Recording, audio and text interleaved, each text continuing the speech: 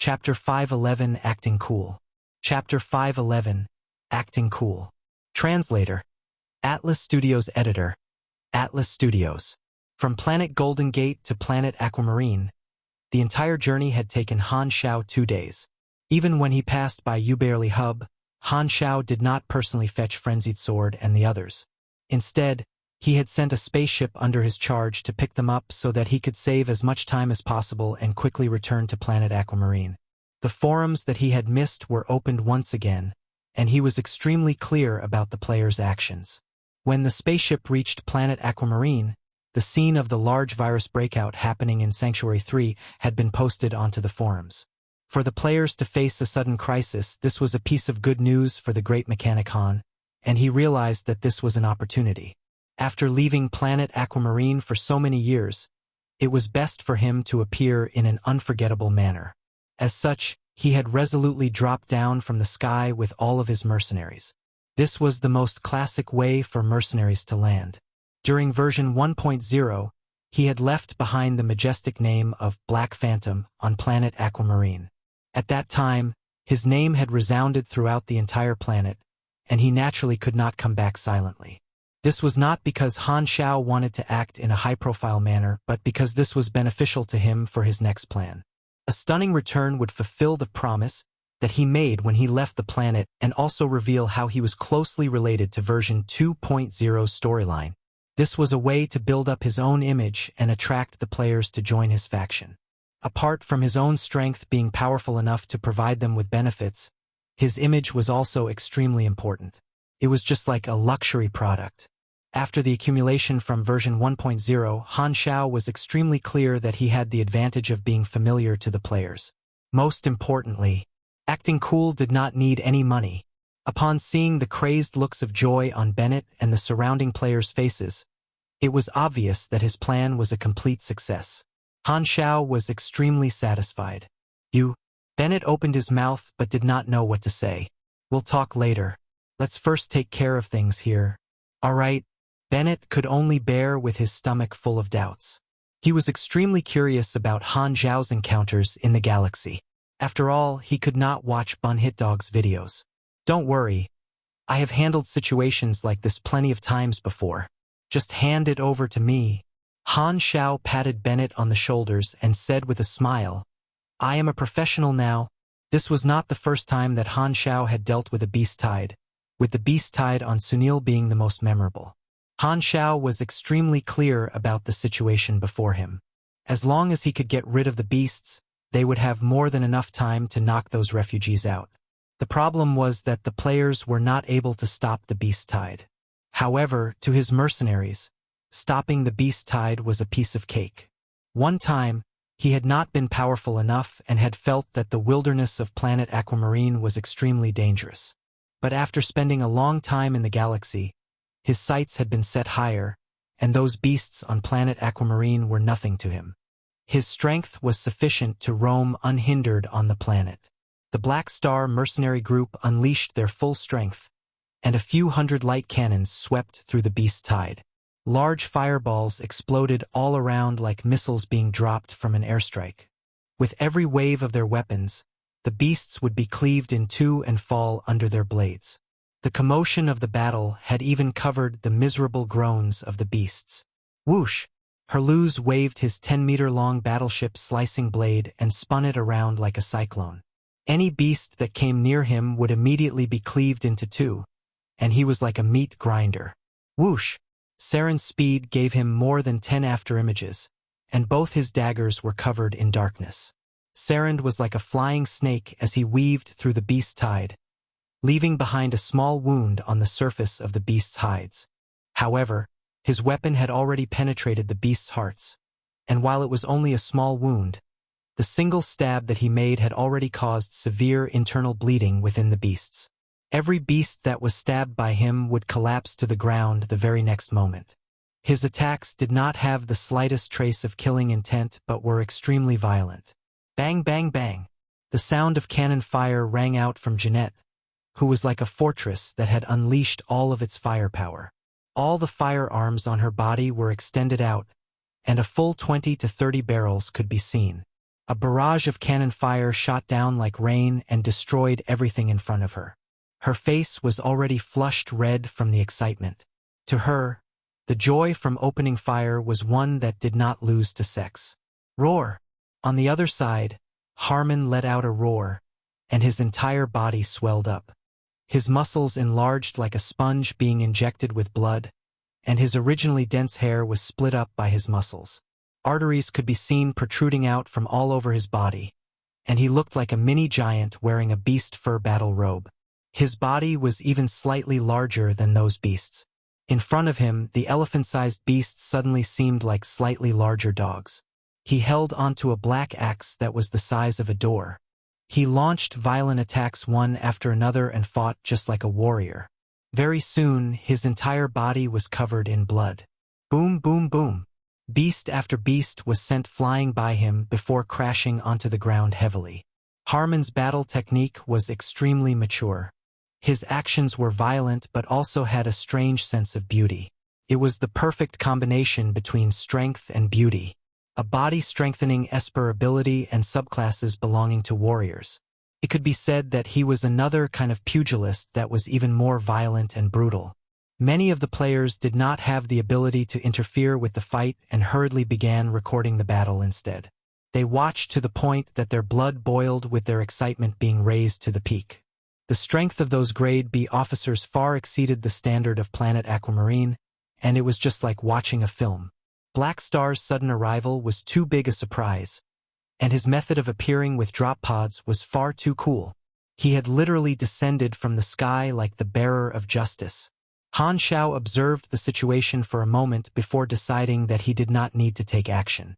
With his current strength, he would be able to give the players an even greater mental shock. However, after some consideration, he decided to give up on that idea. It was better for him to give the players some room for imagination and maintain a mysterious front. Only then would his coolness factor break out of the atmosphere. A sudden crisis that was extremely difficult to deal with had easily been taken care of by the Black Star Mercenary Group. The beasts had all been killed, and their meat could be dried up to solve the current food crisis. Without the crazy beast tide, the players could easily subdue the refugees who had broken out in illness. After some calculations, less than 100,000 people had died, which was far better than the worst-case scenario. At least, if they were only considering the numbers. Looking at the small mountain of corpses before him, Bennett could not feel the slightest bit of joy. The outside of the sanctuary was in ruins, and Bennett temporarily ignored Han Xiao to command the guards to clean up the battlefield. His personality of dealing with the important matters first was something that Han Xiao admired. The urgent mission was finally over, and the reward was over 100,000 progress points. All the progress that had previously been lost was recovered. Millions of players surrounded Han Xiao and the others excitedly. Ever since Han Xiao left the planet, only the professional players could enjoy interacting with him, and they had truly been too envious of that. Now that Black Star had finally returned, all the players were even tempted to go forward and touch him. The players were not foreign toward the Black Star Mercenary Group. After all, Bun Hit Dog's videos had plenty of viewers. However, the current mercenary group was obviously different from the last video before the update. Who knew what had happened during the update period? The Black Star Mercenary Group clearly had a few new officers. The players only recognized a few of them, such as Herluz and Erosia. They could not help but study the other mercenaries curiously. Their armor is so suave. So many Sunils. Are they all working for Black Star now? Some players immediately noticed Sylvia. Whoa, that girl is so young and pretty. I give her a 9.5. There are so many hairy creatures. Some of the players felt like puking the moment they saw the Luhan Beastmen, who were much taller than the others. However, Harmon looked over at them with a strange look in his eyes filled with desire and excitement. These players immediately felt their butts tighten and their scalps turning numb as they hid in the crowd. In truth, whenever Harmon saw someone, the first thought that came to his mind was to pull the other party into his war league. Thus, he would be filled with desire whenever he saw someone. He did not have any strange fetishes. Many of the mercenaries were pretty repulsive, and in comparison, the presence of attractive men and women was magnified. For example, Phaidon immediately attracted the gazes of over half the female players. That man is so handsome. Phaidon noticed the gazes of the female players and looked back at them with a warm, sunny smile. In the eyes of those female players, the world suddenly seemed brighter, and their hearts melted. Oh my goodness! He is inhumanly handsome. I think I'm in love. This old man's maiden heart is about to explode. Han Xiao turned around to take a look and felt as though bubbles could be seen above the female players' heads as they overflowed with love. He had never imagined that Phaidon would have such a use. The majority of the female players were more emotional, and their views were different from those of the male players. Between practicality and beauty, they preferred the latter. Thus, the gorgeous Phaidon was the Achilles heel of all the female players. Letting Phaidon attract the female players will make my faction more attractive. Bringing him was right indeed. Han Xiao nodded and suddenly felt as though he was like a pimp, with Phaidon being the most popular courtesan under him. He usually would not think so much, but after seeing the players, Han Xiao was overjoyed. They were walking wallets after all. While all the female players were looking at Phaidon, Han Xiao did not mind in the slightest.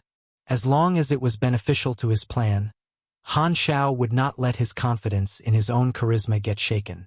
Because Bun Hit Dog's Black Star series was done like a television drama, the players of Planet Aquamarine were extremely concerned about the development of the Black Star Mercenary Group. They were excited to find out the stories of these new officers, and their hearts were itching with curiosity. At the same time, the mercenaries were also observing the players. Why are the people in my teacher's hometown looking at us with such strange gazes? Sylvia's whispered softly. Do any of you have such a feeling? No. Isn't it very normal? Phaidon said. The players who surrounded Han Xiao opened up a path, and they entered the sanctuary. After entering the sanctuary, Han Xiao observed his surroundings and lamented. Everything is the same as before I left. I truly miss this place. Wait a second. Why is there such an ugly statue here? Who is this statue? Why is it placed in my sanctuary? Huang Yu, come out and give me an explanation. Not too far from the main gate of the sanctuary was a tall statue of a human figure. Everyone who walked into the sanctuary would be able to see it. Han Xiao noticed it the moment he walked in and immediately felt disgusted. This was his sanctuary. How could there be a statue of someone else in this place? Furthermore, the statue was so ugly. Huang Yu walked forward with sweat all over his face. While he was the current supervisor of the sanctuary, in front of Han Xiao, he subconsciously reverted to his assistant attitude and said carefully, Your Excellency Black Phantom, that is your statue. It's been too long since you left, so I got people to build it in remembrance. It is actually pretty nice. Han Xiao's tone changed drastically in an instant. The mercenaries looked at the statue before looking at Han Xiao while shaking their heads. What is this? It doesn't look like Black Star at all. This is obviously a statue of an ordinary human. We don't even know what species our captain is. Teacher, are you very famous in your hometown? Sylvia asked curiously. At this moment, Bennett finally had some time. Hearing that question, he could not help but shake his head. Black Phantom isn't just famous. He is a legend on this planet. The mercenaries looked at each other. Legend? They were a little curious about the past of their captain. Black Phantom? Sylvia's eyes widened, and she turned around to look at Han Xiao. It turns out that your nickname has always been so horrible. I thought that it was an exception. Do you think that I have been too lenient with you recently? If you want to copy theory books, you can let me know directly. I can ensure that your next year will be extremely fulfilling. Han Xiao rolled his eyes and pinched Sylvia's cheeks, causing her to cry out in pain. After the casual chat, Han Xiao would not forget about the important matters. He then turned around and asked Bennett, What's the situation now? The calamity that you predicted has happened indeed. Geez, let's continue this in the conference room. Bennett then looked at Han Xiao and asked, Right, how did you return? Han Xiao then seemed to have remembered something. You reminded me of something. Wait a moment. He then took out his communicator and pressed a few buttons. Boom! Wind pressure suddenly descended, and a large dust and sand cloud was kicked up. Shadows began appearing on the ground, which expanded rapidly, covering over half the sanctuary. 10 or so spaceships hovered over the sanctuary and covered half the sun. It was truly a majestic sight. This was the fleet that Han Xiao had brought with him. He did not want to park them outside the atmosphere and thus summoned and parked them above the sanctuary. This commotion was 100 to 1,000 times greater than the drop pods. The players on the ground looked up with their jaws dropped in shock. Chapter 512 Reunion. Chapter 512 Reunion. Translator. Atlas Studios Editor. Atlas Studios. The spaceships floated above the sanctuary silently like a flying fortress. As those on the ground looked up to the skies, they could only see the enormous base of the spaceship and the light blue glow of the ring-shaped anti-gravity stabilizer. This was not the first time that the players on Planet Aquamarine had seen a spaceship. When Han Xiao left Planet Aquamarine, they had also witnessed a spaceship descending. History had repeated itself. However, this time it was not a single spaceship but an entire fleet of spaceships. While spaceships could be seen all around in Bunhitdog's videos, the visual impact of seeing them in person was vastly different. The players all raised their heads with looks of excitement, and some of them began recording the scene. Han Xiao's strength was definitely far greater than before. While he did not take action personally, his ability to command so many powerhouses meant that he must be even stronger than them. The question was just how strong was he? The players all tried their detect on Han Xiao, and the interface was still filled with question marks. The danger level was still fatally dangerous, and it was as though there was a feather tugging on the heartstrings of the players, with the itch seeping deep into their bones. They were all extremely curious about Han Xiao's strength. I really want to know. Han Xiao turned around to look at the dumbfounded Huang Yu and asked with a calm expression, "You don't have any problem with my spaceship stopping above the sanctuary, right?" Huang Yu shook his head vigorously as he wiped away his sweat. It was not that he did not have any problems, but he did not dare to have any problems. Han Xiao looked at Bennett and said, "Let's go. We can talk as we walk." This. Bennett had a face full of shock. After 2 years of not meeting Han Xiao had given him far too many surprises. Just what did Black Phantom go through in the universe? A sense of hope was lit in his heart. Black Phantom had said that he was entering the universe to find a way to resolve the calamity. Since Black Phantom was back, this should mean that the solution had been found, right? The large crowd then entered the core district of the sanctuary. Han Xiao first settled Bennett's problem and chose to leave the players hanging. There was no need for him to be anxious at all. Anyway, they were not able to run anywhere. He would first let the impact of his return brew in the players' hearts first. This was like the logic of allowing a bullet to fly for a distance. The great mechanic Han had never been an impatient person. Impatience would not allow him to catch worthwhile prey. Han Xiao got the other mercenaries to wait on the outside and only brought the officers into the conference room. Emerald Grass was already waiting inside the conference room. She sized up Han Xiao with a complicated expression and asked, "You saved me from Bell of Death Island back then, but I don't believe that the reason you gave me was real. I am not the only pharmacist, but you chose me out of all the pharmacists. Did you predict that I would be able to develop the suppressant with my abilities?" "Make a guess," Han Xiao replied. Emerald Grass frowned. She did not mind being used in exchange for her freedom, but she disliked the feeling of being kept in the dark. She had originally wanted to continue interrogating Han Xiao, but the moment her gaze met Han Xiao's eyes, she felt an immense pressure from his gaze like a large rock being pressed down on her chest. Han Xiao's aura was far more powerful than before. She could only bite her lips and swallow the words on her tongue. Bennett cleared his throat before changing the topic. "Just as you've seen, the calamity that you predicted has come true. We call it the mutation disaster. I hope that you have returned because you found the solution to this calamity.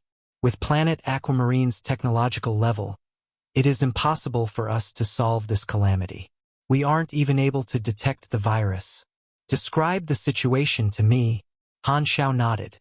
Because of his influence, the exact process of the mutation disaster was different from his previous life. For example, his previous life did not have Sanctuary 3. While the storyline was different, the core of the matter was the same. As long as the core was the same, Han Xiao was not worried about the storyline being changed. After spending 10 minutes, Bennett briefly explained the current situation on Planet Aquamarine. The situation is still optimistic, and I came back in time, Han Xiao said. Bennett paused for a while before asking, just what did you go through in the universe? He finally had a chance to ask that question. He wanted to know how Han Xiao had built his own organization, the events that he encountered, his current status, and so on. He had a stomach full of questions. I am currently a mercenary, and these are my comrades. Han Xiao pointed at his officers who were playing Wayne cards out of boredom. That bunch of mercenaries truly could not be serious. They could not be bothered about the situation of the calamity at all. In any case, since their captain was there to deal with everything, there was no need for them to worry at all. Han Xiao briefly described his experiences, but Bennett was still full of shock when he heard the description. The sheer size of the universe was truly out of his expectations. While he stayed behind on Planet Aquamarine because of his responsibility, Bennett could not lie to himself. He truly wanted to visit the universe deep down in his heart. Bang! At that moment, the door suddenly burst open, and Aurora dashed into the room. Her gaze swept past all the officers and immediately fell upon Han Xiao, who was seated beside the door. With a face full of surprise, she pounced straight into Han Xiao's embrace and hugged his waist tightly. You're finally back. I really missed you. Aurora was like a little kitten lying down on Han Xiao's chest as she revealed a calm expression. Apart from Gila, she was the closest to Han Xiao and relied greatly on him. Feeling the warm body in his embrace emanating a mild fragrance, Han Xiao could not bear to push her away and smiled helplessly. He could only allow her to hug him as he stroked her hair and said with a warm smile, you became. Cough cough, you grew up. Aurora's appearance was extremely different from 2 years ago. 2 years ago, she had been weak and skinny with her skin extremely pale, and she had to move around in a wheelchair. Today, her skin was glowing with radiance, and she was extremely healthy. Her entire head was covered with shiny, golden hair, and she was taller than before. She had charged over like a lively tiger and did not even need a wheelchair anymore. Her Esper abilities granted her a vigorous life force. This scene attracted the gaze of all the officers as they stared in shock. Who is this girl? She is actually so close to Black Star. Could it be that our captain is already married? Han Xiao let Aurora hug him for a few more seconds before grabbing her up and asking, where's your sis? I brought her along. She originally didn't want to come. Aurora giggled. Ta. Gila walked into the room. Looking at Han Xiao, she said expressionlessly, you are finally back? I am back because of things I miss. Han Xiao could feel a sense of grievance from Gila and was a little surprised. Gila did not say another word and threw something over at him. Pa! Han Xiao grabbed the key and took a glance. It was actually the key to his secret hideout, which he had passed to Gila before leaving. Your key, Gila said. No, it's your key. Han Xiao threw it back. Gila caught the key before throwing it back at Han Xiao. Since you are back, I don't need this key already. Han Xiao had given this key to Gila so that she had a hiding place in an emergency. For her to say such words, she obviously meant that she would not face any danger now that Han Xiao was back. While she did not say that directly, that was what she felt. Do you truly trust me that much? Han Xiao raised an eyebrow. Then why didn't you leave with me? That was my choice. Gila's lips twitched. Her gaze then swept past the officers, pausing slightly when she saw Arosia, Sylvia, and Jeanette. I thought that you would be pretty happy when you saw me, Han Xiao said helplessly. Who are you to me? Why do I need to be happy? Gila asked. At that moment, Sylvia said with dissatisfaction, Teacher is back to save all of you. How dare you talk to him like that? As those words were said, everyone looked over with a strange expression. Sylvia did not understand what was going on and shrunk back with her voice becoming soft. Why are all of you looking at me? Did I say something wrong? You can keep quiet. Haluz rolled his eyes. Come, let's continue playing. This lass must be blind. The captain is talking to an old acquaintance from his hometown. What has this got to do with you? It is obvious that this red-haired lady is whining to the captain. Why can't you just remain in the background silently? No one will say that you are mute if you don't say anything. Knock, knock, knock. Bennett knocked on the desk with his fingers and said with dissatisfaction, Gila, don't create trouble for a moment. We are talking about something important. Humph. Gila sat down beside Han Xiao. She then sent out a faint red-colored energy toward Bennett's face. She was dissatisfied with his use of the words, create trouble. The moment she sat down, she began playing with the black mask that Han Xiao had placed on the table. This mask reminded her of the previous Germinal organization leader. Gila would no longer lose her temper whenever she thought about that man. It had already been 2 years, and she was far calmer than before. She would not be so easily agitated by past events. Cough, cough. Back to our main topic. Bennett rubbed his slightly numb face and said with a serious expression, Do you have a way to resolve the mutation disaster? Han Xiao knocked on the table slowly, and looking at the expectant gazes of those around him, he smiled. Yes. Chapter 513, The Truth of the Mutation Disaster. Chapter 513, The Truth of the Mutation Disaster. Translator. Atlas Studios Editor. Atlas Studios. Bennett's eyes lit up, and he was overjoyed. However, I will take time and I need to invite others over. We can only take things slowly, Han Xiao said. I have investigated the truth of the virus and its theory. While you guys call it a virus, its official name is the mutation source. It is a special biological weapon and is extremely rare. The reason for it being on Planet Aquamarine is that someone intentionally placed the mutation source on the planet. As these words were said, Bennett was startled. The mutation disaster was actually created by men. It was unbelievable. Just what kind of an organization would want to do such a thing to Planet Aquamarine? With such strength, they must definitely be a powerful organization in the galaxy, and Planet Aquamarine was no more than a backward planet to them.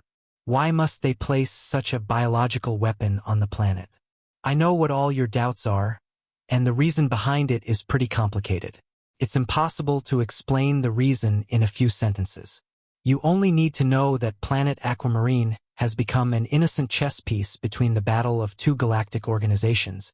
Han Xiao then paused for a while and allowed Bennett and the others present to absorb that information fully before continuing. I know that the appearance of the mutation virus has led all of you to believe that the mutation source works in the minds of the individuals. All of you are completely wrong. The mutation source isn't an ordinary virus. It has a consciousness. It can even be considered a special life form that has only one ability: to influence microorganisms. Microorganisms! Bennett was stunned for a moment. Han Xiao's explanation of the mutation virus was truly out of his expectations. All of the infected individuals showed a change in their personalities and actions, but it was actually unrelated to their mind. Han Xiao pondered for a moment before asking, When you want to eat, are you the one who wants to eat? Or is it your body that wants to eat?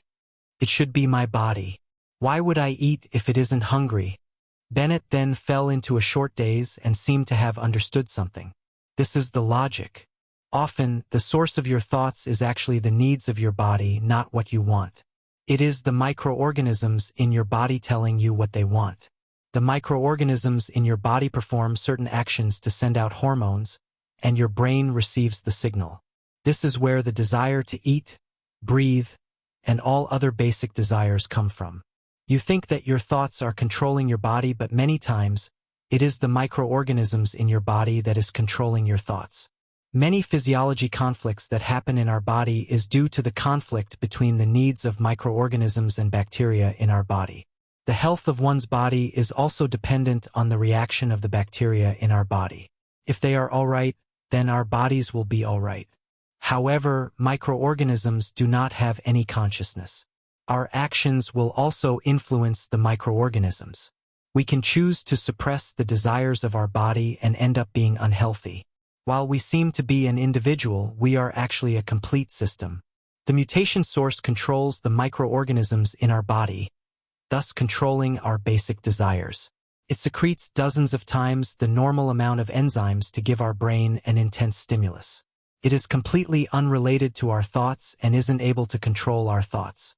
However, it can influence us on a biological level by using the desire to destroy, sexual desire, hunger, grief, and many other emotions to direct our thoughts and cause a huge change in personality. You may even end up thinking that these thoughts belong to you as you are still your ordinary self during the outbreak of the virus. The reason that the virus can't be detected from the infected individual is because the virus doesn't exist. The so-called virus is the microorganisms that are necessary for one's survival. Han Xiao understood the mutation source. After all, he had gone through this mission in his previous life and had a deep impression of the event. At his current level, his consciousness could already exist independently, but the organs that were used to control his consciousness would be affected. What if he wanted to be immune to the mutation source? Very simple. He just had to transfer his consciousness into a machine and give up his body and senses. With his consciousness being separated and living in the brain of a machine, it would be impossible for the machine to be affected by the mutation source. Including Gila, those from Planet Aquamarine were shocked. So, this is theory behind the mutation virus, Emerald Grass muttered. What are its exact parameters? For example, how is it spread? What is the strength of its control?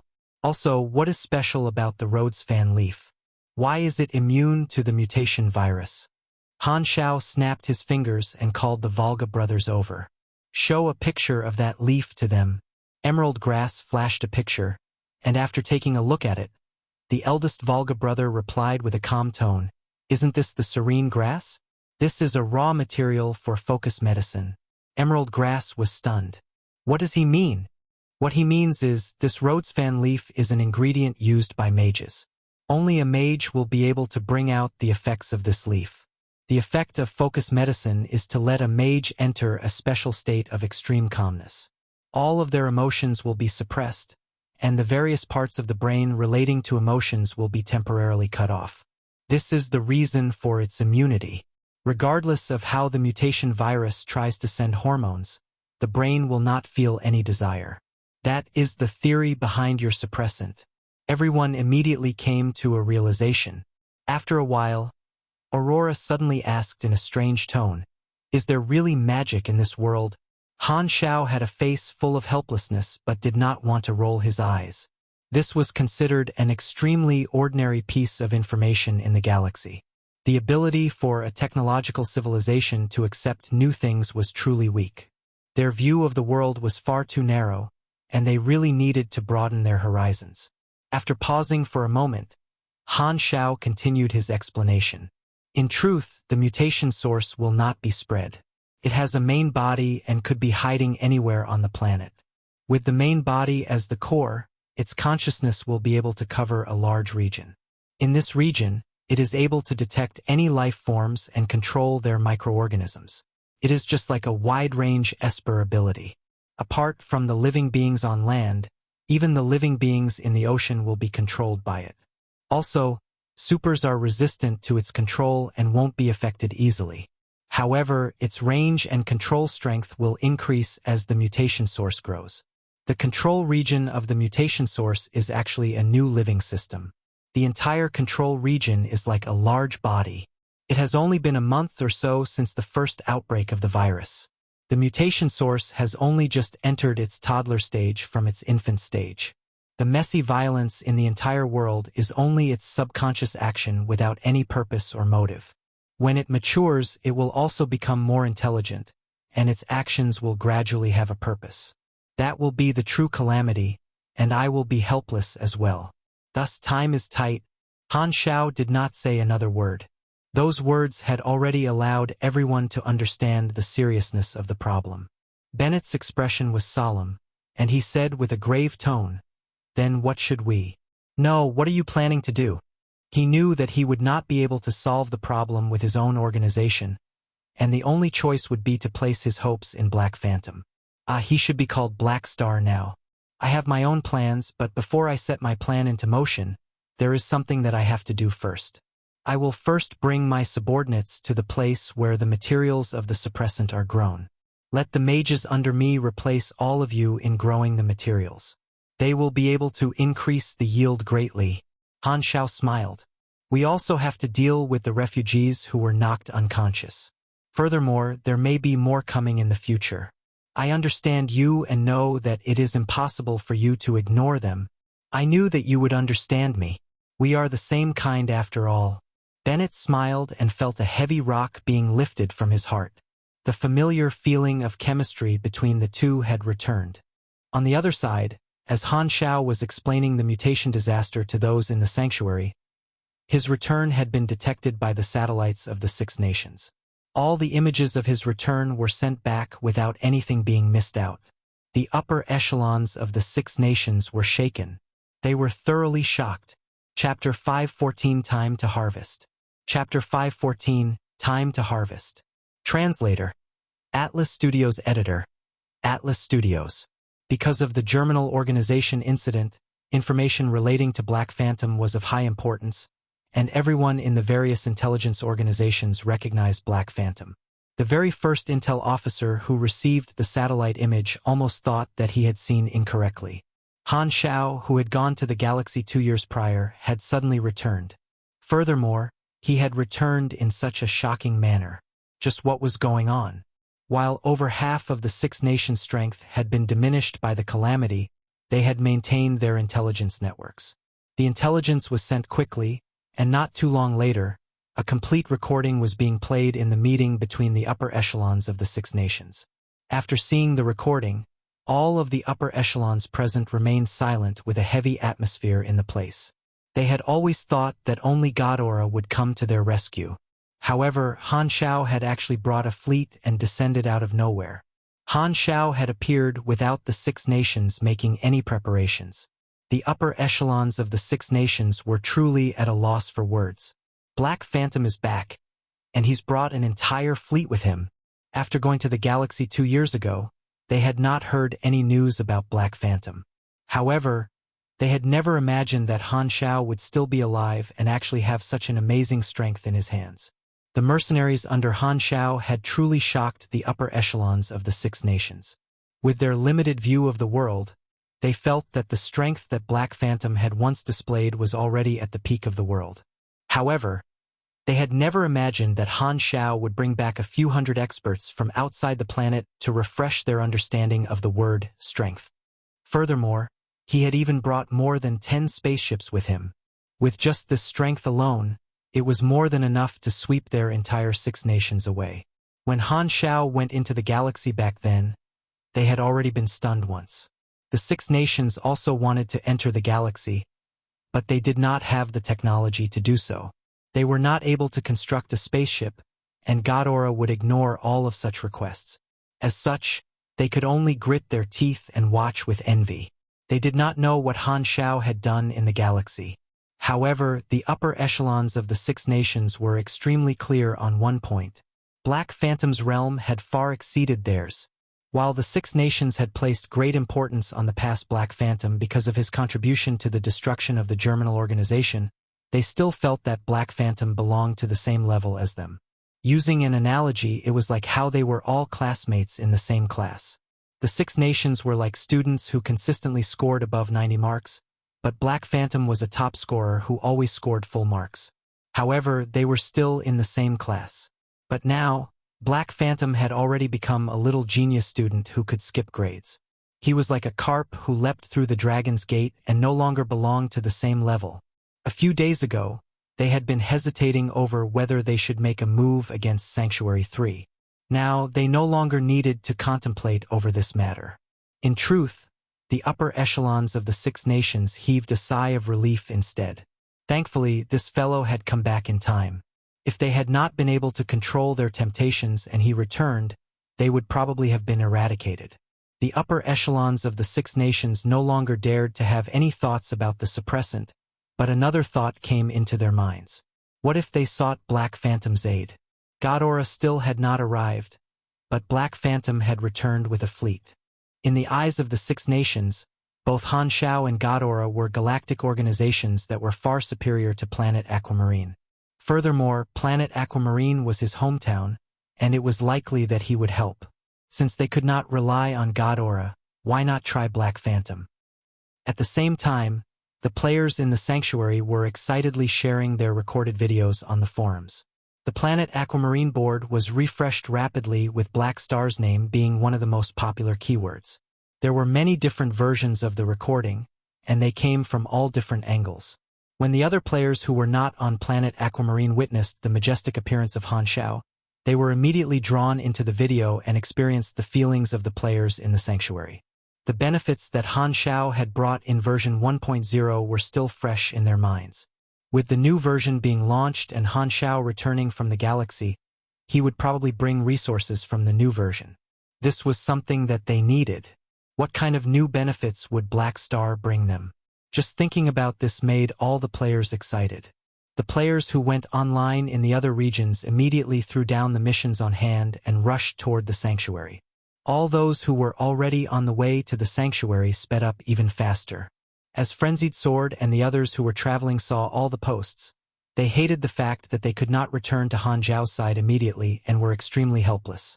We all followed Black Star from version 1.0. We were supposed to be the first. Bun Hit Dog's videos were immediately shared rapidly throughout the forums, and the players from other novice planets also came to watch the show. His appearance truly makes my blood boil. I feel that there is a chance for this scene to be chosen for the advertisement of the new version. The Galaxy Times report was right. There are more storylines for this character, and he has indeed appeared in version 2.0. I wonder if others are able to join the Black Star Mercenary Group like the professional players. As the players discussed the recent events on the forum, someone then made a guess. In version 2.0, every novice planet will be connected to the galaxy. Could it be that Black Star is the NPC to guide us into the galaxy? A couple of people pondered over that possibility and realized that it was extremely likely. The 10 or so spaceships in the air would be the best transport to take plenty of them off the planet. This guess immediately received great approval from many players who thought that Han Xiao was the key character to take them into the galaxy. In the core region of Sanctuary 3, Han Xiao got the mercenaries who knew magic to aid the growth of the suppressant's raw materials. With their help, the production of the suppressant was greatly increased. Currently, the mutation source was still young, and the effects of the suppressant were able to last for about 3 months. When the mutation source entered its next phase, a few servings of the suppressant would be required in order to achieve the same resistance. Thus, they greatly lacked resources. Saving refugees would contribute toward the total mission progress, and Han Xiao's mission also enjoyed the mission progress that the players accumulated. However, if they allowed too many people to stay in Sanctuary 3, not only would the place become crowded, the place would descend into a large mess the moment the suppressant lost its effect. Han Xiao did not want to let too many refugees to stay in Sanctuary 3, but Bennett definitely would not be at ease. The way Han Xiao saw it, the 6 nations had a large territory and would definitely be able to take care of many refugees. The 6 nations is definitely aware of my return. Since the Godorans have not arrived yet, it is very likely that they will contact me to seek my help. They should be contacting me over the next few days, Han Xiao guessed to himself. Sharing the suppressant with the 6 nations was beneficial to the bigger picture. While he did not like the other 5 nations apart from Star Dragon, there were benefits to him protecting the nations of Planet Aquamarine. In his previous life, there had only been a single emerald grass. With many subordinates under his charge being able to grow the raw materials of the suppressant, Han Xiao could allow them to aid the 6 nations in concocting the suppressant. This would prevent Sanctuary 3 from standing out too much and ensure its safety. Of course, he would only offer them aid if the 6 nations sought his help. It was too well beneath his status to approach them to help them, and it would lower the respect that the 6 nations had toward him. This was not in line with his plans, and he was confident that the 6 nations would try to approach him. However, emerald grass suppressant was not the only method to resist the mutation disaster. Ghidorah was also a magic civilization, and they had their own medicine. However, Ghidorah's medicine was also in short supply. After all, wasting medicine to protect billions of irrelevant backward planet inhabitants was a waste of their resources. Furthermore, Ghidorah had to take care of more than one planet. In the storyline of his previous life, Ghidorah only handed out limited quantities of medicine, and the majority of the refugees were not able to enjoy it. Players could also earn money through Ghidorah's missions and use the money to purchase the medicine. From there, they would be able to fulfill the requests of some refugees and raise the total mission progress. However, with Han Xiao's influence, the supply of emerald grass suppressant was greatly increased, and it was pretty much handed out freely. Thus, Ghidorah's medicine would not seem so important anymore. While this did not seem too important, it was an integral factor in Han Xiao's plans. Because this was related to the exchange of currency.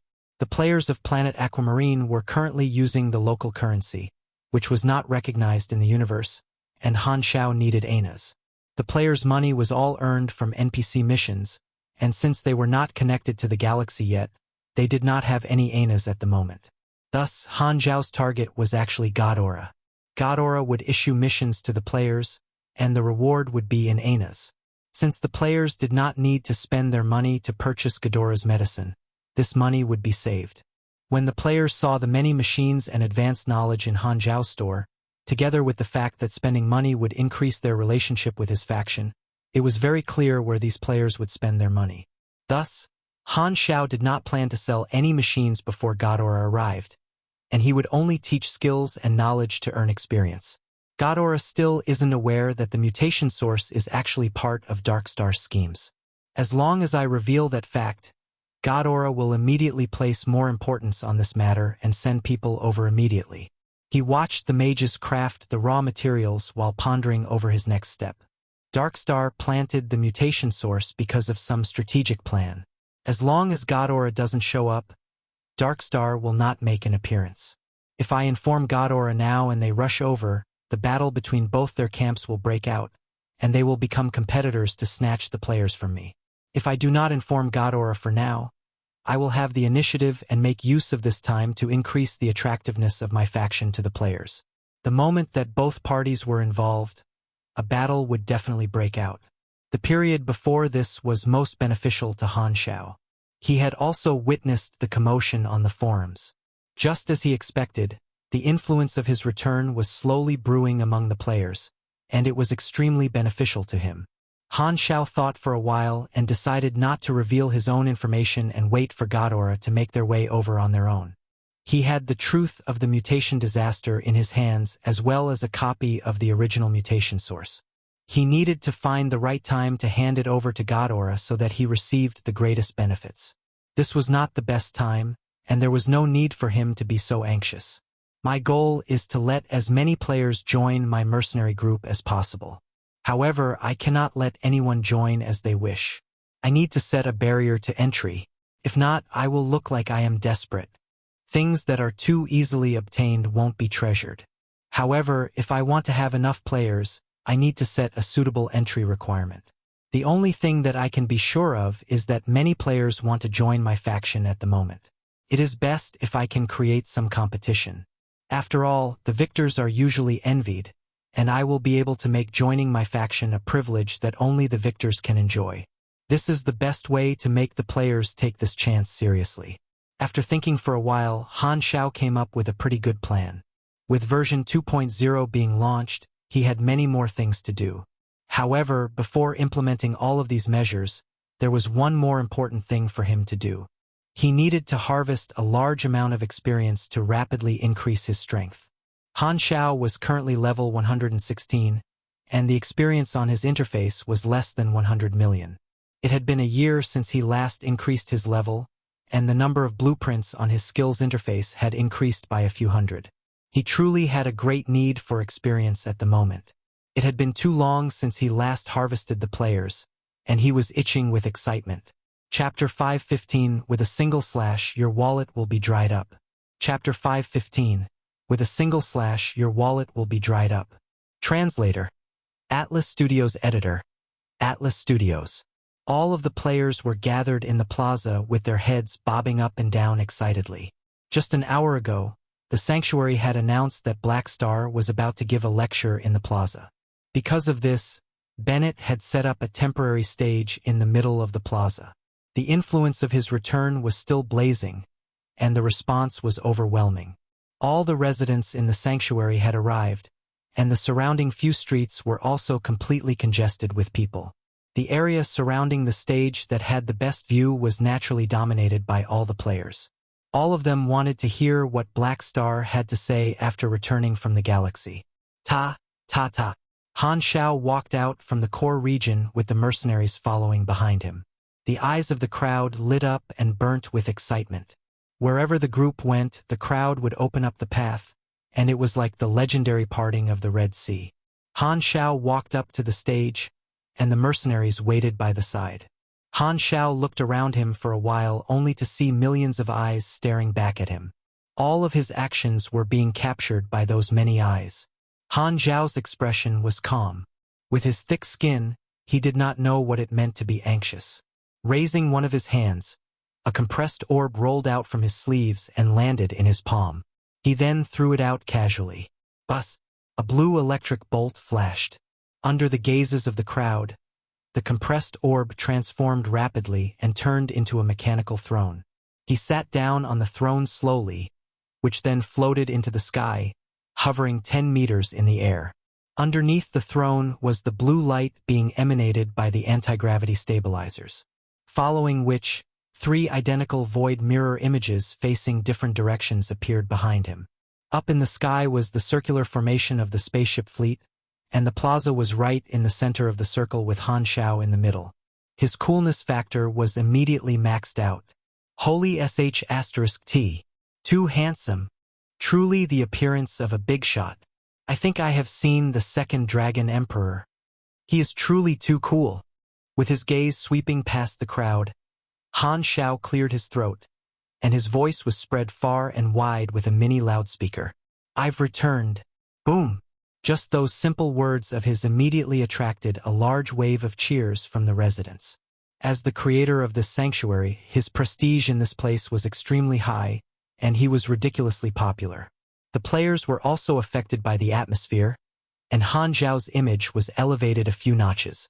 He raised his hands to signal for the crowd to remain silent. Very quickly, the crowd fell to pin-drop silence and waited for him to continue his speech. 2 years ago, I foresaw this calamity and headed into the galaxy resolutely in search of the solution. I promised that, for my hometown, I will return to face this calamity with all of you. Today I have fulfilled my promise. The galaxy is a very dangerous place, and I have only obtained this strength after going through many tribulations.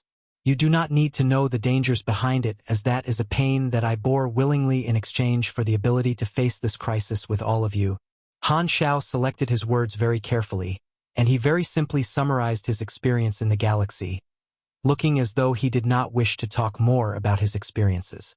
This immediately drew out the imagination of the residents in the sanctuary. However, the players began snickering in their hearts. They had already found out about Black Star's galactic experience through Bun Hitdog's videos. Even if he did not want to say it, they were all extremely clear about his experience. Furthermore, they all thought that Black Star was not aware of that. Many players began looking at each other while raising their eyebrows or winking with a, "We already know," look. Han Xiao glanced at the players, and the corners of his lips curled up slightly. He purposely chose to say those words to let the players have a sense of superiority because they thought that they understood him well. The moment that they had such a thought, they would have fallen into his trap. The players would not only recall the videos and have an even deeper impression of him, it would be helpful to conceal his future actions as well. We are all in the middle of this calamity, and no one will be able to stay out of this calamity. I am willing to share the knowledge that I have gained in the galaxy to aid everyone's growth, so that we can go through this calamity together.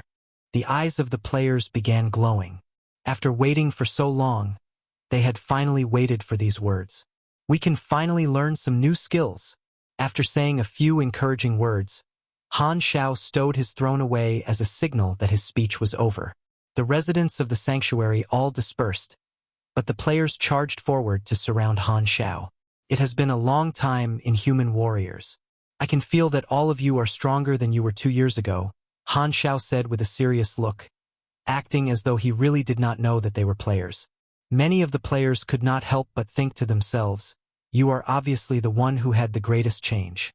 After saying a few words to make himself look like an NPC, Han Xiao began selling the skills. After such a long time, he could finally harvest those adorable players again, and the joy in his heart was overflowing. After version 1.0, the players had become extremely familiar with the interface in Han Xiao's skill shop. Now that they could see his interface again, they truly missed it. Selling his own skills and knowledge was akin to a teacher imparting skills, and he could set his own price to obtain the players' tuition fees. The skills that Han Xiao took out for sale were mainly mechanic skills. Furthermore, they were skills that the players would be able to learn on their own as long as they reached a certain level.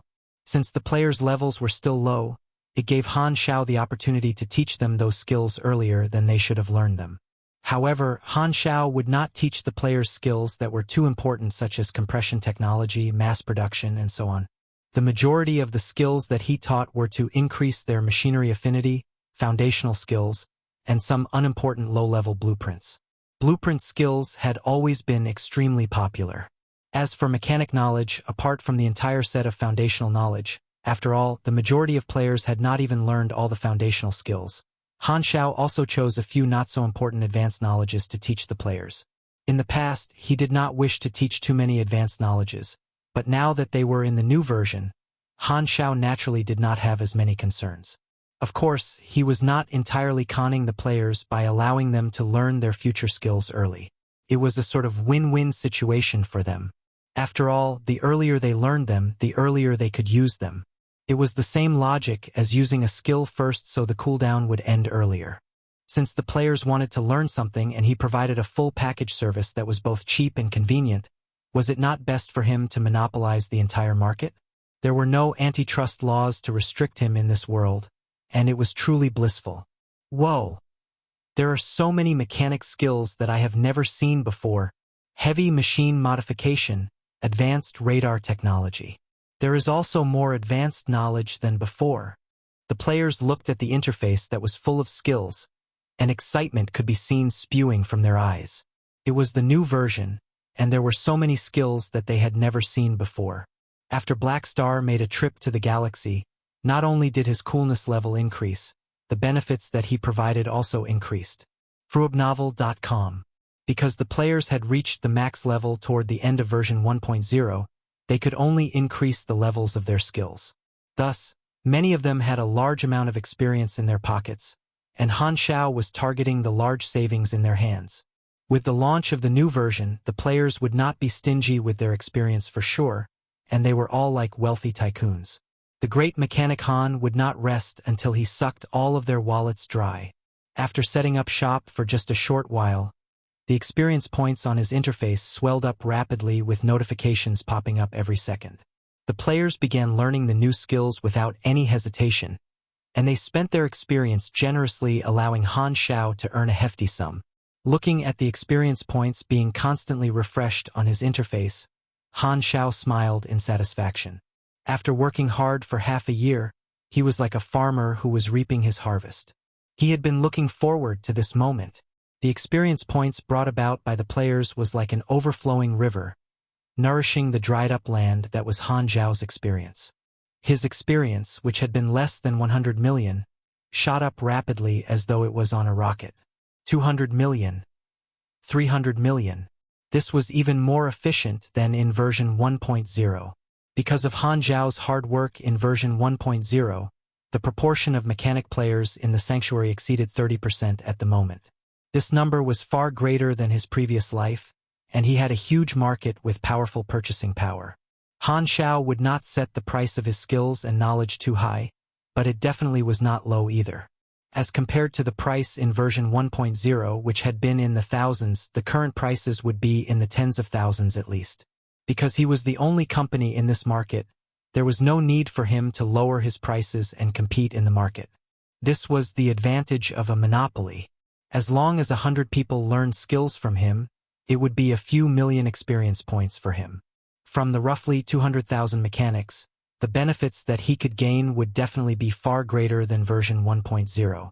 At the very least, it would be 1 billion experience points. However, at Han Xiao's level, his expenditure of experience points was also extremely high, and his expenditure in the future would be even greater. As such, there was no such thing as too many experience points. Only someone like Han Xiao would be able to power level in one go. When the players reached his level, they would need to do plenty of missions before receiving enough experience to level up once. Furthermore, they would still be overjoyed because of that single level up. In his previous life, the tender and young great mechanic Han had also been like that. In the end, he had gradually become an old, salted fish. Alas, he had once been an energetic youth but aged as he entered the pugilistic world. With the current speed, I should be able to obtain sufficient experience to get to level 120 by today. Once he reached level 120, he would have another promotion mission to complete. Thankfully, he still had another mission completion card in his hands, and if the mission was too difficult, Han Xiao was prepared to just use the mission completion card. After all, he had to stay on Planet Aquamarine for the time being and did not have the time to do a mission. He would need an enormous amount of experience to get to level 140, and harvesting once would probably not be enough. Teaching skills and knowledge was not a one-off event. If a player learned the same skill a second time, it was equivalent to finding a teacher to increase the level of the skill. Thus, Han Xiao would be able to gain benefits for the foreseeable future, and he was extremely patient. He did not only want a single abundant harvest. He wanted a long-lasting harvest that even his children and grandchildren could enjoy. His personal skills would naturally cater to the mechanic players, but Han Xiao naturally would not forget about the other two classes on Planet Aquamarine. Ensuring profits from all avenues was the way to go. All the skills belonged to the mechanic class. How depressing! Black Star was a mechanic teacher, and the happiest crowd was naturally the mechanic players. Their faces flushed red from their joy, and they would burst out in chuckles randomly. The pugilist and esper players could only watch from the side enviously. Who told them not to choose the mechanic class back then? How wonderful it would have been if Black Star was the teacher of their class. Since they could not learn Black Star's skills, the players from the other two classes opened up the shop interface only to realize that they were actually able to open up the faction store of the Black Star Mercenary Group. Isn't this the faction store in Bunhitdog's videos? It is actually open to us too. Right? I wonder if we can join the Black Star Mercenary Group and become one of them?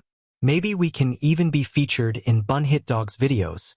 All of these items are grayed out. We can only see them but not buy. Oh, I understand. We can only check on the goods in the faction store but can't purchase them if we don't join. Wait! Look at this. As the players viewed through the faction store carefully, they were immediately overjoyed. In the interface of the faction store, apart from the various equipment being sold, there was actually pugilist and esper advanced knowledge. However, the faction store could only be browsed at the moment, and they could only purchase the items in the store if they joined the faction. Furthermore, the requirement for purchasing the advanced knowledge of these two classes was a favorability of friendly with the faction. This required 1,000 points of faction favorability. Black Star, we want to join your mercenary group. How can we join the group? The players all began to squeeze forward and bombard Han Xiao with questions. Because Han Xiao had always tried to build his image up together with the videos that Bunhitdog produced, they all had a good impression of the Black Star Mercenary Group. Seeing practical benefits being placed before their eyes, they immediately wanted to join the mercenary group and could not wait any longer. Want to join my mercenary group? Han Xiao acted as though he was extremely surprised. After thinking for a moment, he said, "This isn't impossible, but my members are all elites who have been chosen through strict screening. If your strength can meet the requirement, I welcome all of you to join." Chapter 516 Feelings are not enough. One has to employ a routine. Chapter 516 Feelings are not enough. One has to employ a routine. Translator. Atlas Studios Editor. Atlas Studios. Elite. Selections. The moment this statement came out, many of the players immediately thought of the 32nd True Men group that had followed Black Star when he left and immediately felt discouraged. Could it be that this is another test from Black Star? But your subjects here cannot achieve it. If we could, then we would have gone along with you to the galaxy outside during version 1.0.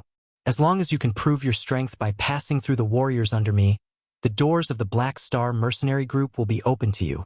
Han Xiao simply explained before throwing out the mission that he had prepared beforehand. Selection of mercenaries. Mission Introduction. Black Star Mercenary Group has been on numerous campaigns everywhere in space, and all their members are strong experts. So long as you can successfully pass their test, one can join Black Star Mercenary Group, becoming an elite mercenary. Mission Objective. Battle against an arbitrary mercenary. Reward: 1 experience, Black Star Mercenary Group faction unlocked, plus 100 Black Star Mercenary Group relationship. After frantically reading through, the players burst into discussion. Turns out, Black Star is not personally selecting this time. The mission does not describe what sort of battle test it will be. Do you think it would be a one-on-one PvP like before? Han Xiao signaled with his eyes, and the mercenary behind carried out a translucent screen that had been prepared beforehand, erecting it at the side. Pointing to the screen, Han Xiao announced, "If you wish to participate in the selection, enter your information here. Philip will assign a number to each applicant, and this will determine your batch in the selection battles. Pay attention to which one you will be participating in." The screen lit up, and a blue circle appeared in the middle, surrounded by little particles floating around. It gently bobbed, and the AI started to speak. Black Star Artificial Intelligence Philip. Very glad to be of service, Many of the players let out an expression of surprise and moved to input their information such as name, profession, and other particulars. They received a number which represented themselves, and very quickly, a new interface was soon displayed on the screen. It displayed a new selection process and invited a few hundred numbers onto the arena to take the test. The screen also displayed the mercenary who was hosting this current selection, Herluz. After studying it, the players understood the selection mechanism involved. This was not a one-on-one PvP but one against many. A Black Star mercenary would pit themselves against a few hundred players, and all they had to do was persist for a period of time. Once the time was up, if one was not dead and still alive in the arena boundaries, they would have passed the test and could join Black Star. At the same time, more than one selection would be taking place. The number of people in each selection would also differ, together with their opponent. It was up to chance as to which mercenary of Black Star one could meet. The most important point was, even if one failed the challenge, they could reapply through Philip. There were no restrictions, and challenges could continuously be handed out. The players were not suspicious of him at all. All of them felt that this was an interesting challenge, and their fighting spirits were stirred, causing more and more to apply. Han Xiao was the one who had decided on this challenge method. This was to allow the hundreds of mercenaries under him to help in evaluating the players, since the mercenaries were idling by anyway. Instead of allowing them to play with cards every day to while time away, it would be better to use the time efficiently and save his strength. This selection was actually just a formality. He was, of course, aware of the current standard of the players. While the more the merrier, he could not just accept every Tom, Dick, and Harry that walked over to greet him. That would be too easy. After all, for the elite factions, which one of them did not have any criteria. As such, setting up a selection was a clever way, which would make players feel that there was a threshold for joining the mercenary group. Provided a feeling of exclusivity. He had thought about it the day before and decided to make this challenge into a daily activity for the players. A mercenary would select dozens to hundreds of players at a time. The specific number would be controlled by Philip depending on the mercenary's strength. This ensured that the strength of the players would be in an acceptable range for the mercenary, allowing them to easily handle any situations. Philip, who was in charge of the data of every mercenary, would not make a mistake in this regard. Each arena had thousands of players, and it resembled a battle royale. In addition to dealing with the boss, or rather mercenary, they also had to prevent themselves from being schemed against, ensuring that they could stay till the end and be among the final survivors. This became a sort of competition. In actual fact, Han Xiao's original idea was not to have the mercenaries participate, but rather to simply allow the players to select among themselves in a grand battle royale. However, the efficiency of recruitment would be terribly low because there would be no one with an overpowered strength like the mercenaries. Thus, every battle would last for a long time. Furthermore, they would not have been able to showcase the strength of the Black Star Mercenary Group. Moreover, that sort of beast-style selection would have raised a sense of dissatisfaction within the players as if they were being looked down on.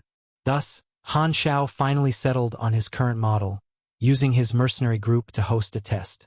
Not only did it improve efficiency, it also acted as a lubricant, reducing the probability of player dissatisfaction and making the selection less savage.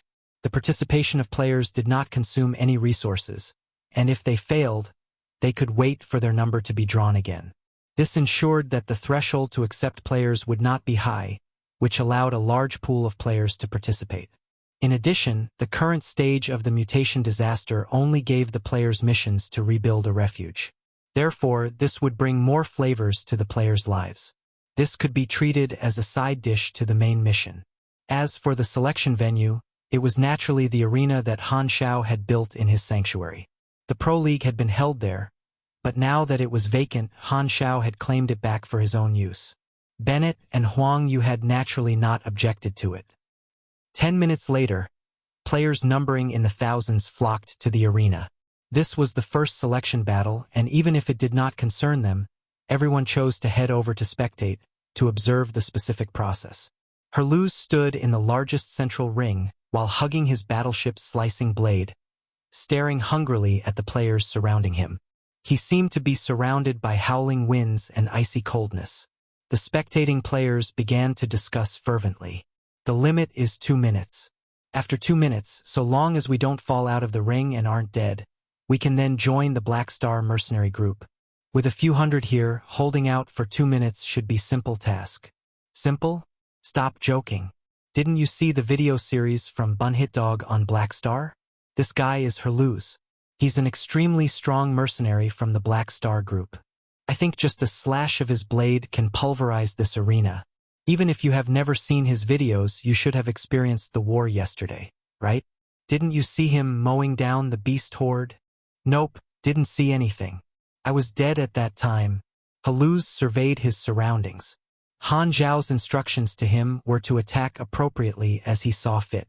If he put forth his full strength, 2 minutes would be more than enough to wipe the floor with them. Most of the players were still at grade D, with some having only hit grade C, a far cry from his current standard. Seeing the insane throng of supers, a blaze of fighting spirit was kindled in Herluz's heart. Black Star was indeed not lying to him. This place really held tens of thousands of supers. With Planet Sunil currently suffering from a catastrophe, Han Xiao had once sworn to him to bring a human wave more frightening than the current horde from their catastrophe, to solve the Sunil's problems once and for all. Herluz had always believed Han Xiao's words, and upon seeing his promise in the flesh, he was moved to the point that he found his emotions hard to suppress. Silently, Herluz grasped his battleship's slicing blade tightly, lightly nodding. The selection starts now, hum. Philip's sound droned. Boom! The next moment, the majority of players rushed toward Herluz from all directions. A variety of attacks were let loose along the way.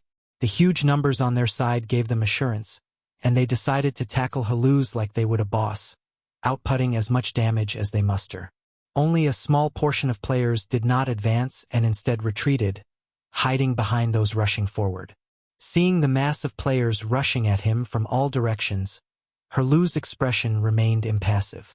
He raised his blade and spun it around him like a whirlwind, releasing a ring-shaped blade waves around him that shot toward the players, covering almost half the ring. It annihilated all the long-range attacks, and as it approached the pugilists, they could not block the attack, directly being sent flying toward the edge of the arena. Their HP instantly fell about 40%. F***ck me. This AoE is too scary. That was too risky. I almost fell off the ring. The Vanguard players suffered a huge setback, and their facial expressions greatly changed. The small portion of the players who had stayed outside from the beginning and thus escaped the attack were secretly relieved. Thankfully, we didn't have a hard head and managed to endure the urge to rush forward. For the players currently, Herluz's strength completely outclassed them.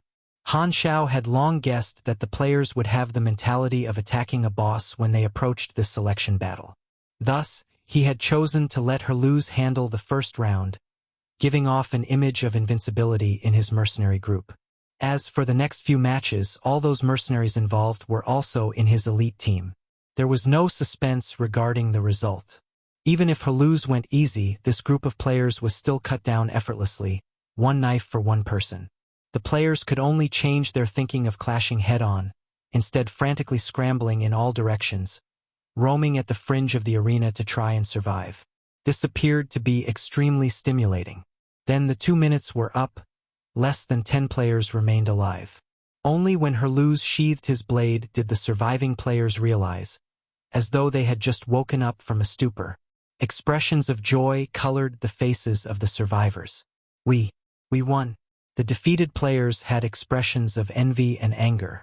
To actually allow such sneaky B** stards to win the prize. Was there no justice in this world? Out of the hundreds of participants, not even 10 people had succeeded. The percentage was low, but this was deliberately done by Han Xiao. He wanted to push down the success rate, to give off the impression that winners would be rare, before gradually allowing the success rate to increase over time. Congratulations to those who have passed. Black Star welcomes you. When we go back to space, we'll register you in the Mercenary Alliance. At that time, you will be actual mercenaries. Herluz extended his hand, shaking it with all the survivors present. This was another of Han Xiao's requirements, to reflect the differential treatment between the two parties. The survivors were exhilarated as they found out their faction interface had come to live. They no longer needed to find Black Star to browse the faction store, and the items within were no longer grayed out. While they did not possess any anas to purchase the products, the world of colors was definitely better than one of monochrome gray. Only the mission selection of mercenaries, for this group of survivors, was counted as complete, and they obtained 100 faction contribution points. Having seen Bunhitdog's videos, they understood that for faction favorability at the friendly reputation or below, 100 points could only be bought using 50 anas. All of them felt that they had technically earned 50 anas. The few of them turned ecstatic with joy. The onlookers were envious, and they keenly noticed a key point in the conversation, which was Herluz mentioning, "Go back to space. Does this mean as long as we pass the test, we will be able to follow Black Star and leave Planet Aquamarine when this storyline ends?" We didn't guess wrong. Black Star is indeed the interstellar travel guide that was sent to bring us in version 2.0. The eyes of the players lit up, and they all suddenly felt eager to move, unable to wait to participate in the next selection. The next selections were carried out step by step, and Han Xiao no longer bothered to keep a watch. Because of the large quantity of players, Han Xiao's timetable showed a great many selection battles each day. A selection battle would be carried out roughly every 20 minutes, and in the numerous rings around the arena, there would be multiple selection battles being carried out. A rough estimate showed that around 4,000 to 5,000 people would participate each day, with the pass rate maintained at around 5%. There were over 100,000 players in the sanctuary, and with every player having a chance, this activity could be carried out for a long period of time. A thin stream would allow the water to flow for a longer period. After all, not only was this challenge novel and interesting, the majority of players held on to the mentality that they would be lucky. The great mechanic Han had always believed that this sort of mistaken notion greatly helped in his plan, as it allowed the players to willing jump into his pit. In another few days, the players will adapt to the selection battles. When they get on the right track and the success rates increase, I won't need to worry about it anymore. Regarding the plans for his faction, Han Xiao had prepared many methods. However, it was not the time to utilize them. This selection was merely an opener. Furthermore, the difficulty of this selection process would also create a demand for players to get stronger quickly. This would also allow for an increase in his own sales, killing many birds with one stone. From dawn to dusk, the square was crowded with people. After drowning in sounds for the whole day, Han Xiao prepared to pack up. In just one day, his experience gained broke past the billion mark. A total of 1.29 billion experience. I haven't felt this refreshed in such a long time. Han Xiao comfortably breathed out, feeling extremely satisfied in his heart. The last time such a large-scale harvesting had happened for him was 2 years ago before he left Planet Aquamarine. It felt as though a dry desert was welcoming its first rainfall in a long time. This amount should be enough for me to level up to 120, with some surplus left over. Opening his interface, Han Xiao was prepared to level up. At this time, a rumbling sound echoed from the sky. When he raised his head, he saw a new spaceship descending slowly. This was the spaceship that he had sent to fetch Frenzied Sword and the others. They had finally arrived. Whoosh! freewebnovel.com. The hatch opened. Frenzied Sword, Bun Hit Dog, Han Xiao, and the other players carried jetpacks on their backs as they descended to the square. The majority of players present recognized this batch of high-leveled players. They all glanced over, with faces of amazement. "Hey, you guys are back." Many people greeted them warmly. This group of players had performed brilliantly in the Pro League and had garnered a lot of fame. Furthermore, they had also gone off the radar for a long time. Chapter 517 Six Nations Seek Aid. Chapter 517 Six Nations Seek Aid. Translator. Atlas Studios Editor. Atlas Studios. Frenzied Sword and the others responded to the players' enthusiasm before pushing their way through the crowd and walking up to Han Xiao. These players were the ones who had first followed him into the universe, and the majority of them had been god-level players in his previous life. Han Xiao had always treated them differently. At this moment, he did not exchange any pleasantries with them but said directly, "You guys are late." The players were stunned for a moment. From Black Star's tone, it was obvious that he treated them as one of his own, and they had a special feeling in their hearts. When they were on the spaceship, they had found out that the other players were also able to join the Black Star Mercenary Group, and they were no longer the only ones who enjoyed such a privilege. They had all felt extremely helpless toward that matter. But at that moment, they all realized that old birds like them still got special treatment. Now that they had returned to Black Star's side, they immediately felt at ease. "Actually, expanding isn't entirely a bad thing," Han Xiao said. "The Black Star Mercenary Group is a faction with the potential for growth. Only when the members of the faction increase will the growth of the benefits that the faction can provide be rapid." The other professional players agreed. Indeed, with more players, the faction would be able to grow quickly, and this was not a bad thing for the professional players in China. However, while they all understood this logic, they still felt miserable that they were not able to have Black Star solely for themselves. During version 1.0, Han Xiao had made use of Bun Hit Dog's videos to plant a concept in the players' minds. This concept was that his faction would continue growing as they completed more and more missions. This made the players feel as though they are able to contribute to the growth of the faction and gain more benefits from it. Currently, this concept was not deeply ingrained in the hearts of the players yet. When the players entered the galaxy and more players personally experienced this point for themselves, not only would they fervently complete missions, they would also call their friends to join Black Star. Conning 1 would recover his costs, and Conning 2 would allow him to earn double. Furthermore, as the players toiled away for the faction, their sense of belonging toward the faction would also grow, and this was a part of the great mechanic Han's plans. Those professional players did not delay and also found Han Xiao to learn new skills. They were looking forward to seeing Han Xiao again because they realized their advantage. Only they had Anas. The few of them had already gone to the galaxy and had the initiative in their hands. Han Xiao allowed them to be wealthy, and while the players on Planet Aquamarine could only stare at the items in the faction store and drool, they already had the capability to purchase those items. There are quite a few new items in the store and also a lot of advanced knowledge. There is new Sunil armor. The simplified version of the Commander class armor has much higher specs than the NCO class armor. A pity there is a level restriction. Electromagnetic shield. This item isn't too bad either. I don't remember seeing this item before the update. Everyone had a face full of curiosity. There were many new products in the faction store, and they were truly spoilt for choice. After discussing for a while, they all bought the items that they wanted, with the bulk being advanced knowledge. In any case, they definitely would not lose out if they bought knowledge. They had seen the market price of the advanced knowledge in the galaxy before, and it was no different from cheating them from their money. The benefits of the Black Star faction store were still the best. A single advanced knowledge only required around 10,000 Anas, which was almost half the market price.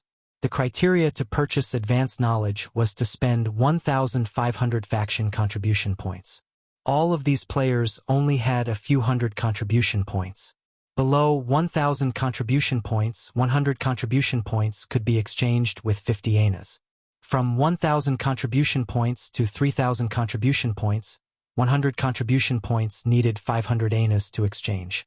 But even so, spending a little more than 10,000 anas to purchase an advanced knowledge was far cheaper than the market price in the galaxy. Before the update, these players had followed Han Xiao for 6 to 7 missions. Taking away the repair fees and expenditure on new equipment, they still had 20 to 30,000 anas. Thus, they immediately contributed a large sum to Han Xiao the moment version 2.0 began. In less than 5 minutes, he earned more than 600,000 anas. Han Xiao felt a warm and cozy feeling in his heart. Only if the players were rich would he be able to harvest them. This batch of players that he had taken into the galaxy was his first batch of crops. Han Xiao had already verified the feasibility of his plan, and this harvest was within his expectations. For him to have Frenzied Sword and the others back, apart from letting them spend money and sucking their wallets dry, Han Xiao had another target. It was for them to become an example. The other players did not have any money, so let them watch the rich people from afar and feel the difference. Intentionally creating different social classes to create conflict. This move of Han Xiao's was truly a dirty one.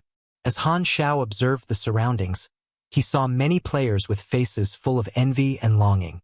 Originally, all of them had been poor peasants who did not have any money, but now that they saw Frenzied Sword and the others buying the items that they could not afford like a bunch of nouveau riche, a more intense desire was immediately ignited in their hearts. Even though Han Xiao had already whetted the appetites of the players to the point that they were drooling, Han Xiao did not mind taking out a few new dishes for them to see. He was the most proficient in making them drool. After settling the requests of Frenzied Sword and the others, the sky was getting dark, and the sun was setting. Han Xiao did not continue to stay behind and gave Frenzied Sword and the others a mission to help the sanctuary before leaving the plaza. He still had other things to do and would not stay there from day to night. I should increase my level first. After the slight delay, I almost forgot about this matter. Opening up the interface, Han Xiao threw all of the experience which he had just earned and finally heard the sound of him leveling up again. War Mechanic leveled up to LV.20 max, plus 300 energy, plus 3 DEX, plus 3 END, plus 5 INT. You have received 6 free attribute points. You have received 1 potential point. Your total level has reached 120. You have triggered the next phase of the promotion mission. Level 120 promotion mission, Energy Secret. Energy level reach level 10. It is actually this promotion mission. Han Xiao's brows were raised, and he was pretty surprised. Energy Secret was not a common mission. It was not a difficult one since he did not need to battle, but it needed quite a bit of time. It required the character's energy level to reach a certain standard, and this standard would definitely be higher than one's current level. Now that he was level 120, Han Xiao's energy was at 8,360 points, and it was still level 9. This meant that his energy would give him the level 9 bonus stat. The concept of energy level could also be understood as something similar to the internal energy cultivation realms. Whenever his energy hit a certain number of points, he would receive a new level of bonus stats. When he used his skills and exhausted energy, causing his energy to fall below a certain level, he would temporarily lose the bonus stat of that level, and his overall stats would temporarily be lowered. It was akin to him being exhausted in battle and causing his combat ability to decline. One's stats would be at their peak only when one's energy was the most abundant. Level 10 energy level required 9,000 points of energy, and Han Xiao was still a few hundred points away. This small gap was not difficult to fill. As long as he found 1 to 2 energy training techniques and trained them up to the maximum, he would be able to complete the mission. In his previous life, increasing one's energy level had been a way to increase one's strength after reaching max level. Many players would find NPCs to learn new energy training techniques, hoping to reach a new energy level so that their stats would receive a great boost. This promotion mission isn't too difficult. Bennett, Herluz, or Harmon should have different energy training techniques, and with our current relationship, the 3 of them shouldn't reject sharing it with me. Han Xiao nodded. Since the promotion mission was not difficult, he would save his mission completion card to use later. Apart from the promotion mission, there was also the class advancement mission for his mechanic class. Class advancement requirements. Learn any one of the following 3 high-end knowledges and increase it to the maximum level. Huge duplex machinery technology, super nanotechnology, or advanced artificial intelligence technology. Note: your choice of knowledge will determine the outcome of your class advancement. This mission was within Han Xiao's expectations. The next class advancement requirement of War Mechanic was fixed, and every mechanic class player would have the same mission. During the first class advancement mission of a mechanic, they would face the choice between 3 different routes: Cannon Master, Mechanical Pugilist, and Machinery Master. At this current phase, mechanics faced another new choice. They would have to choose between the armed, control, or energy branches to specialize in. Huge duplex machinery technology would be to walk down the path of large-sized machinery, super nanotechnology walk down the path of nanotechnology, and advanced artificial intelligence technology would walk the path of virtual technology. All 3 paths had their own advantages and disadvantages, and one would still be able to learn the knowledge from the other subclasses after the class advancement. It was just that they would place an emphasis on different skills. Just like how the knowledge of cannon masters, mechanical pugilists, and machinery masters was the same, but the skills that they obtained were different. Furthermore, the biggest difference would be the number of potential points required to learn knowledge. For example, if one leaned toward the armed branch, the final 2 levels of high-end knowledge of the other 2 branches would be thrice as much. As for which branch he should choose, Han Xiao did not even need to hesitate. He wanted to pick the path of virtual technology. There were a few reasons for that. First, he would definitely meet high-ranked mechanics in the future, and virtual technology would allow him to prevent his own machines from being controlled by the opponent. If not, his machines might end up being infiltrated and snatched by his enemy. In his previous life, he had suffered plenty of losses because of this. While the armed and energy branches seemed extremely cool, they were not as important as the insignificant-looking virtual technology. Regardless of how powerful his machines were, the moment his enemy infiltrated his machines, they were no different from scrap metal, and they might even end up attacking him. Second was because Han Xiao was not afraid of the high cost of potential points. An ordinary player would find it impossible to learn all the knowledge of a class, as the sky-high prices would cause them to despair. However, this was not impossible for Han Xiao. As long as he had the huge experience farm called the players, his speed of collecting experience would be many times quicker than the players. As long as he increased all of his skills to their maximum levels, he could slowly save up potential points. Thus, the negative impact was not that great for him. I still have another 200 million experience points. I won't rush to complete my class advancement. I'll first complete my promotion mission and accumulate more experience.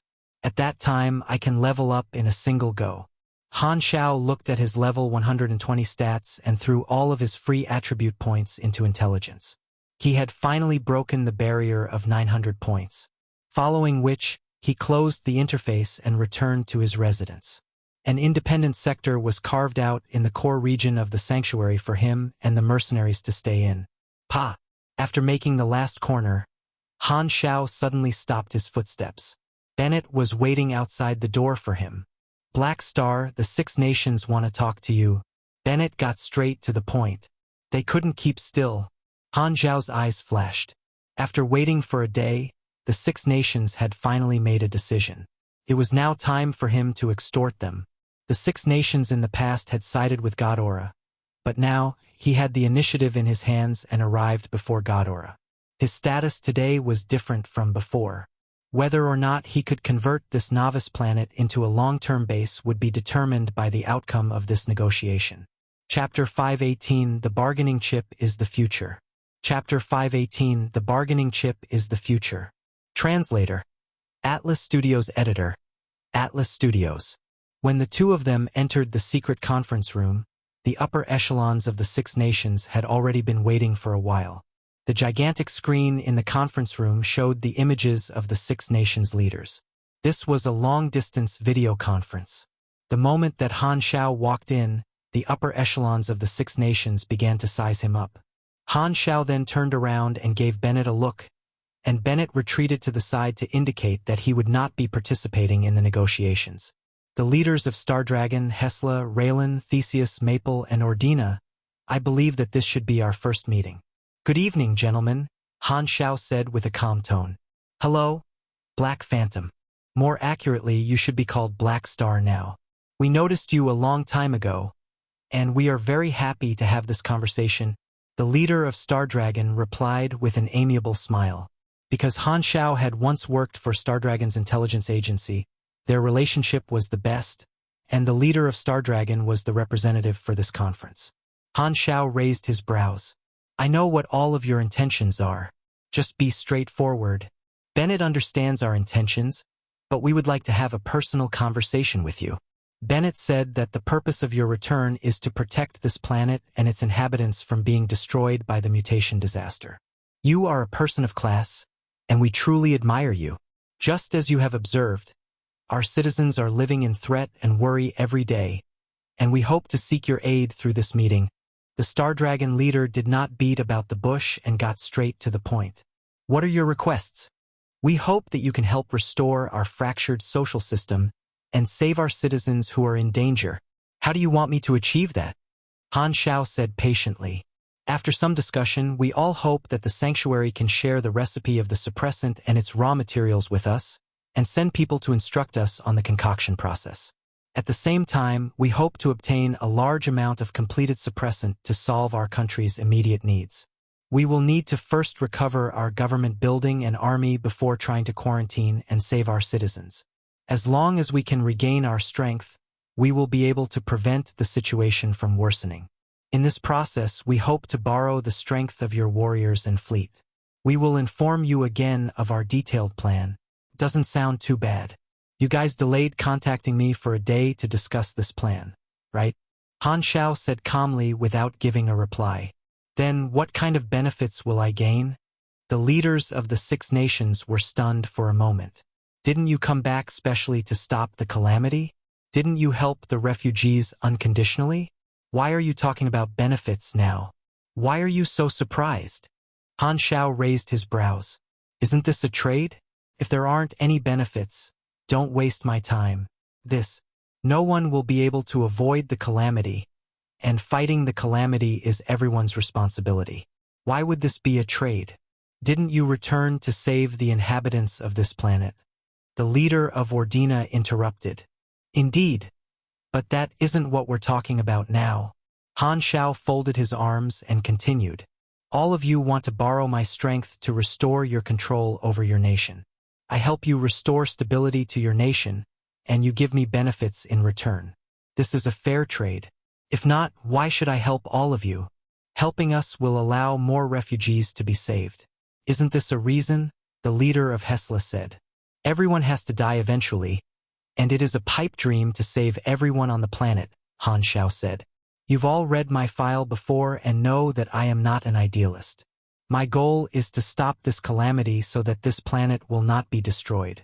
Regardless of how many people die, I will be able to accept the outcome. Don't make use of this to hold me hostage. I am not Bennett and am not as kind as him. This isn't a chip that you guys can use to get me to do whatever you want. The life and death of your regime has nothing to do with me. I can just guard the sanctuary and wait for refugees from all over the world to seek aid from me. They would not foolishly wait for their deaths in your nation. When all of your regimes are destroyed, I can then support the sanctuary to become the new and sole ruler of the planet. Bennett opened his mouth and wanted to say something. He did not have the ambition to rule and did not agree with this point. However, after some hesitation, he decided to watch from the side and trust Han Xiao. I don't deny that all of you do indeed intend to save your citizens.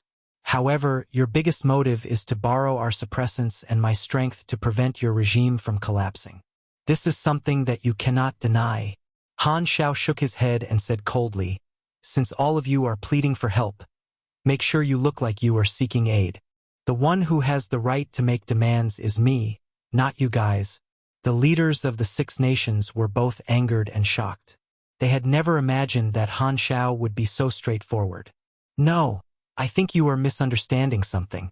You are not as important as you think, Theseus' leader said. We have already sought aid from Godora, and they will arrive quickly. We are only seeking your aid so that we can save more people. Since you are so impolite with us, We cannot do anything. I hope that you remember that your rejection has caused many people who could have survived to die. They were all killed by you. Black Star was not their only hope, and the Six Nations were only testing Han Xiao's attitude. In their hearts, they still trusted Ghidorah more. We are all wise individuals, so don't bother using such words as a threat. It is no more than a joke. Since you guys talked about being impolite, Han Xiao shook his head and smiled. Ghidorah should be very polite with all of you, but apart from providing the knowledge required for the awakening of supers, what other aid had they given to you? Not only did they not give all of you any aid, they even shook the order of society. It was Ghidorah's appearance that caused the War of 100 Nations a few decades ago, causing the deaths of millions. Furthermore, the rescue force of Ghidorah still has not arrived. Am I right? The Six Nations delegates fell silent. Han Xiao raised his brows and suddenly changed topics. With a teasing tone, he said, "A few years ago, I helped all of you win against the Germinal organization. At that time, I did not participate in the meeting between all the upper echelons, but today you took the initiative to contact me. Why is there such a drastic change in our status in just 2 short years? Why is there such a huge difference?" The faces of the Six Nations leaders darkened, and they felt their hearts being stabbed. They were only having a negotiation, and they could forget the matter if a consensus could not be reached. But why did he have to pour salt in their wounds? What a cruel guy. All of you can only hug Ghidorah's thighs as though they are your ancestors. Even if all of you don't understand the other party, you still have to coax them with an amiable tone and humble yourselves like their grandchildren. As for me, not only do I understand their civilization, I have even worked together with them before.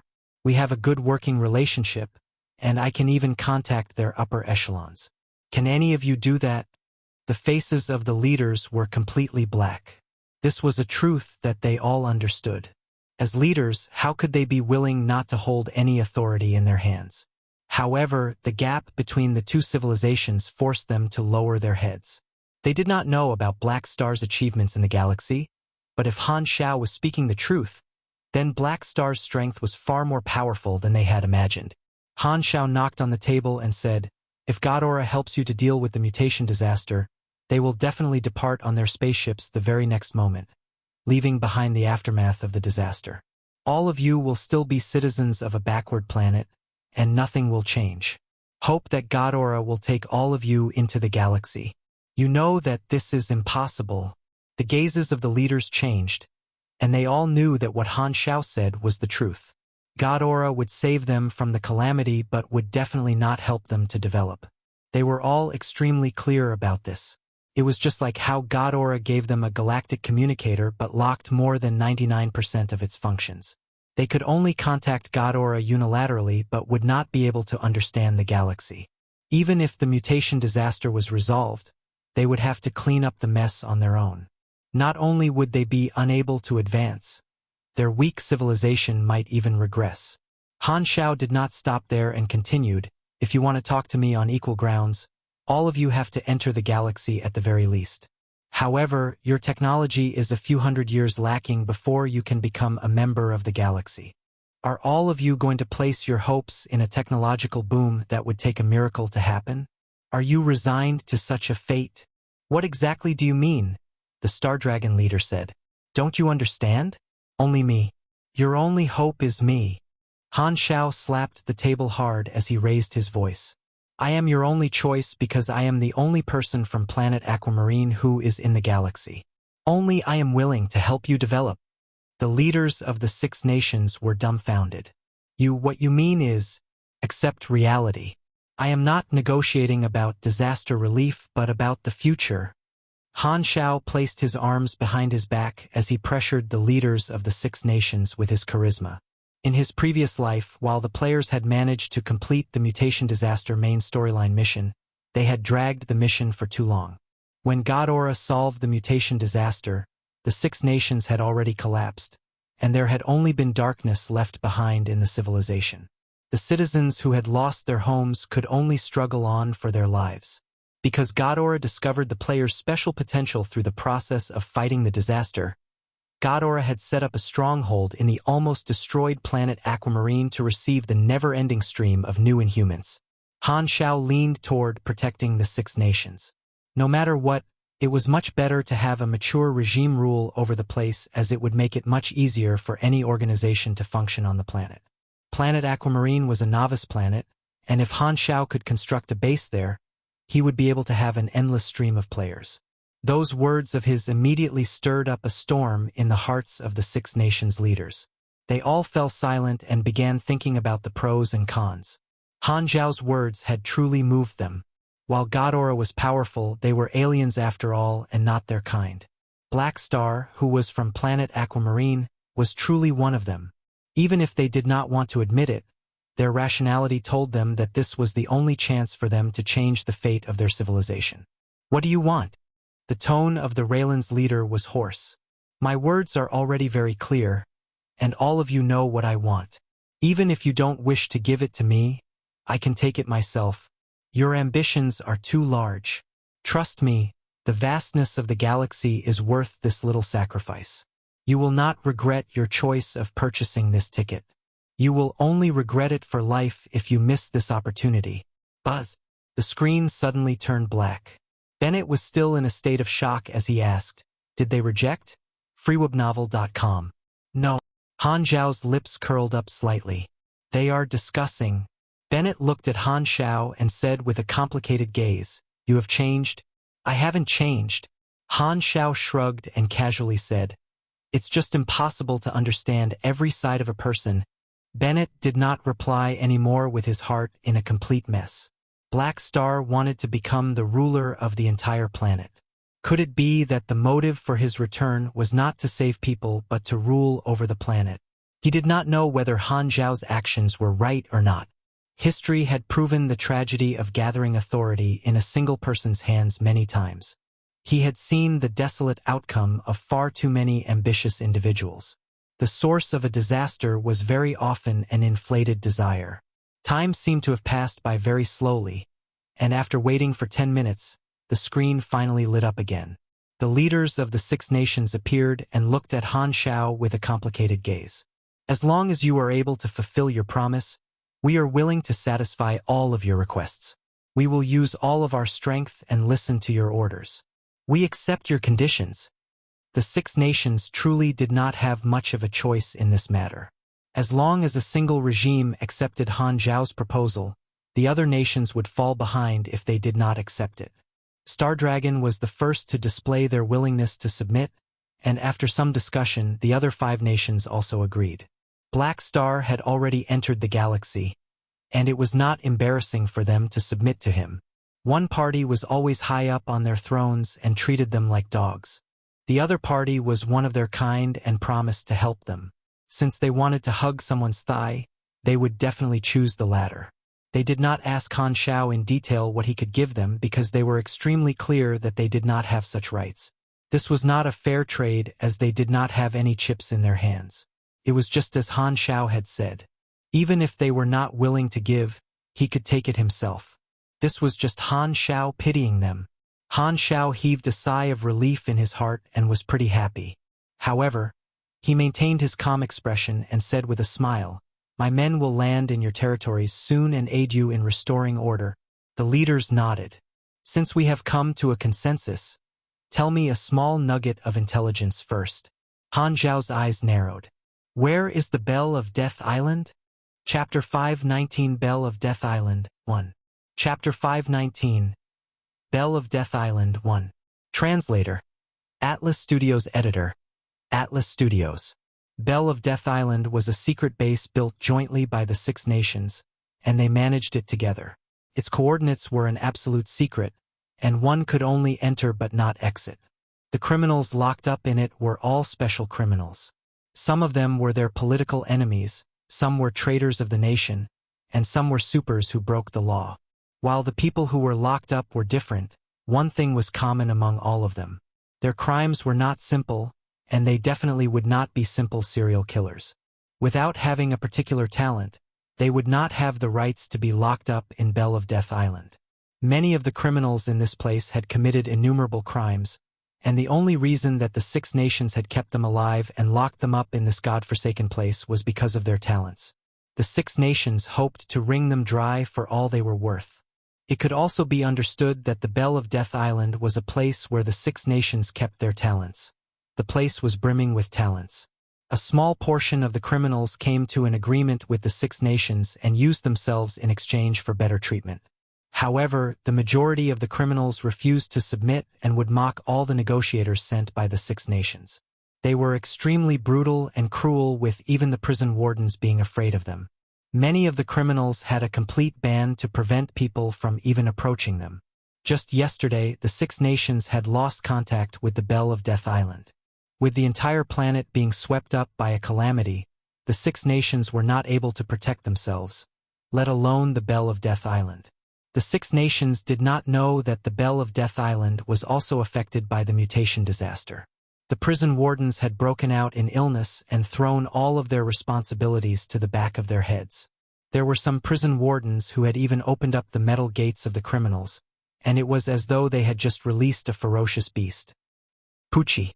Human blood was sprayed all along the grayish metal corridor, and the large light bulb in the middle of the room was covered with a huge blotch of blood on it, causing the entire walkway to be covered in a red, eerie light.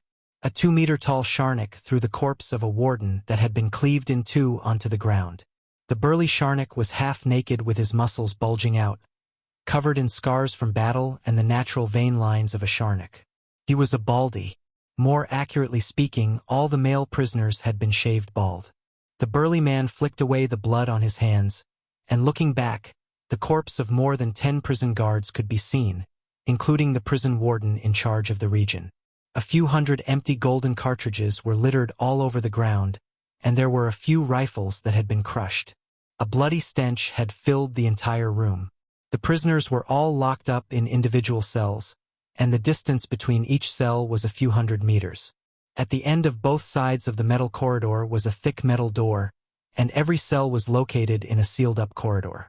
There was not a single window in the corridor, and as the burly man tried to ram his fists into the walls, he was only able to leave a slight dent on the wall. He only had two options before him. He could either walk forward or walk back. Ever since he was locked in this place, he had never left his cell before and naturally did not know how to find his way around the place. He could not be bothered to change into the tight clothes of the prison guards and looked at the camera in the corner of the corridor. Suddenly opening up my cell, and there isn't anyone stopping me even now. There is a trace of danger in the air.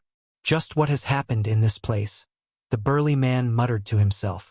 Being locked up in the Bell of Death Island, none of the prisoners had access to any information and naturally did not know what was going on outside. Without any hesitation, the burly man decided to walk forward. After a few hundred meters, he was stopped by a metal door. After feeling the thickness of the door, he took a deep breath and pulled his right fist back. With his muscles bulging out, he smashed his huge fist on the door. Boom! Boom! Boom!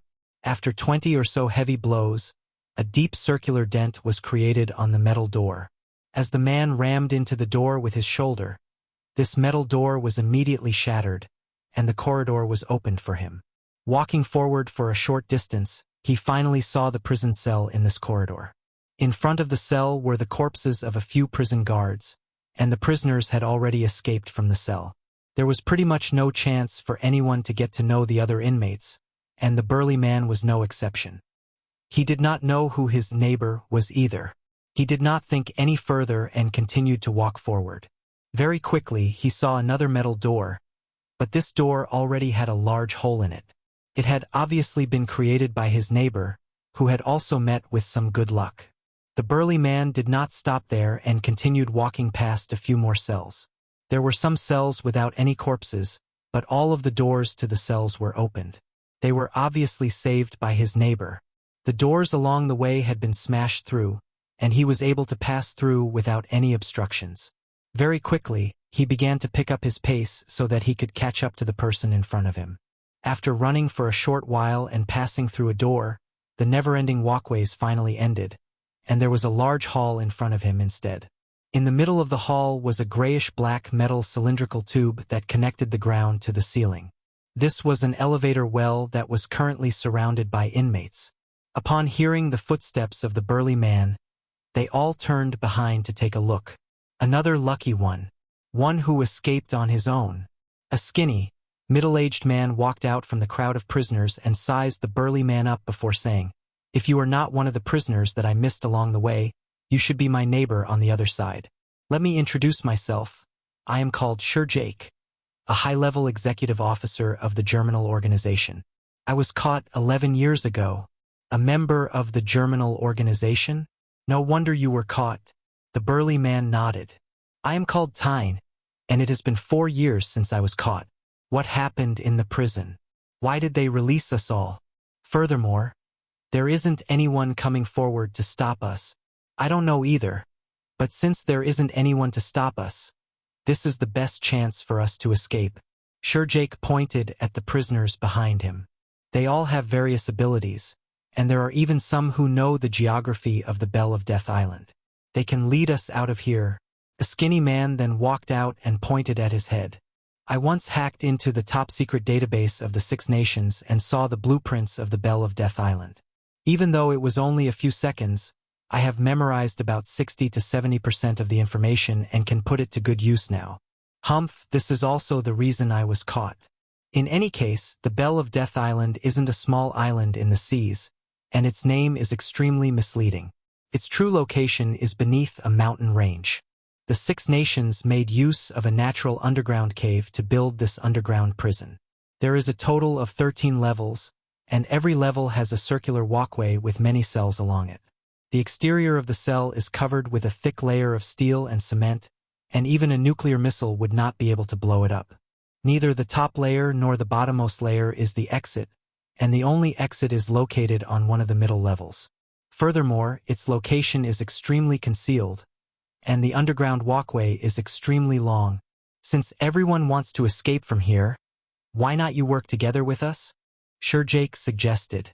Tyne nodded and said, "What are your plans?" "The prison guards have not reacted to the escape of prisoners from our level, and it is extremely likely that something special is holding them back. If the other prisoners have also broken out, it is extremely likely for them to go to the top level." Jake revealed a cruel smile. After being shut in for so many years, it is time to regain some interest from the prison guards. Tyne frowned but did not say a word. All of them took the elevator up to the top floor, and the moment the lift door opened up, a dense, bloody smell assaulted them. The lift was surrounded by the corpses of the prison guards. The old prison warden of the region was lying in the corner with his abdomen cut open and all of his intestines pulled out. His intestines had tied up his neck, and he had actually been strangled to death in an extremely cruel manner. However, Jake and the others remained unfazed. There was not a single friendly character among the prisoners, and none of them were fazed by the cruel sight. Another group of prisoners covered with blood were currently waiting for the lift. It was obvious that the situation before them was their handiwork. There are actually others who had escaped? The other group of prisoners were being led by a man who was disfigured by a burn mark. Licking his lips, he sneered, "You guys have missed out on the fun. Apart from us, no one else is still alive." Jake's eyes narrowed. He knew the origins of this disfigured man. This disfigured man was an extremely cruel super who had committed many crimes that made one's hair stand on edge. Even he did not dare provoke the man before him for no good reason and thus said, "How about we work together? We know how to escape." After thinking for a while, the disfigured man reluctantly replied, "All right." The two groups quickly came to an agreement and began to sweep the prison level by level to clean up all the remaining prison guards and save the other prisoners. The group of prisoners grew larger and larger, and their group already had a few hundred people. With all the prisoners being released, the entire prison was very quickly soaked with blood, and all the prison guards were extremely vulnerable before them. Originally, the Bell of Death Island had many defensive mechanisms, and they even had a self-destruct switch to prevent the prisoners from escaping. However, when the prisoners arrived at the control room, they realized that the entire control room was a complete mess. The prison guards who were supposed to be keeping watch had broken out in a fight, and the dozen prison guards were all riddled with bullets, with all of them perishing together. No wonder no one had stopped them. Did all of these prison guards break out in internal conflict? All of them had a face full of doubt and felt as though they were dreaming. After being locked up for so long, they had regained their freedom in such an odd manner. Why would the prison guards fight each other? This matter was filled with oddities. Due to the lack of information, the prisoners did not know about the mutation disaster. It was only because many of the prison guards had suddenly broken out in illness that they had been able to escape so successfully. Regardless of how strong a castle was, it would be easily destroyed from within. After getting rid of all the prison guards, the few hundred prisoners rested in the large hall of the elevator well. Only then did they have the time to size each other up. Many of them had once been infamous criminals with their notoriety spreading all across the world. Many of them had heard about each other's fame and were wary of each other. Not a single one of them could be easily provoked. There were also a few new criminals who had been caught recently and thus were not recognized by the rest. The majority of the prisoners had been locked up in the Bell of Death Island for many years, with a decade or two being extremely common.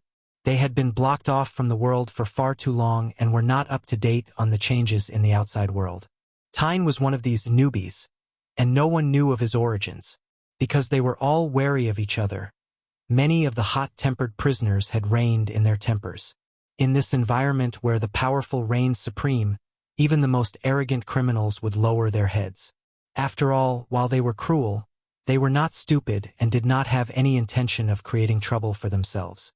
They only wanted to escape from prison before going their own ways and never seeing each other again. freewebnovel.cm. After fumbling around for a moment, the prisoners finally found the tunnel to escape. This was a man-made tunnel that cut through the entire mountain range. After walking for about 2 hours with all the prisoners growing impatient, they finally saw the light at the end of the tunnel and could smell the fresh air of the outside world. "We're out!" All of them were overjoyed and sped up toward the exit of the tunnel. They were currently at the edge of the mountain range, and the exit was an extremely insignificant-looking cave. The surroundings of the cave were filled with thick vegetation, and the leaves rustled in the wind. The sky was clear, and they felt the warmth of the sun shining down on them. The feeling of freedom filled their hearts, and many of them took in greedy breaths of air. They all felt as though they were reborn at that moment. They had finally escaped after remaining in captivity for such a long time, and their suppressed anger and ambition exploded like a volcano. While they did not understand the changes in the world, many of the criminals were eager to revert to their old ways and cause chaos in the outside world. Right at that moment, a foreign voice was heard. "What a coincidence! Meeting all of you right after my arrival. I thought that you would have escaped by now." Han Xiao was leaning against a tree as he looked at the prisoners. The prisoners immediately looked over with cautiousness as they sized Han Xiao up. They all felt that Han Xiao was extremely foreign, and the majority of them did not recognize him. "Who are you?" the disfigured man growled. "You can call me Black Phantom. That was my past alias." Han Xiao raised his brows. "Black Phantom," the disfigured man sneered. "Humph! Which hole did you jump out from? I've never heard of a character like you." Bang! A thick light flashed. The next moment, everything above the neck of the disfigured man disappeared, and the headless corpse collapsed onto the ground. Han Xiao gestured with his finger, and the floating cannon array circulated around him like an obedient pet. When facing those vicious criminals, he did not feel like talking to them slowly. "Have you heard of me now?" Chapter 520 Bell of Death Island 2. Chapter 520 Bell of Death Island 2. Translator. Atlas Studios Editor. Atlas Studios. What? Impossible! The dull thud of the headless corpse collapsing onto the ground was like a hammer on their hearts. All the prisoners present were in a state of complete shock. This disfigured prisoner was a ferocious individual who had killed countless individuals before. He was extremely cruel, and his powerful strength made it such that all the other prisoners dared not provoke him along the way. He was a top expert on Planet Aquamarine. However, to think that he had actually been killed in the blink of an eye without even a chance to fight back. All of them looked at Han Xiao with shock. How could there be such a powerful person in the world? Upon witnessing this scene, Han Xiao frowned and said with disappointment, "That can't be right. Do none of you Baldies know my name?" "Your name? Black Phantom?" All of the prisoners stared at each other in silence. They had been locked up in prison for too long and truly had not heard of this name before. The prison guards definitely would not reveal any news about the outside to them, and only a small number of prisoners who had been locked up recently had experienced the destruction of the Germinal organization. Tyne came out from the crowd and said with a solemn tone, "Black Phantom, real name Han Xiao, a traitor of Germinal organization and also the key reason behind the Germinal organization's destruction. You are the most famous individual who incited war in the past 5 years and also the person who created the situation of peace in the Six Nations. Furthermore, your strength is above that of all the famed warriors, and you are at the peak of Planet Aquamarine. Your strength is above the 3 traditional realms, and your strength represents the 4th realm." He knew about Han Xiao. However, his knowledge was limited to the news before Han Xiao left the planet. "At least there is someone with eyes." Han Xiao then turned around, but before he could say a word, a gasp of shock sounded. "What? Germinal organization has been destroyed." Jake had a look of disbelief.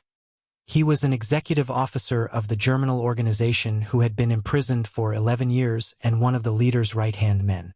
Before he was caught, Germinal organization had still been at the peak of its strength, and he had always believed that the leader would lead Germinal organization to completing their goal. However, he never could have imagined that after being locked up for over 10 years and finally regaining his freedom, he would hear about the Germinal organization being destroyed. Not just him, there were a couple of other prisoners who were extremely shocked. "My goodness! Just what happened while we were locked up. Since someone knows me, I shall not bother wasting my breath." Han Xiao was gratified. His gaze then swept past the prisoners before him, and he found many familiar faces. In Han Xiao's previous life, Jake had returned to Germinal organization after his escape, which had not been decimated by a nuclear bomb in that timeline. He had created a great deal of trouble during the mutation disaster, and in order to fight against Ghidorah, which the Six Nations leaned toward, he had stood on the side of Darkstar. With Germinal organization being destroyed, it did not only affect the storyline of version 1.0 but also affected version 2.0. Originally, the players in the Germinal organization had been granted a channel to enter the galaxy, but this path had been cut off by Han Xiao. There was no Germinal organization camp anymore, and Darkstar had also lost the cannon fodder that they should have had. Tyne was an important character in the mutation disaster of version 2.0. He had been the first to find the mutation source in Han Xiao's previous life and had been possessed by the mutation source. Because he shared the intense desire that the mutation source had for energy, he had not been able to control himself and sucked up energy from wherever he could. This had resulted in the mutation source growing rapidly and speeding up the progress of the mutation disaster. He had been a large enemy of the players and the main antagonist. The mutation source had a great desire for energy, and while it could move around on its own, its movement speed was too slow. Thus, it would possess a human body to gain a tool to harvest energy. While the mutation source was capable of affecting an individual's actions through hormones, it was not able to control the thoughts and actions of an infected individual. Thus, the mutation source was not able to make use of the infected individuals to transfer a large amount of energy over to it. Apart from the two of them, the other prisoners had also set off storms in Planet Aquamarine and become new targets for the players' exterminate. Han Xiao had gone to Bell of Death Island early just so that he could get rid of this wildcard to ensure that his plans would not be affected. Hiring them was only something that he was doing in passing. The strength of Planet Aquamarine's supers could no longer keep up with him, and only a couple of prisoners who had some special traits were worth anything to him. Just like Emerald Grass. According to his understanding of the prisoners in Bell of Death Island, they were an unruly and untamable bunch, so he did not plan to subdue them with reason. After arriving, Han Xiao had used a large life force radar to scan the place and noticed a large number of living beings moving underground. As such, he had decided to wait at the entrance and catch all the prisoners in one fell swoop. The anti-surveillance device of the Six Nations was full of loopholes and like a weak sheet of paper before his equipment. "What are your motives?" The prisoners displayed looks of wariness. Don't talk so much CR*P. A calamity is sweeping over Planet Aquamarine, and every talent is extremely important. I found out the location of the prison from the Six Nations, and I am here to give all of you a chance to redeem yourselves and contribute to society. Impossible! The Six Nations would never reveal the location of this secret prison. Someone cried out. Han Xiao raised his brows and added, "Oh, the Six Nations are now under my command." Everyone was speechless. How could the Six Nations listen to an individual's commands? This fellow was definitely trying to scare them. Even if he wanted to brag, he should be more realistic in his bragging. Did he think that they were idiots? Who cares about you? This daddy here isn't interested at all. I am not requesting for aid. Han Xiao stretched his arms and said emotionlessly, taking into account all of your destructive capabilities, in order to prevent the situation from becoming worse, I will not allow those who reject me to leave alive. Thus, you either submit or die. What a braggart. What a frightening threat. However, I am not afraid of you. At this moment, a man with a spider tattoo walked out from the crowd, without a trace of fear on his face. Kill me if you have the ability. The eyes of the other prisoners lit up. This fellow was Black Spider, who was extremely famous for being difficult to deal with. He has a type of doppelganger esper ability, and the moment he was killed, he would be revived in a doppelganger hidden somewhere else. Black Spider had always felt that he had an undying body, so he was extremely arrogant and unafraid of danger. It's you. Han Xiao nodded. He had dealt with Black Spider before, and this fellow had been sent to Bell of Death Island because of him. Without waiting for Black Spider to continue acting arrogantly, Han Xiao used his Gila character summon card straight away and launched a mental attack without saying a word. Black Spider's body shook, and blood oozed out from his mouth and nose, collapsing on the ground. He raised his head with great difficulty and said with a malevolent smile, I am an undying being. Just you wait. I will find you again one day, and I will be your eternal nightmare." The next moment, he took his last breath and passed away on the spot with a malevolent smile on his face. Black Spider was not afraid of physical death, as his living state was a ball of mental energy. As such, mental attacks were his Achilles heel. In Han Xiao's previous life, he had died by Gila's hand, and today he died due to Gila's abilities again. Black Spider did not know that he was truly dead this time. Even at the point of his death, he had thought that he would still wake up but did not know that his consciousness had already fallen into darkness. It was impossible for him to open his eyes again. This is the first time I've heard such a request. I destroyed his soul, so he won't be able to revive again. Han Xiao shrugged. Who? Before waiting for the prisoners to react, Han Xiao shot out a couple of compressed orbs, and they opened up into a large silver mechanical palm that was 7 to 8 meters big. G75, Type Claws, a blueprint of the mechanic class. A large mechanical arm like this was very commonly used, and it was controlled through the nerves, thus allowing the user to operate it as though it was his own limb. There were many different models, and they all had different configurations. Boosted by a mechanic's mechanical force, the stats and the might of the claw were not to be underestimated.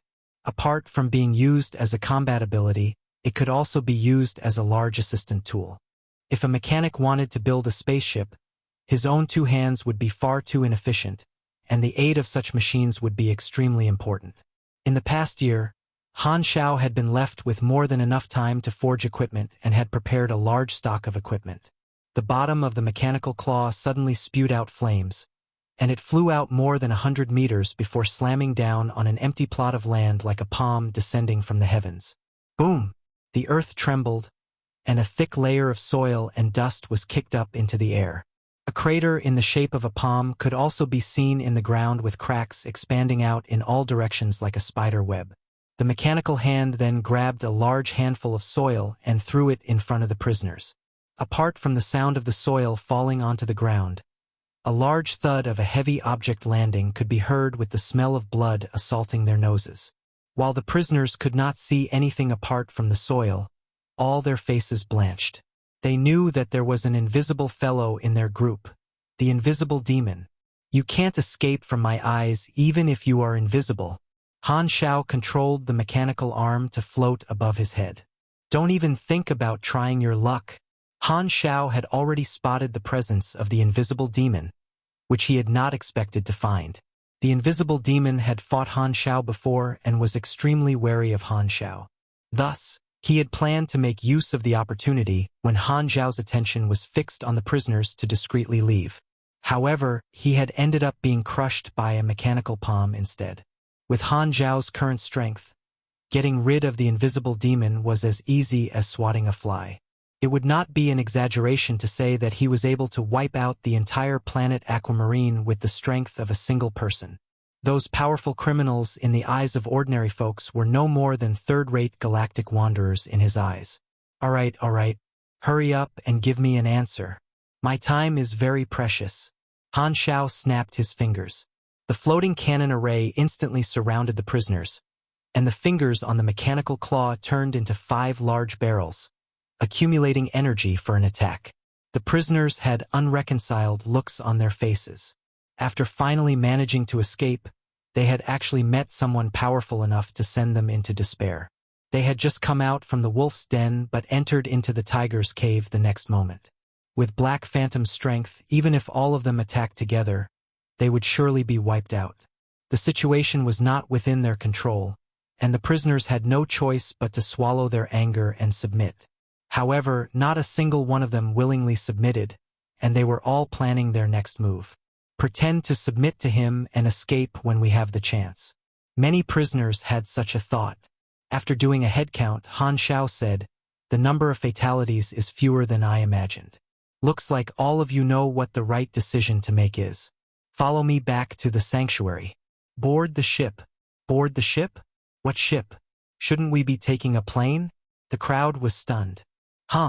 The sky then began contorting, and a gigantic spaceship appeared in the clear sky.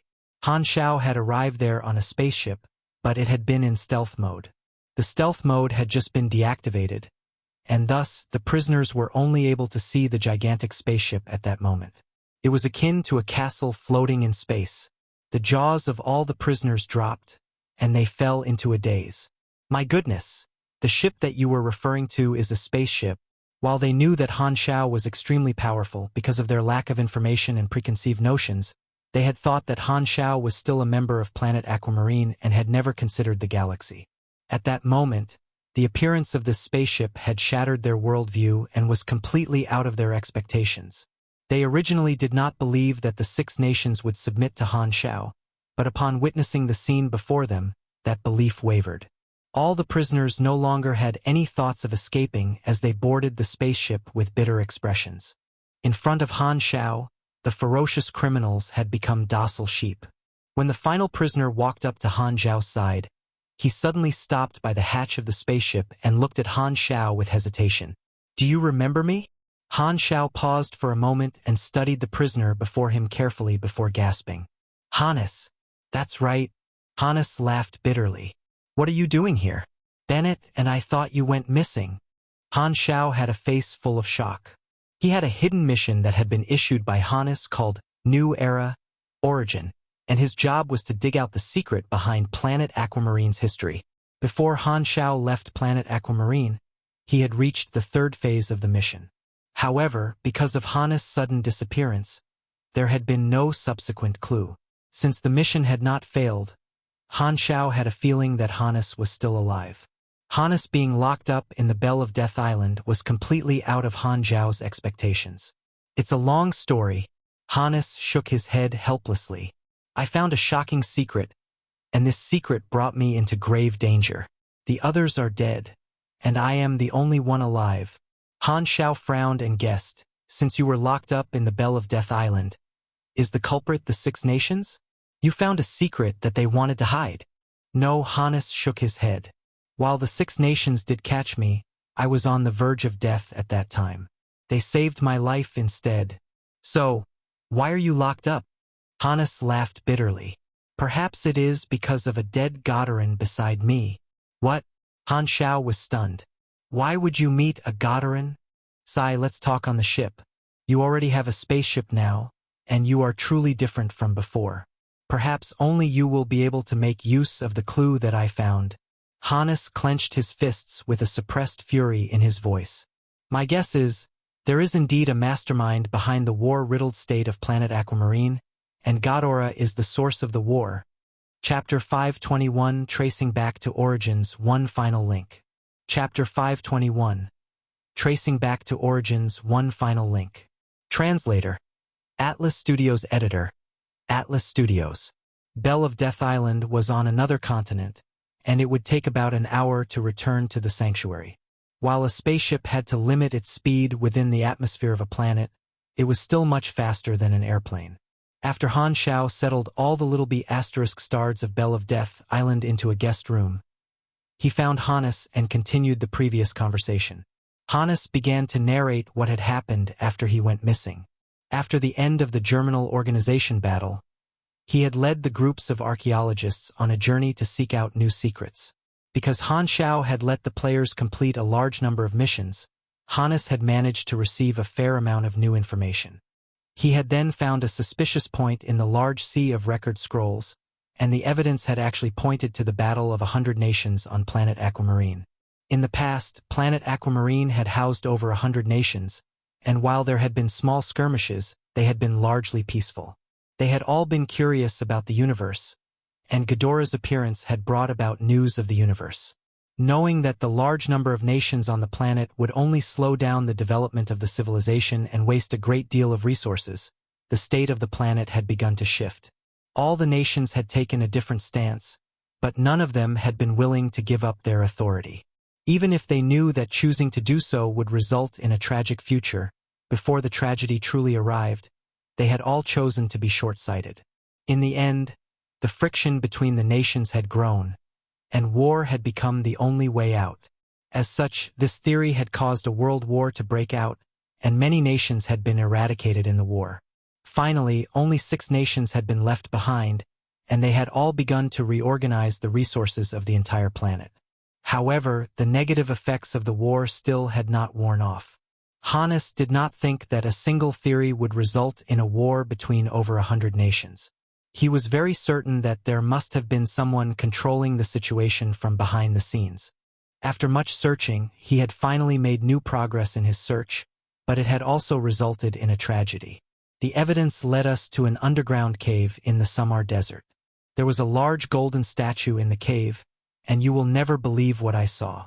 That golden statue actually began moving and launched attacks on us. Its strength was unrivaled, and our attacks weren't able to harm it in the slightest. And then, Han Xiao asked, we fought a long battle with the statue, but it was indestructible and could even shoot lasers. My comrades all died in battle. The war didn't reap their lives, but they actually died there. Hannes grit his teeth and continued, I was also severely injured and thought that my death was certain. However, the statue suddenly stopped, and the entire cave suddenly turned golden. Only then did I find out that the rocky walls of the cave were actually a disguise. On the golden wall was an oval-shaped container the size of a human being. A Ghidorah then walked out from the container and squatting in front of me. He asked how I found the place. Continue. I'm listening. At that time my breathing was weak, and thus the other party was extremely close to me. I acted as though I was severely injured and tried to communicate with him. I asked him who he was and why a Ghidorah would be left behind on Planet Aquamarine. However, he seemed to disdain giving me an answer and wanted to stand up and leave. The statue then moved again, and it was about to raise its arms up to smash me to death. I didn't have a choice. I could only take a chance and attack with all of my strength. However, I never expected that the Ghidorah would not dodge my attack and was killed by a single fist. He was actually an ordinary person. After he died, the statue stopped moving, and I fainted from my injuries. After who knows how long, a special agent squad arrived at the cave and found me on the verge of death. They seemed to have found the cave by following my tracks, and everything inside the cave was seized by them. Because the matter involved Ghidorah, I was sent to Belle of Death Island for interrogation. Why do you think that Ghidorah is the one behind the scenes with just this information? It isn't a wild guess, of course. Prison is the best place to think, and I have been connecting the dots in my mind. Furthermore, there must be a reason for a Godoran staying behind on Planet Aquamarine. I suspect that while Ghidorah isn't interfering with Planet Aquamarine on the surface, they have always been monitoring us and interrupting the progress of our civilization. While I do not understand Ghidorah, I know that only benefits are absolute, and they definitely have some reasons to do so. It may not be as you think. A single person cannot represent an entire civilization. Besides, Ghidorah also have another golden-skinned enemy force, Han Xiao said after pondering for a moment. I have a pretty good relationship with Ghidorah, and I may be able to find some people to investigate this matter. Can you give me any clues? I remember the appearance of that Godoran and everything in the cave. Hannes took out a few pieces of paper and began drawing. The appearance of the Godoran was very clear, and Han Xiao took a picture of it with his communicator. With his relationship with Ghidorah, it was extremely simple for him to ask them to check on a portrait. He then looked at Hannes' sketch of the statue. It was the shape of a human's but had 4 arms and no facial features. Instead, it had 2 lines of 3 holes where one's eyes would be, which were glowing with a golden light. Upon seeing the drawing, Han Xiao let out a gasp. This is a type of mojo puppet, a product of Ghidorah's mages. It is easily purchased, but the price to forge it is pretty expensive. If you aren't a mage, you can only destroy the puppet by smashing the statue. With your strength, it would be extremely difficult for you to smash a combat machine of the galactic level. This mojo puppet should be the Godoran's guard, and the place where the Godoran was staying should be a life-sustaining chamber. It is likely that the chamber was connected to the web. If I have time, I will ask the 6 nations if I can study that item. Hannes grabbed onto Han Xiao's hands and pleaded, "This is the only clue, and it will only be of use in your hands. I can only count on you. I no longer have anything to repay you with and can only hope that you will help me based on our old friendship. I really want to get to the bottom of this mystery and find out who is the source of the calamity." A notification popped up on Han Xiao's interface indicating that the 3rd phase of New Era, Origin, was completed. The mission gave him a few million experience points, and he successfully entered into the next phase. The interface also showed that this was the last phase of the mission, and there was only a single mission requirement, which was to find the truth. However, the only clue that they had was the Godoran's portrait. No wonder this is a hidden grade A mission. It's linked to 2 different versions, and one would have to be on friendly terms with Ghidorah to follow up on this clue. Thus, this mission can only be continued in version 2.0. Han Xiao's eyes glowed. The reward was naturally plentiful, giving him a few million experience points. However, the great mechanic Han had the large market of the players and needed experience the least. Apart from experience, there were a few free attribute points, potential points, a chance for a random reward, and a unique Medal of Honor which only grade A missions had. This item was able to strengthen all of his attributes. Because he had handed this mission over to his contract workers who would work without complaints, all the mission requirements of every phase had been completed. His mission evaluation would definitely be very high, and he would definitely be able to get the Medal of Honor. This would be his 2nd Medal of Honor. Han Xiao began planning his next move in his heart. If the one who started the war in Planet Aquamarine was truly Ghidorah, information of this individual would definitely be top secret. Recklessly trying to fish for information would only alert Ghidorah. I should just wait for the Godoran troops to reach Planet Aquamarine before planning my next step. The one leading the team should be Nagakin, and it will be much easier to talk to someone I know. Han Xiao shook his head and was not too bothered by the outcome. After all, the struggles of a civilization were not right or wrong. It was only a matter of interests. Even if Ghidorah was truly the one behind the scenes, the current Planet Aquamarine still required Ghidorah to save them. With so many lives at stake, being hard-headed was not the solution to things, and it was best to be flexible. Compared to harping on about the past, he was more interested in the food before him. Just like how a person ignored the source of their food when eating. Just like how growing crops required feces as fertilizer and pigs ate swill. When drinking milk, no one would bother thinking about what the person who discovered milk had been trying to do. When marrying a wife, unless you were extremely lucky, you would have to selectively ignore the fact that your wife might have been your best friend's ex. Thus, the way Han Xiao saw it, Regardless of what the truth was, the most important thing was the value of its creation. After returning to the sanctuary, Han Xiao got the mercenaries to watch over the prisoners from the Bell of Death Island. While those unruly prisoners had been caught by him, they still had to be properly trained before they could be used. Han Xiao felt extremely at ease to hand them over to the mercenaries. While those prisoners all looked extremely arrogant and haughty, compared to the galactic mercenaries who had traveled through various star systems and killed countless different species, they were no different from tame sheep. In the following 10 days, Han Xiao gradually set his plan into motion. The mages under him largely increased the yield of the suppressant, and the suppressant was handed out in large quantities to the refugees of the sanctuary, thus stabilizing the situation. At the same time, even more refugees flooded to the sanctuary, and the entire sanctuary was extremely crowded. As such, Bennett began to expand the sanctuary, and with the aid of the players, the construction proceeded smoothly. The refugees flooded over without stopping, and if things proceeded at that rate, the sanctuary would probably have to be expanded into the size of a gigantic city. Han Xiao did not forget about the Six Nations. Since the Six Nations had agreed to his conditions, he sent some mercenaries together with some raw materials to the capital of the Six Nations. All the citizens of the Six Nations who were not aware of the situation fell into a daze. Some of the mercenaries stayed behind in the Six Nations to aid them in producing the suppressant, and the experienced Six Nations also advertised the news of the suppressant greatly to stabilize the hearts of their citizens. The Six Nations naturally would not only pay lip service to Han Xiao, and Han Xiao had the authority to mobilize all of their military forces. Han Xiao only needed to say the word, and he would be able to control all these things. However, there was no need for him to do so. It would be best that he left those armies to the Six Nations so that they can help share some pressure with the sanctuary. The sanctuary and the Six Nations already had some experience in fighting the mutation disaster, but the number of refugees that they were able to save was a small fraction of the entire planet. However, they were not able to take care of the beasts and plants in the wilderness, and the most frightening thing would be the underwater sea creatures. Their numbers were a couple of times greater than that of the land creatures, and they were also affected by the mutation disaster.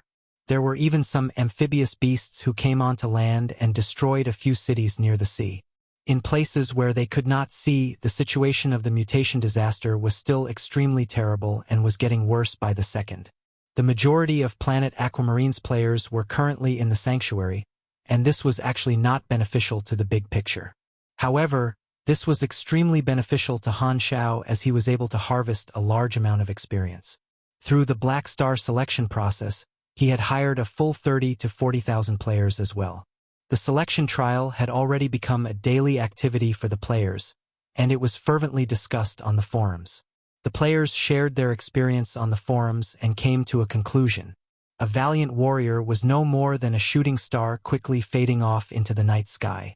Only by choosing a sneaky path would they be able to lead an eternal life. Because it was a group-based selection trial, the players gradually began to form groups. Casual players tried their luck while professional players flaunted their skills. The core members of the large guilds would usually be protected by a thick layer of players on the outside. All those who had not been able to pass the 30-second trials would not miss this chance again. Every time they saw Frenzied Sword, Han Xiao, and the others walking around the city with their bodies clad in high-quality armor, all the other players could not help but be filled with envy. There were even a few who wanted to try their luck and see if killing them would cause the equipment to fall out of their inventories. With the cooperation of other players, the success rate of the players increased significantly. The players still thought that it was because they had found the trick to the trials, and Han Xiao truly loved it when the players thought this way. Han Xiao had prepared for a long time, and everything was currently going according to his plan. However, there was a scene that he had not expected. The players had actually learned how to play Wayne cards from Herluz, and many of them were actually addicted. After hearing about this matter, Han Xiao almost had the urge to strangle Herluz to death. All he did was play cards every day and lead the excellent players astray. How incorrigible! Chapter 522, New Combat Mode 1. Chapter 522, New Combat Mode 1. Translator. Atlas Studios Editor. Atlas Studios. After joining the mercenary group, the players took the initiative to interact with the various activities that the mercenary officers were involved in. Mercenaries were also a resource for them, and the good-looking ones such as Erosia, Phaidon, and Sylvia were swarmed by the players like bees to flowers, making them uncomfortable as they were not used to the enthusiasm of players. However, toward their new companions, the mercenaries felt a little impatient. Some of the players were attracted to the Wayne card game that Herluz played and immediately grew addicted to it. The Wayne card game was full of charm, with each card possessing simple enchantments on it. When played, they would display various effects, which was not only interesting but also a display of the influence of characters present in the universe. All of this made the players extremely interested in the galaxy. To think that playing a card game could actually boost their knowledge. With the presence of the forums, anything novel would always catch the attention of the players. There were stickied posts about the various playstyles of the Wayne card game as well as introductions, attracting the curiosity of players from all over the world. To be able to play a mini-game within a game, this was equivalent to adding two happy matters together, double happiness. In his past life, the Wayne card game had also been popular among the players. Right now, having been introduced to this card game in advance, the trend of the Wayne card game was thus brought forward. The Shattered Star Ring deck, which Herluz proudly showed the players, was also photographed and uploaded. The cards were all famous characters of the Shattered Star Ring. While the majority still went unrecognized by the players, there were a few that they knew, such as Dragon Emperor Ames. More than a few still remembered the long, white legs that filled up their entire sight. One player even discovered the card of Black Star and was stunned silly. He did not expect Han Xiao to be a part of the deck as well. To be made into a card, this was naturally a symbol of status. Was this not saying that Black Star had some fame within the Shattered Star Ring? The players could not help but feel a pleasant surprise. The stronger their faction was, the happier the incoming players would be. However, all this caused Han Xiao to feel extremely helpless. To him, the players were capable of generating value for him every minute, and for them to spend their limited time and energy on playing cards, was this not reducing his income? Diligence pays off, while leisure serves no purpose. Men. A great man once said that there was no problem that could not be solved through playing cards. If it existed, then just play another round. Hearing the players' laughter and joy, Han Xiao could not restrain them. He could only silently bear with the heartache. This was because his overall goal was to attract all the players to his camp, so the strength of the players would be equivalent to the strength of his influence. After agonizing over it for the whole day, Han Xiao thought of a new idea. Since the players love to play card games, I should just take the opportunity to organize a playing card competition and put up prizes and such. Such a large-scale collective leisure activity could also enhance the players' sense of belonging to the camp. Han Xiao felt that this idea was plausible. This way, it would not cause any trouble to the players who fell in love with playing cards earlier than usual. However, even if he wished to hold such an event, this was not the appropriate time. He had to at least wait till he led the players into the interstellar base. At that time, he could also take the chance to sell a bunch of card decks to the players. Version 2.0 had already been out for more than 10 days. The players were slowly adapting to it, moving back on the right track. The previous version's level limit was up to 60, the watershed before the first race evolution. Now that the upper limit of the level in the game had been lifted, the players started to complete their advancement, which led to many feeling surprised at the effects. This topic quickly spread across the entire forums, causing the entire planet to boil. The players started to pick apart the details behind the race evolution. This had been the same in his past lifetime, so Han Xiao did not bother paying any attention to it. He went to look for his officers, with the intention of learning a new energy training technique. The energy training technique was nothing unique, with the majority of it being general skills without any restriction in occupation. After going around asking once, Herluz's favorability toward him was high enough to simply give him a new technique without any additional conditions. Sunil Energy Training Technique. Foundation technique in training energy for Sunils. Overall effect, plus 20 energy. 0 out of 100 cycles. Each cycle depends on STR, DEX, or END. Select highest attribute. Every cycle will exhaust 50,000 experience and 1,500 stamina. Han Xiao was currently not lacking in experience, and his stamina recovery rate was also high. Within the span of 2 to 3 days, he finished learning this technique. Each cycle would add 3 energy, for a total of 320 energy. However, he was still a few hundred short of his target of 9,000 energy, so he had to learn another technique. The more of such energy training techniques one learned, the more the consumption of experience would increase. However, with Han Xiao's current experience reserves, he was not worried about such an issue. Harmon also promised to share an energy training technique with him, but he had a request, which was to go all out to fight him, and he would only obtain the technique if Han Xiao defeated him. This madman was a main character build but also an addict for combat. In order to form a war league and temper himself, he would not give up on any opportunity. Han Xiao was helpless about it. When he first recruited Harmon, they had exchanged blows. His own abilities were at the top of the list for the grade B supers, and he would not shirk away from a fight from anyone of the same grade as him. The duo went to the training room within the spaceship. They deliberately avoided the players for this battle as Han Xiao did not wish to display his abilities so early in the game. Furthermore, at their level, the arena would be too weak to withstand their blows. It would be too troublesome if they needed to repair the place after their battle. However, Han Xiao still had certain plans. He called the mercenaries to bring all the prisoners over so as to allow them to feel the combat capability of the interstellar mercenaries. Hannes was not included within the prisoners as Han Xiao had already given him his freedom, allowing him to stay in the sanctuary.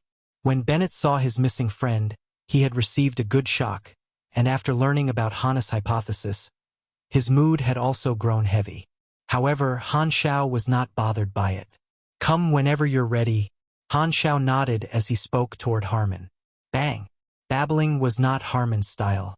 One only saw his muscles swelling exponentially, his body shape becoming several times larger than Han Xiao. With a burst from his legs, he shot forward like a cannonball, hefting up his axe and hacking straight at Han Xiao. Ka-ka-ka! 2 giant mechanical hands rapidly unfolded on top of Han Xiao's head, seizing the axe. Flames burst out to propel the hands forward as they begun a wrestling battle with Harmon, pitting strength against strength. A wave of air billowed out from their point of contact, knocking all the prisoners surrounding them away. The group of prisoners could not even withstand the aftereffects of their collision. They crawled up, bedraggled, all of them wearing expressions of surprise on their faces. While they had seen Han Xiao act before, their strength had been insufficient for them to comprehend the actual battle strength Han Xiao had. Standing by the side and watching the battle, they finally understood that, in front of these interstellar mercenaries, they were as good as commoners. Han Xiao's hands shook, and another 2 mechanical hands unfolded beside him, striking out. Boom! Boom! With 2 heavy blows, Harmon was sent flying.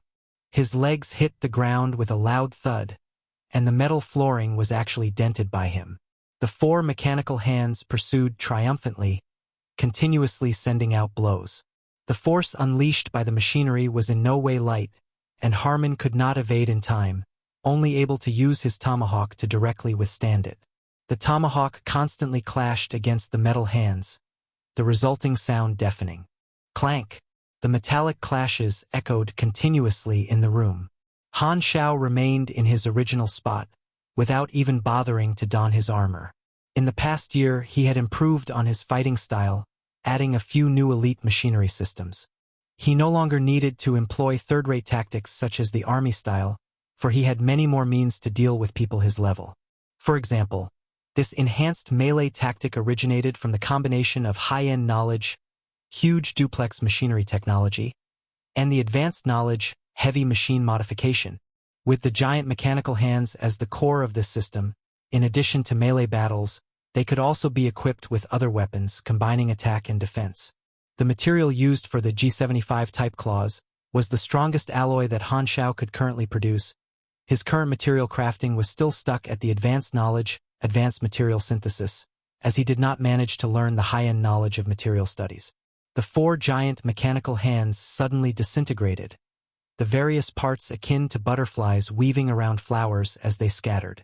This caused Harmon to cleave down on empty space, resulting in a flaw in his defense. At that moment, the parts once again reformed, and the four palms combined together from front to back, forming a circle that trapped Harmon in the center. Only his head remained exposed. The mechanical fingers of each hand tightened, gripping Harmon's body and restricting his movements. Hum! The four palms simultaneously released a sonic blast, causing even the ground to shake. One could see with their own eyes the surrounding air distort, and the shock wave radiated outward in the limited space of the training room. While the prisoners had attempted to retreat, they were still caught up in the aftermath. The pressure of the shock wave forced all of them up against the walls, much like human paintings. The skin of everyone present undulated, like ripples on a water surface, and all their expressions looked more distorted than someone in the process of diving. A string of damage values popped up from above Harmon's head. Because the shock wave penetrated directly into his body, Harmon's rigid muscles immediately loosened in shock, and he entered a temporary, weakened status. Taking advantage of this opportunity, Han Xiao jumped forward, giving a vicious kick toward Harmon's head. Numerous mechanical parts expanded in an instant around his leg, unfolding into a black mechanical foot. It viciously stomped on Harmon's face with a dull thud. This foot landed hard, and the huge force behind the leg caused the metal flooring below Harmon's feet to distort and warp into a concave shape. Not waiting for Harmon to be free of his negative status, the components within the mechanical leg once again let out clanking sounds as the mechanical parts came to life. The alloy casing at the bottom of the mechanical leg opened, revealing a huge cannon nozzle, completely plastered on the face of Harmon. An eye-piercing glow lit up from within the cannon. Boom! Harmon ate a light ray cannon shot right in his face. The duo violently ricocheted off each other, and a bulky body emitting black smoke plumes bounced heavily on the floor whilst Han Xiao landed gracefully. The mechanical hands and feet disintegrated at the same time, turning into tiny components before regathering together as a compressed orb, returning back to its original position. This set of combo moves was a common form of combat that Han Xiao currently favored. Xiao! Freebnovel.com. Suddenly, Harmon threw out his tomahawk while he was still tumbling. The axe spun, bringing with it a sharp whistling noise. Han Xiao did not budge. Instead, the halo array deployed behind him, spraying out motes of light to form a golden light shield in front of him. The axe head violently slammed into the shield, leaving behind a large crack. Another 10 centimeters, and the blade would have touched Han Xiao's forehead. After prying out the tomahawk, Han Xiao turned over to look. Harmon had just stood up, and although he had suffered from a series of blows, with black patches all around his body, he was still as ferocious as ever, bringing out a war hammer next. Hey! How exciting! Harmon wiped the corners of his mouth. His tone was rough, panting, but full of fighting spirit. How tough can you get? Han Xiao was helpless against him. Harmon was an organism with a single brain cell, only knowing how to solve problems using his fists. He was unlike Herluz, who knew when to retreat. Instead, one had to knock him out to end the battle. While both were proficient in close combat, Herluz could serve as a damage dealer and meat shield, while Harmon was an MT1 through and through, extremely fleshy. Han Xiao could see Harmon's attribute panel, which showed two overpowered specialties. There was War God's Tenacity, whose effect was that every time Harmon's HP fell below 20%, there would be a chance for him to recover his HP back to 50. The other was Desperate Straits, where he would obtain a +2 buff to his strength, dexterity, and endurance attributes for every 1% of HP lost. In a battle, there was no cap to the limit obtained. In theory, if Harmon was lucky, his strength could be improved infinitely, and with his luck glow it was as good as him being the darling of the fortune goddess. These two specialties that he possessed were akin to a last stand, plus bloodbath berserk. Thus, there was actually a high probability for the theory to become reality. This was a true genius made for battle. As for Harmon's shortcoming, it was that all his attacks were toward a single target, without any long-range attacks. He was not a pugilist, so he had no way to utilize the shockwave blast skill. He was a purebred warrior. Chapter 523 New Combat Mode 2. Chapter 523 New Combat Mode. 2. Translator. Atlas Studios Editor. Atlas Studios. Initially, when Han Xiao discovered traces of Harmon, he had been overjoyed, immediately going over to recruit him without hesitation. Harmon followed the tribal traditions and was a pure warrior without any guile, strictly keeping to his promises. Or one could say that his brain was packed only with muscles. In terms of difficulty for recruiting, he would probably be rated as 1 star. Harmon had just left his mother planet and needed to form a war league of his own. Thus, the strength that Han Xiao displayed was enough to win the approval of Harmon, and they agreed to a cooperation. He would join the war league whilst Harmon would join his mercenary group. A mercenary would have sufficient opportunities to exercise his muscles, and this was also what Harmon needed. As such, Harmon could not strictly be considered as one of Han Xiao's officers but rather an ally on level ground. Han Xiao had researched the main character model archetype. Other than the standard luck glow, a main character would more or less have some form of commonality. For example, some characters would have the ability to prolong the plotline and events caused by their personality and ideas. Some could do so purely out of their own strength and ability, and Harmon was precisely one of those latter characters. The Luhan beastmen believed in the way of the warrior. In the collapsed tribes where Harmon used to reside in, he had long been renowned as the Roaring Beast. This was a form of extreme praise from the Luhan beastmen toward Harmon. Harmon was one of the favorites competing for the seat of the chief, a protagonist who was strong from the very beginning. Han Xiao's relationship with him was currently neither warm nor cold. Because Harmon was someone who maintained the old tradition of a war league, he was not stingy with fighting for Han Xiao. A true warrior would never go back on his word. Of all the officers in his mercenary group, Harmon had challenged every single one of them, and they were aware that the longer the battle dragged on, the stronger he got. It was as though he was an unkillable cockroach. None of Han Xiao's officers had managed to defeat him, save Erosia, whom Harmon could not damage due to her pure energy body. This was also his weakness. Han Xiao was not interested in pitting his endurance against Harmon's. He would rather end the battle as fast as possible. Roar! Harmon let out a snort, his powerful lung capacity causing the surrounding air to vibrate as he charged forward again, this time holding onto the war hammer. His every step caused the metal flooring to groan in protest as he drew close at the quickest possible speed. Clank! Facing his charge, Han Xiao remained unmoved. 2 compressed orbs dropped from his sleeves, and the moment that they landed on the ground, a ray of light was seen as they transformed into 2 mechanical humanoids warriors, solemnly flanking Han Xiao on both sides. The mechanical warriors were coated in an alloy shell that gleamed bright yellow, white, and black. Their 4 limbs were designed with the likeness of humans in mind, their height around 2 meters. The armor was not overly swollen, but it could not be considered elegant and light. The helmet had 2 wings on the sides of the visor as decoration, whereas their backs had 2 slots that looked like they could be fitted with wings. Both hands had 4 fingers, and from the outside, it was unknown as to what weapons they possessed. At the same time, Harmon had already arrived before Han Xiao. With a ferocious twist of his waist, the war hammer that was as long as a door grew a fast curve as it swept across. The force behind this was much larger than before, generating a howling gale. Even before the hammer landed, the wind caused Han Xiao to be unable to open his eyes. This hammer strike was obviously done with the intention to blow both Han Xiao and his robots away. If hit by this, Han Xiao estimated that it would trigger a suppressed state for him, where he would experience a short period of dizziness.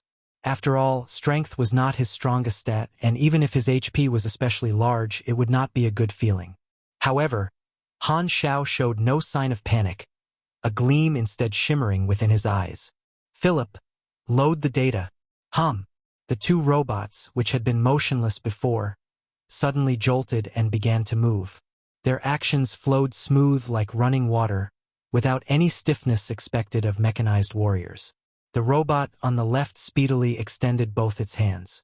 The mechanical arm split open, and many components popped out. In an instant, the entire arm was remodeled into a sturdier version, and as its palm caught the hammer, The inbuilt propulsion device on its back was fully activated, erupting with a disorderly airflow. Clank! The war hammer was forcibly blocked and was scarily not suppressed by Harmon in the slightest. The other robot locked its arms together as a seam appeared in the middle of its arms, with blue light flickering within. A huge amount of air was drawn in, as a sharp whistling sound was heard. The next moment, both fists punched out, and from the tips of the fists, a compressed air cannon shot was released, akin to a compressed hurricane. Harmon took the cannon blast directly to his chest, and he appeared to be a tree that had been uprooted amid a storm. He flew back over 100 meters, finally slamming hard against the opposite wall of the training room. Bang! The wall was dented, and the entire figure of Harmon was trapped inside. The actual battle statistics are not half bad. Han Xiao looked at the two robots flanking him. Other than the mechanical beasts used in his mechanic army, the great mechanic Han was not lacking in elites. If used for comparison, the mechanical beasts would be akin to the foot soldiers, while the elite machinery would be the mini-bosses. The two mechanical warriors could be considered elites. Oathkeeper, the elite mechanical warrior in his mechanical army.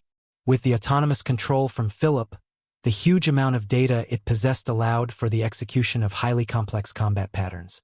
Its weapons and armor were top-notch with high costs. Even with Han Xiao's current manufacturing speed, he could only construct a protector once a day. Their individual combat capabilities were outstanding, and even if faced with Grade B supers, they could still hold their own. These were the hired guns that Han Xiao was using when fighting against someone of the same level. Every Oathkeeper was an independent unit with its unique code name. The current two Oathkeepers that had been released concurrently were labeled Warrior and Gunner. Harmon's muscles swelled as he forcefully pulled himself out from the hole. However, Han Xiao did not bother giving him the time to move and instead clapped his hands, deploying the halo array to congregate together, releasing an integrated laser cannon blast. Boom! The laser hit directly at Harmon once again, driving him deeper into the wall. A violent explosion occurred, with waves of heat and black smoke filling the room. Taking this chance, the two Oathkeepers moved out, restricting Harmon as they tangled with him. Because the Oathkeepers were not designed to be mechanical suits, there was no need to leave a space within to contain a person. Thus, they possessed many different kinds of weapons, such as compressed air cannons, gravitational and repulsion devices, laser rifles, lightsabers, photon cannons, electromagnetic shields, and more. Be it close or long range, everything possible was included. Harmon was completely suppressed by the two Oathkeepers. He kept trying to rush toward Han Xiao, bellowing angrily, his fighting spirit growing ever stronger. This fellow is indeed powerful, but his single-target attacks are his fatal flaw. A warrior not in possession of any spells in this version can already be considered obsolete. With a thought from Han Xiao, another compressed orb flew out, unfolding a fan-shaped structure behind him. There was a coil of sorts on the structure, and if looking from the front, it resembled a disc. It bore a similarity to a radar disc, with the patterns on top forming concentric circles like a labyrinth. Han Xiao put his hands behind him, and the energy from within him constantly flowed. The mechanical force traveled along the designated patterns, constantly spiraling as it let out a hum of high-voltage electricity. Ohm! The blue glow grew more intense, and the high-speed rotation gradually blurred the coil into a single continuous piece, fuzzy and yet piercing to the eye. This was a large-scale electromagnetic acceleration amplifier, which was specialized for a mechanics usage. The raw materials consisted of an electroactive polymer, which utilized the mechanical force combat technique to release an electromagnetic force. This electromagnetic energy would continuously increase within the amplifier, equivalent to allowing it to be primed much like a bomb. The longer the primer, the stronger the effect. Because Han Xiao had sufficient funds in his hands, he bought the high-end knowledge advanced electromagnetic force field in the last year, using it to unlock the mechanical force combat technique. Even with the usage of machinery, the mechanic could still unleash the strength of a certain weapon. Compared to the original trap style, this move not only had higher crowd control but also had the advantage of being an active skill. Buzz! The speed of the electro-optical rotation rose non-stop, filling the entire field with a piercing white glow. Han Xiao's figure had long been covered by the light. Even the free ions in the air were affected by the electrical charge. The prisoners that were huddled in a corner were all terrified as they felt their hair stand on end, and a numb feeling coursed around their skin. On the other side, the hairy Harmon saw all his hair sticking out like a hedgehog. He felt something amiss and immediately threw out his war hammer toward the piercing white glow. However, one of the Oathkeeper's heads split open to reveal a ring-shaped purple attachment. It shot out a beam akin to gravitational pull, and the war hammer that was flying in midair suddenly halted before being brought back toward the robot. Have a taste of this. Yang Clan's electrotherapy. Dong! Dong! The next second, 6 metal pillars shot out, embedding themselves around Harmon. With a point of a finger from Han Xiao, the electromagnetic energy accumulated by the amplifier was like a flash flood as it morphed into a piercing lightning beam. It struck one of the pillars, and the next instant, electromagnetic lights swirled around the 6 pillars, akin to a lightning tornado, forming an electric cage. The 6 metallic pillars were actually release devices, and all the power was directed toward the content within them. Following the pathway of the electro-optic rotation between the columns, thousands of lightning bolts smashed within the sealed area, and Harmon resembled a lightning conductor at this point, with all the bolts aiming for him. On average, he was struck with a few hundred bolts per second. Ow! Ow! Ow! Harmon was electrocuted to the point that his eyes rolled backward into his head. His whole body turned motionless, only letting out uncontrollable moans from time to time. The electrical lights continued to flash for a good few seconds until the accumulated charges were consumed. The training hall then quieted down, with a few charged sparks lingering within the air, resounding with a buzzing sound. Within the metal pillars, Harmon swayed and tottered before falling to the ground with a loud thud. He was completely charred and releasing black smoke, as though he was a steak that had been overcooked. Since he had been electrocuted unconscious, his Esper ability was automatically lifted, and his inflated body slowly shrunk. Phew! While this guy has an insane amount of HP and defense, with an additional specialization bonus, his resistance attributes fortunately aren't too perverted. Han Xiao spat out an electric charge, recalling all his machinery. Having electrocuted Harmon till he fainted, the match was considered his victory. For my current combat modes, other than the artillery style, the beast style, trap style, and mechanical suit, I have the foundations of the army style which I've built in the past year. However, this will only show its effectiveness in a large-scale battle. As for the elite fighting style used for battles within the same grade, my mechanical hands, the floating cannon array, and the Oathkeepers are all representative of this elite style. Compared to when I was in Norias, the number of styles I have to use on my enemies has increased. Han Xiao then moved forward to rouse Harmon. After that blockhead regained consciousness, he looked around sluggishly for a while before fulfilling his promise to teach Han Xiao the energy training technique. While he had lost, Harmon was not angry at all. He would not dwell on his failures but instead take it as valuable experience to prepare for his next battle. When the battle ended, the prisoners finally heaved a sigh of relief. Everyone was sweating profusely even though they were the spectators. They felt even more tired than having gone through a battle, their hearts palpitating in fear. These interstellar people are truly monsters. You have acquired Luhan Hammer Technique. After obtaining the skill, Han Xiao hid his joy and nodded toward Harmon. Good fight. If there's a chance, we'll exchange blows again. Harmon snorted before walking away. Due to the restraint brought about by specializations, Han Xiao did not feel much pressure throughout the whole thing. Instead, he took it as experience to test out his new styles. Compared to Herlu's, Harmon was more like a live target.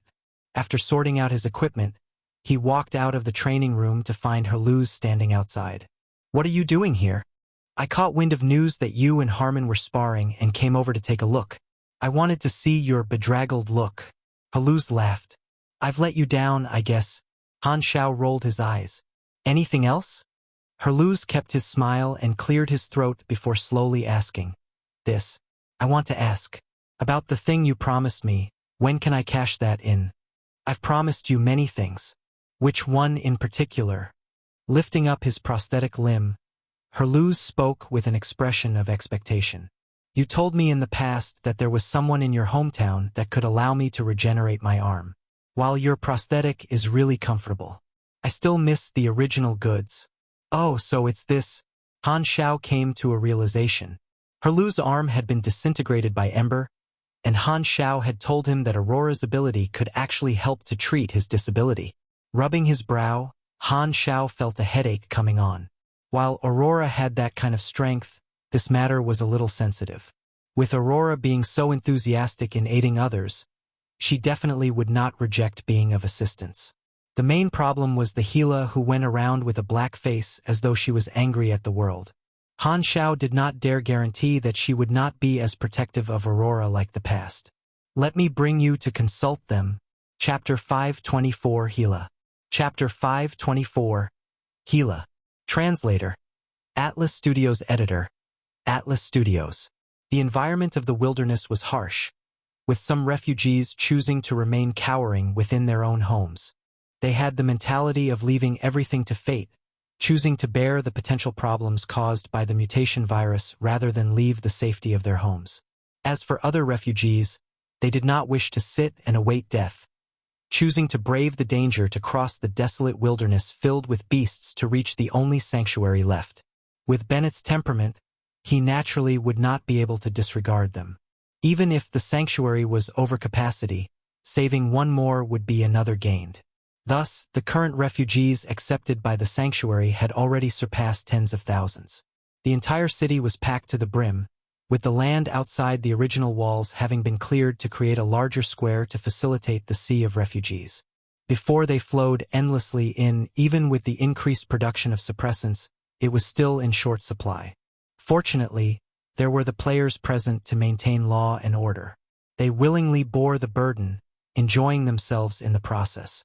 Due to the high number of people, Aurora was always busy as she had to play the role of a human virus detector. She constantly scanned each wave of infected, practically without any proper rest.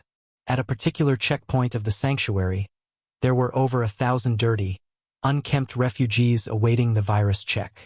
Fully armed soldiers were present all around to maintain public order, and the eyes of the refugees betrayed their unease and panic. This disaster had stretched their nerves to breaking point. When will we be allowed to enter? Do you know that, in order to reach the sanctuary, I braved countless dangers along the way? A physical search can be explained, but why are we still being kept here? Many of the refugees were getting emotional. Everyone, before being allowed into the sanctuary, we need to run a virus check. Please cooperate, a commander shouted. While the refugees looked unsatisfied, they could only endure the anxiety. At this point, Aurora walked in front of the crowd, closed her eyes, and felt the life signs of all the refugees present. After a long while, she finally opened her eyes and spoke with an expression of apology. There's an infected among you. Please follow the soldiers to the quarantine area when I indicate to you. As the soldiers walked into the crowd to pull out the infected, their actions roused the anxiety of all the refugees present. What are you doing? Let go. I'm not infected. Let go of my kid. Scram! The emotions of the refugees were akin to a powder keg, easily ignited by just a small spark. Even if the majority initially intended to stay obedient, with a small portion of rebels, everyone quickly turned chaotic to resist and attack the soldiers. Shouts, pleads, grumbles, and even the sound of things being thrown on the ground could be heard. The entire place was a mess. In such an extreme period, the methods employed by the guards were naturally as extreme. They employed kicks and punches, forcefully dragging out the infected to handcuff them and throw them into a corner. A few of the infected children were even forcefully snatched from their parents' hands, causing them to cry nonstop. Bang! A gunshot was heard. The entire field fell dead silent. Everyone saw a male refugee with a face of insanity, holding onto a handgun with the barrel emitting smoke. The gun was held up toward the sky, causing the refugees around him to immediately scramble away. In an instant, the man's surroundings were devoid of human life. The expressions of the soldiers greatly shifted, with a dozen over rifles immediately pointed at the man. Damn it! How did those searchers in front do their job? How did he sneak this gun into the city? Put down your weapon or else we fire, the commander bellowed. The man holding onto the gun was trembling in both legs, but he mustered his courage to reply, Don't be fooled by them. I heard that those who are quarantined were actually all executed. They cannot be believed. You're mistaken. We actually have a way to save these infected. Don't be rash. The commander immediately stepped out to placate the man while signaling with his eyes toward his gunman. The moment that the armed man's attention was shifted, they would immediately fire and put him down. At this time, one of the infected that had been pulled out screamed in an ear-piercing voice, "Dad!" An 8-year-old child struggled free from the hands of the guard, stumbling as he made his way in front of the man. He hugged tightly to the trouser leg of the man, his eyes wide open in fear as he stared around him in shock, his tiny figure trembling. The commander immediately cursed inwardly, hurriedly covering the muzzle of the soldier near him. Nobody was willing to kill the father in front of his child. If only the child was not present. Please consider for your child and put down your weapon. We can attest to the fact that we have the means to save the infected. How can you save them? The armed refugee shouted in return. The commander kept his patience and explained, We have produced a drug that can suppress the virus. The reason we quarantine the infected is to ensure that they are easily identified so that we can give them the drug. Then immediately bring the drug over for my child. I want to witness the whole process. The commander hesitated. The production rate of the suppressant is extremely low. There are still several people within the quarantine zone waiting for the drug. The rough wait till your turn will be around 3 days. I have no authority. The gunman immediately grumbled, cutting into the commander's explanation. I don't care. You had better bring the medicine over immediately or else. I'm gonna fire. As he spoke, the gunman pointed the muzzle at the worried Aurora, who was standing at a distance witnessing the scene. He had previously noticed that Aurora was the person responsible for identifying the virus and should be someone important. Only by threatening her could his demands be fulfilled. Every soldier present lost color in their faces as their fingers almost depressed the triggers on their rifles. Don't shoot. She's the only person who can identify the virus now. The whole world needs her. I don't care. I want the drug. The man's eyes were bloodshot, his emotions highly unstable. At that moment, a dark red energy bubble suddenly surrounded Aurora. Gila walked out from the side, her expression frosty with anger.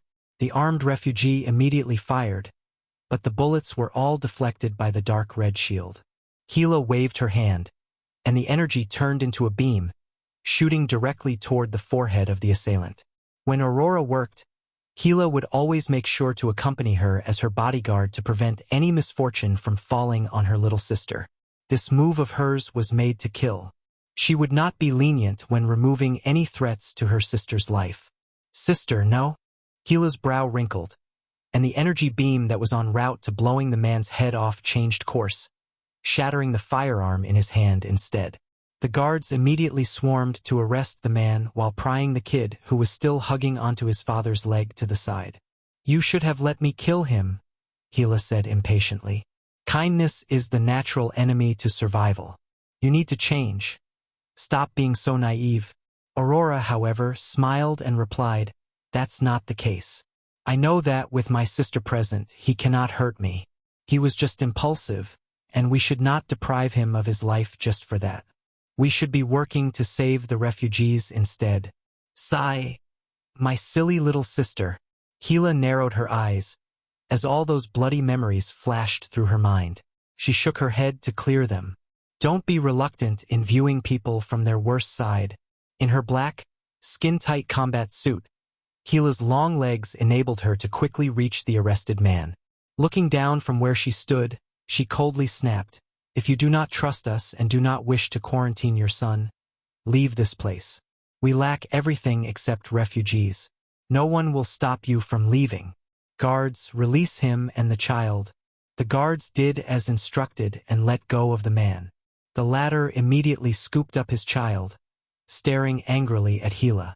However, he instead got ferociously stared back at. From her glare that was full of killing intent, a cold feeling surfaced in the man's heart, and he could only slowly retreat in anger.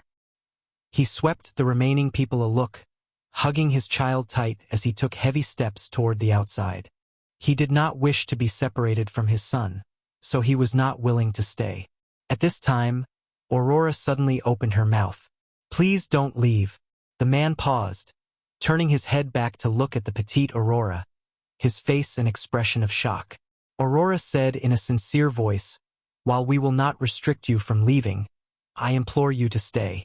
The wilderness is honestly too dangerous, and only by staying in the sanctuary can you both obtain safety.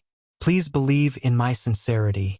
Then immediately bring the drugs over and save my son." Hearing her words, the man immediately interjected. However, Aurora shook her head in response. "To resist and retaliate just to protect your kin regardless of the danger, trust me, I'm also deeply aware of such an impulse. I'm sorry, we will never give you suppressants in advance. That would be unfair to others, and making trouble will definitely not be exchanged for special treatment. But I hope that you can trust us. With patience, your child can definitely get healed. Even if she believed in kindness, she would never let it sway her principles." After experiencing such a long period of darkness, the naivety in her had long vanished. Her words brought upon a sense of strength and reliance, and the man seemed to hesitate. At this point, his son suddenly wiped his tears and spoke out, "Dad, I believe her. Let me go to the quarantine area. I will protect myself well." The man gritted his teeth, finally letting go of the child. The commander came forward to hold onto the kid's hands, and while the man looked as though he wanted to intervene several times, he eventually refrained from any rash movements. After this short episode, the emotions of the refugees also calmed down. They obediently accepted the quarantines, and order was restored. The two sisters left the site due to the huge size of the bear tagging along behind Aurora, mild and docile. Gila stroked Aurora's head as she frowned, saying, "Did you forget what I said? There is no meaning in helping others. To be selfless to others is to allow them to be selfish for themselves. There is no point extending your goodwill to strangers as they do not have the qualifications to obtain your help." Aurora pulled on Gila's hand as she softly replied, "Since we have the strength to help others, if we keep it hidden and don't help them, aren't we being selfish? Helping others is considered a noble affair, but helping yourself is considered a repulsive matter," Gila coldly replied. "This sort of hypocrisy makes me disgusted. The majority of morals are just scams to trick those who are stupid. But Uncle Black Star once saved me out of goodwill. We're people who have obtained help. Don't say that you aren't happy because of it." Aurora chuckled. Every time they touched on this topic, Gila would become speechless. In any case, this favor of his will be repaid one day. "I don't like owing others." While she said that, Han Xiao had already entered a new state with a huge change in status. When they first met, Han Xiao had merely been a weak, pale test subject receiving training. However, he now had this sort of achievement, making Gila wonder if all of this was actually reality. Life was truly too fickle. Thus, Gila had always been torn over how to face the current Han Xiao. He seemed to no longer need her strength, and she did not know how exactly she could return this favor. "Sometimes, I really have no idea how to chat with you." Aurora pretended to be an elderly, sighing.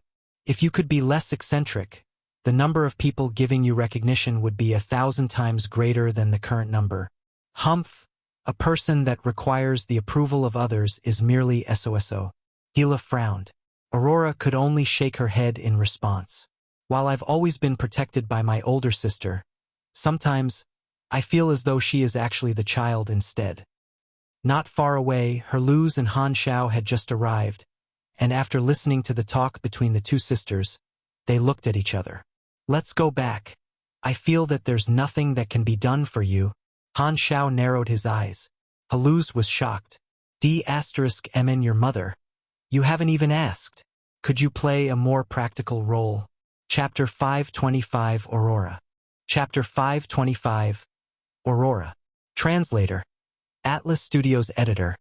Atlas Studios. You heard her. Even if you are my friend, They may not show you any face. Han Xiao shook his head. Aurora was a kind-hearted girl and would naturally be willing to help. But the same could not be said for Gila. This lass had a cold character and did not like bothering about other people's affairs. Furthermore, she was extremely protective of her sister and would probably stop her sister from agreeing. Even though Gila owed him a favor with her obstinate temper, she would not let her sister pay him back. That can't be right. It isn't too much to just get her to use her Esper abilities. Haluz became anxious. There is a historical reason for this. Whenever her sister uses her Esper abilities, she has to exhaust her own life force.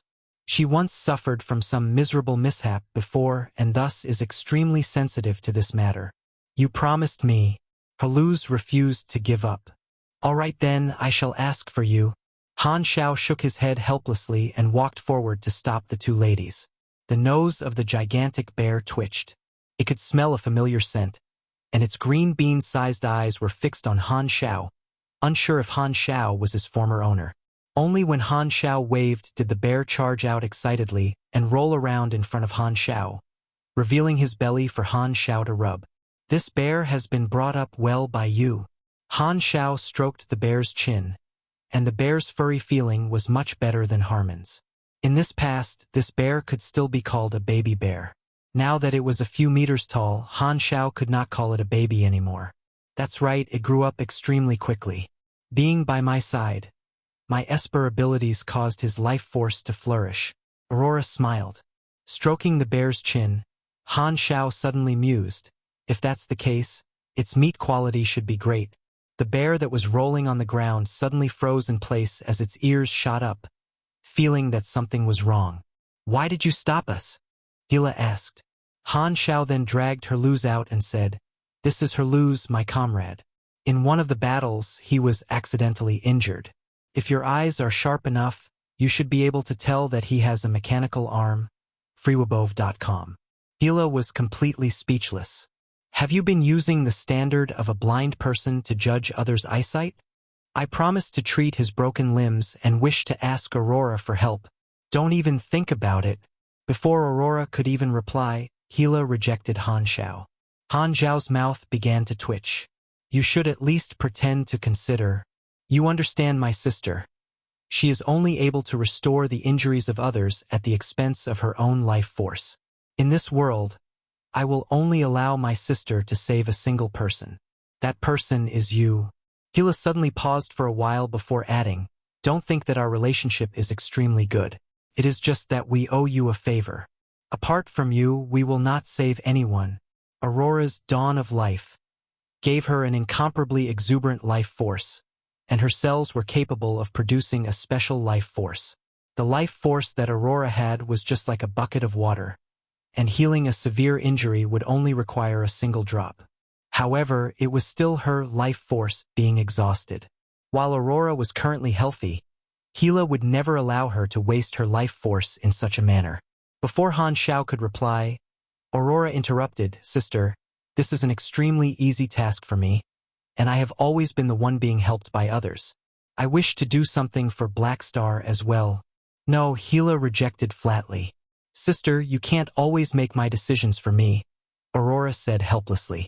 Why aren't you willing to listen to what I taught you? The kind will only be bullied in this world, Gila said with exasperation. That was the case just now, and this happened again now. When will you be able to grow up a little? As long as there is a first time, all the injured people will come and find you. Are you going to always exhaust your life force to help them? Han Xiao immediately became displeased. Why did it feel like this lady was scolding him? Han Xiao immediately got Philip to view through the surveillance record and briefly explained to him about the previous commotion outside the sanctuary. The daily activities of the sanctuary were controlled by Bennett, and Han Xiao could not be bothered to interfere with such small affairs. He only wanted to know the reason behind the two sisters' conflict.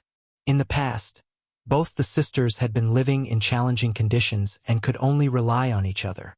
Now that they had spent a couple of years living in peace and seeing each other every day, even if they were biological siblings, their characters could not be completely compatible. Thus, conflict was inevitable. Sis, why are you always exaggerating matters? I will naturally reject them when I don't wish to help, Aurora said. Besides, Uncle Black Star helped us so much, and I want to repay him. No means no. Gila then glared at Han Xiao and growled, You are our benefactor, and we will definitely repay this favor. However, I hope that you will not think about touching my sister. Han Xiao was speechless. These words of hers made it seem as though he had some unscrupulous motives. She was truly too overprotective. Looking at the two quarreling sisters, Herluz looked at Han Xiao and said helplessly, You were right. It is hopeless indeed. Let's go. Just when the two of them were about to leave, Aurora suddenly raised her voice and said with a solemn tone, Sister, you will not be able to protect me forever, and I cannot be a little child who is forever protected. I sincerely request that you do not make my decisions for me. No, your thinking is far too childish, and you don't know how to protect yourself at all. Gila refused to budge. Why do you always want to change me? Aurora was angered for the first time, and a golden light flashed in her eyes. The kind of people I look down on the most are those who don't need help but mock those who are willing to help others. Only someone who went through despair will understand how much you hope for help during times of hopelessness. I know this feeling extremely well.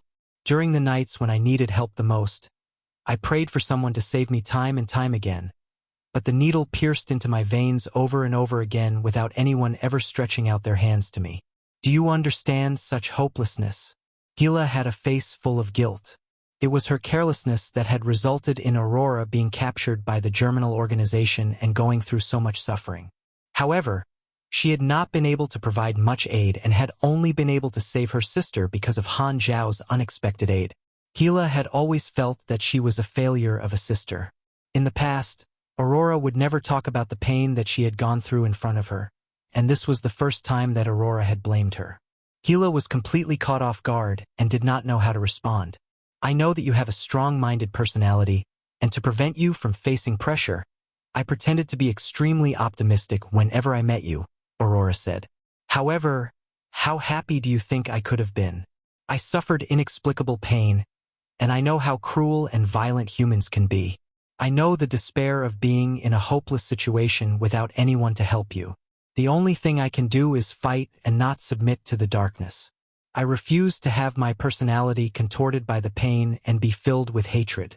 Believe me, this is far more difficult than bearing with the physical pain that I had to go through. Han Xiao helped me during my moments of hopelessness, and thus, I am willing to help others.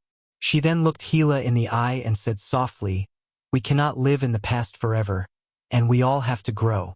Sister, I love you, but I cannot be your toy doll. I have my own thoughts and wish to become the kind of person I want to be. Gila opened her mouth and did not know what to say. Han Xiao raised his brows and was a little surprised. He had not expected the two sisters to actually end up quarreling. It seemed like the two sisters had built up plenty of frustrations over the past few years when he was not around. Even if they had gone through plenty of things together, it was impossible for them to always be so loving. When there were no enemies, they would definitely end up arguing because of their incompatible characters. This was something that Han Xiao had found from the couple living next door in his previous life. However, having an argument might not be a bad thing. At least it would allow the two sisters to get to know each other better. Han Xiao shook his head. Women. Everyone fell silent, and Aurora rubbed her head embarrassedly. The atmosphere that she had taken so much effort to build instantly crumbled. She then asked carefully, Sister, I am going to help treat him. Okay? You have already said so much, what else can I say? You can just take it that you don't have this older sister. Go, Gila replied. Aurora broke out into a smile and gave Gila a hug. Upon seeing that, Han Xiao took the few of them to his machinery modification room. Taking off Herluz's mechanical arm, Aurora pointed her palm at Herluz's stump. A dense golden light shot out from her palms and entered Herluz's body. The broken limb then began to grow out like a sprouting plant. In the past few years, Aurora had also begun to develop her abilities, and she no longer needed to use her blood to save others. Instead, she was able to release the life force within her body. By the side, Han Xiao and Gila stood together and watched the scene. Suddenly, Gila asked with a complicated tone, Do you think that I am wrong? Han Xiao turned around to look at her, only to see her biting her lips with her brow furrowed. She was obviously still frustrated over what had just happened. There isn't a right or wrong. Everyone is different. But if you want my opinion, I think that you make more sense. This world is very dangerous, and enemies are all around. The most rational thing to do is to put your own safety first. You would actually agree with me. Gila had a strange look on her face. Han Xiao had returned from the galaxy when the planet was in danger. With his selfless character, she had thought that Han Xiao would support Aurora.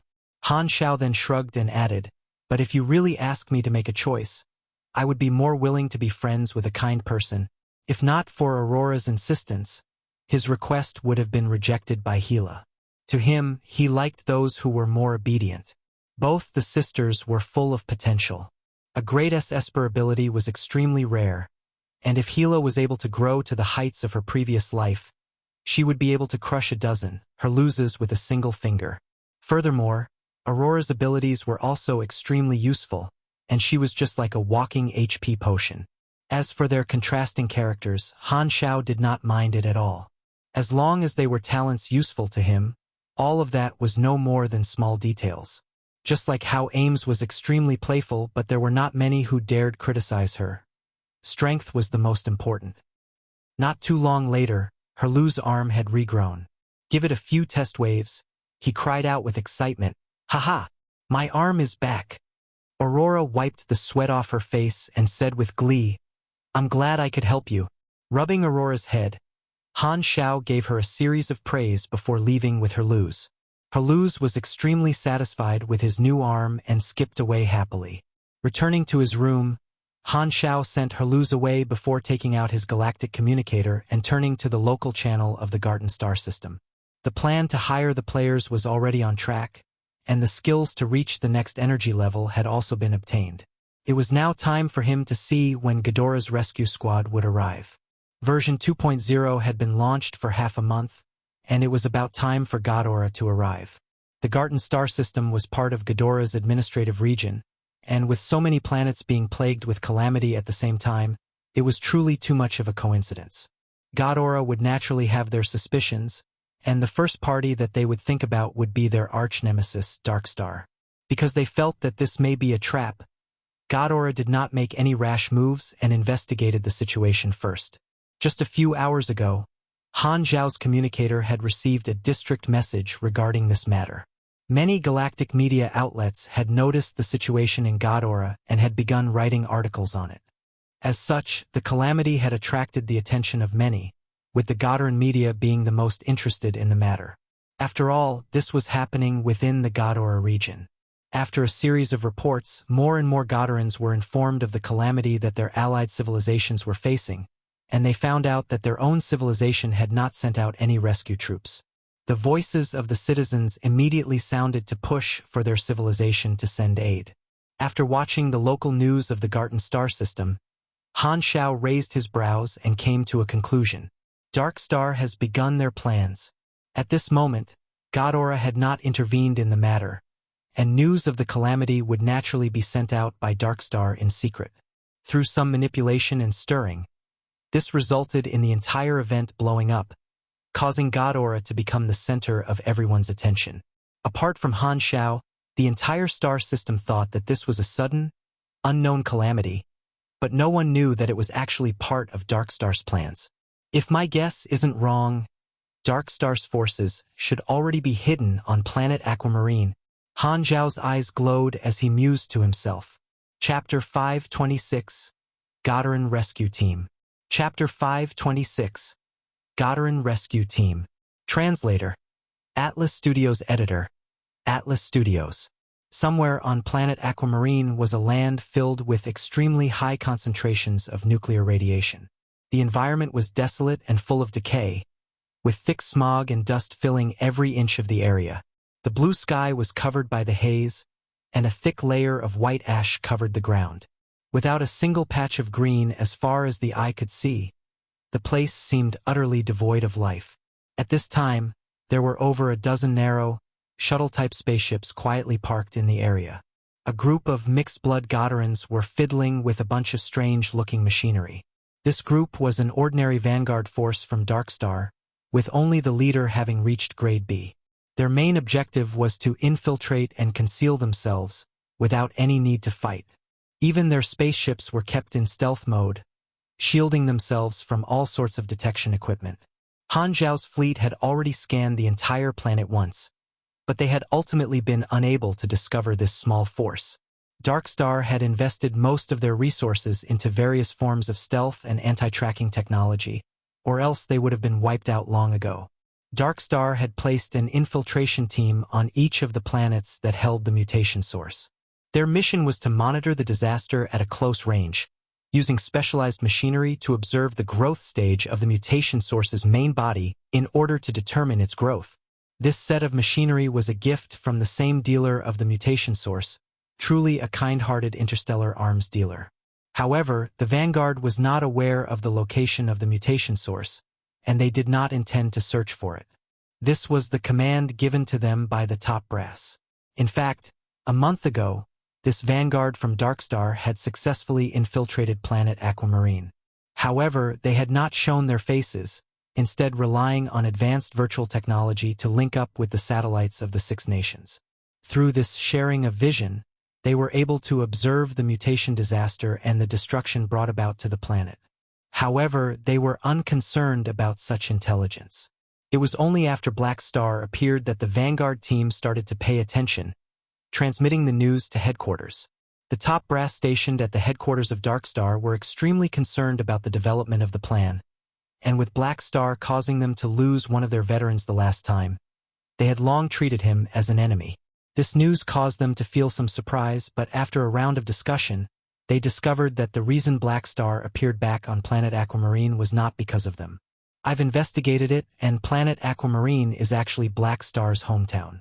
It's merely a coincidence that we chose this planet, and Planet Aquamarine should have some means to communicate with Black Star. Now that the disaster has struck, they probably requested assistance from Black Star, thus bringing about such a situation. The appearance of Black Star has nothing to do with us. In actual fact, this is the most plausible explanation. We've stayed in the darkness. Up till now, no one should know that this mutation disaster is our plan. The disaster relief squad from Ghidorah is about to arrive on the various planets. Just one more Black Star is merely another reinforcement, and Planet Aquamarine is just one of our many planets. It will not affect our plans. While they were hostile toward Han Xiao, their plan was more important. In order not to alert the enemy, Dark Star had rejected the idea of attacking Han Xiao.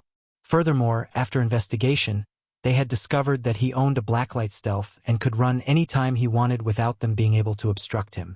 In their eyes, it was a coincidence that Han Xiao had appeared, and this would not affect the big picture.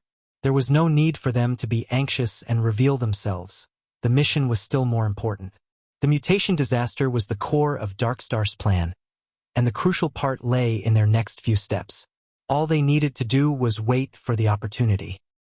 In the following days, the regional problems within the Garten star system grew more intense. While the other advanced civilizations watched from the sidelines, nobody wished to help. The unlucky planets were all situated around the administrative region of Ghidorah, so according to diplomatic regulations, the problem ought to be handled by Ghidorah. The other advanced civilizations did not bother to stick their hands into this affair, but nobody reproached them. However, if Ghidorah failed to handle the planets in their administrative region, that would be a stain on their name. Sending disaster relief was optional, of course, but it would affect the civilization status and standing within the Shattered Star Ring. Their allies in the system would also start to reevaluate their relationship with Ghidorah. As a member of the lawful faction, there were a few rules to be observed. For Ghidorah to reinforce its status as the dominant party in the Garten star system, they had to quell the turmoil of public opinion. As such, they would not sit idly by and would send out disaster relief squads for humanitarian reasons. Spaceships departed one after another from the space station in Ghidorah, proceeding toward the different planets in each star zone. The Six Nations finally received the news that the Ghodoran spaceship was heading toward Planet Aquamarine. The upper echelons of the Six Nations were so touched that they almost cried. After suffering for over a month, Ghidorah had finally remembered that it was the parent of all these countries and was willing to pop by. The technology of Planet Aquamarine was naturally unable to discover the source of the mutation disaster, but they believed that the Ghidorah technology could definitely do so. With the aid provided by Ghidorah, the disaster would soon be solved. Even though the Six Nations had deferred to Han Xiao to request for assistance, the long-established status of Ghidorah to the Six Nations would not be weakened so easily. Black Star had promised them that the mutation disaster would be removed in the future, but currently, he had no way whatsoever to identify the source of the disaster. This could not solve their current urgent needs. Hence, toward the problem of the mutation disaster, the Six Nations would still put more trust in Ghidorah than Black Star. On the day of arrival for the Ghidorah spaceship, the Six Nations led a delegation of senior officials to wait at the agreed landing spot, the coordinates of which they had sent to Ghidorah in advance. This is the first time that the Ghidorah civilization has come on a large scale. We have to bring out the best etiquette in welcoming them. To be able to see the Ghidorah fleet was a huge event for the whole civilization. Even if the Six Nations were currently placed in a difficult situation, they had managed to recover some semblance of law and order. To ensure that they would graciously receive their savior, the Six Nations did not dare mistreat them and actually prepared a grand ceremony. However, the Six Nations were also at a loss. This was the first time that they would meet with a galactic civilization. They were unaware of the culture of Ghidorahs, and they did not know what the situation in the galaxy was. They were afraid of causing any misunderstandings. On this day, the Six Nations astrology centers kept their attention on the sky at all times. Their mission was to be the first to discover the traces of the Ghidorah spaceships. In the afternoon, when the sun was at its most piercing, a fleet slowly entered the atmosphere of Planet Aquamarine. Golden spaceships emerged from the clouds, slowly flying over Planet Aquamarine. This satellite imagery was immediately passed on to the Six Nations. The leaders perked up, preparing with anxious hearts to receive the Ghidorahs at the landing point. At this time, the observers suddenly sent out an urgent report. "That's not right. The Ghidorahs have suddenly changed their course. They are no longer approaching us." "What?" The officials that were stationed at the landing site were shocked and hurriedly referred to the satellite images. All they saw was the Ghidorah fleet not approaching their predetermined location but instead heading toward the sanctuary. The eyes of the leaders of the Six Nations instantly bulged in disbelief. The exchanges between civilizations should technically be handled by the Six Nations, and besides, they were the ones who had requested assistance. Why had Ghidorah thrown them to a corner and instead run over to Black Star? They were the true rulers of the planet. They had initially wanted to personally come into contact with the Ghidorahs, displaying the etiquette of Planet Aquamarine. However, the reality proved different from their imaginations. Their painstakingly prepared welcome ceremony was wasted, and the upper echelons of the Six Nations wanted to cry, but no tears could come out. They only had one thought: to Ghidorah. Could it be that the entire civilization of Planet Aquamarine cannot compare to one Black Star? The leaders of the Six Nations only felt a wave of humiliation rush up to their heads as they thought about the contents of their conversation with Han Xiao. If you wish to talk on equal terms, you have to first leave the planet. The golden spaceships hovered outside the sanctuary, and the players ran out in droves to surround them, exclaiming. Bennett knew of the Six Nations requesting assistance from Ghidorah, but he did not expect the fleet to come over. He also hurriedly ran out to welcome them. The underside of all the spaceships opened, shooting out yellow gravitational beams. The Ghidorahs appeared one by one, just like the ships were laying eggs.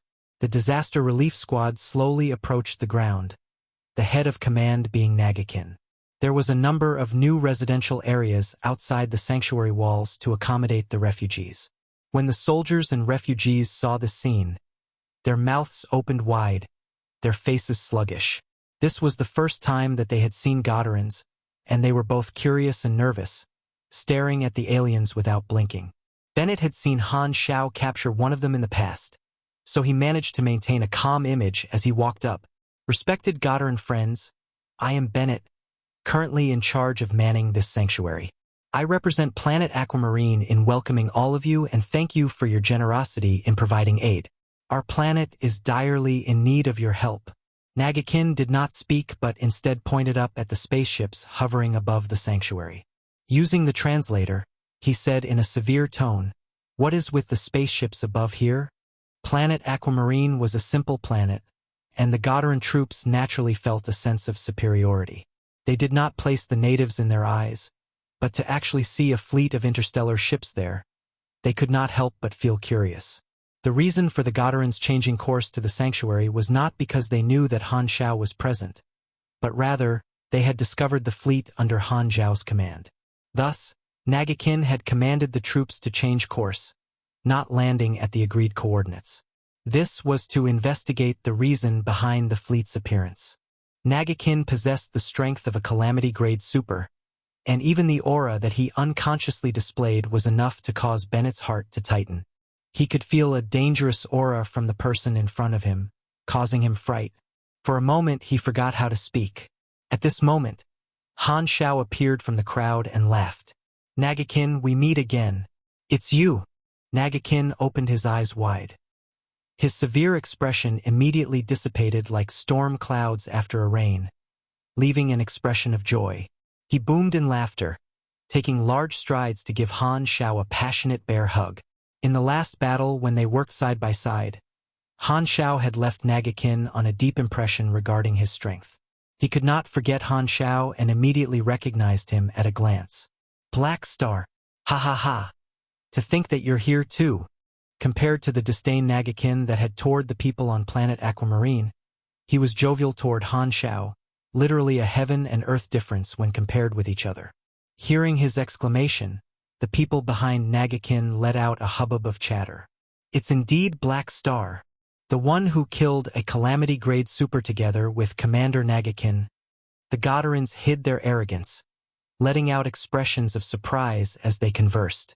Seeing the duo, Bennett let his surprise show, stammering in disbelief, You two know each other." Han Xiao let go of Nagakin, smiling, as he replied, "Didn't I tell you before? I have many friends in the interstellar region." Bennett could only numbly nod. He did remember Han Xiao mentioning it before, but he did not know the exact circumstances. To suddenly see the Godaran commander calling Han Xiao brother, only then did he have a clearer picture of Han Xiao's status within the interstellar region. "You seem to have adapted better than I imagined." Bennett sighed as he replied in a complicated tone. In the past, Han Xiao had once invited Bennett to join him, but he had chosen to remain in Planet Aquamarine. Right now, the disparity between the two was already so far apart. He himself was almost frightened to death by the commander's aura, but the other party seemed to be really friendly toward Han Xiao. Bennett only experienced a moment of distress and quickly recovered his original attitude, secretly happy for Han Xiao. From afar, the players were all whispering, "To think that the Godarans have also come to our planet. The commander opposite seems to be someone familiar to our head. I remember that in the videos of Bun Hit Dog, the head had a good relationship with the Godarans. These should be the reinforcements that the head himself called over to help. That's insane. The head really has some status. You really have no knowledge. Do you think the term, Black Star Network, was coined for fun?" Ever since Han Xiao began to recruit the players, the way that they addressed him had started to change. They no longer called him Black Star, rather changing to the term head instead. Even those players who had not joined the mercenary group also began to call him such, as this made the players feel closer to him. Before long, this title became popular in the forums, and it stuck as his new nickname. Because the videos of Bun Hit Dog had recorded many stories of the Black Star Mercenary Group, the players were aware that Han Xiao not only had the backing of Floating Dragon but also alliances with many of the famed mercenary groups in the galaxy. In addition, they even had a good relationship with many of the lawful civilizations. Thus, someone had jokingly come up with the term Black Star Network. A lot of them felt that it really made sense. After seeing the videos, they resonated with the name, and it quickly became a trend.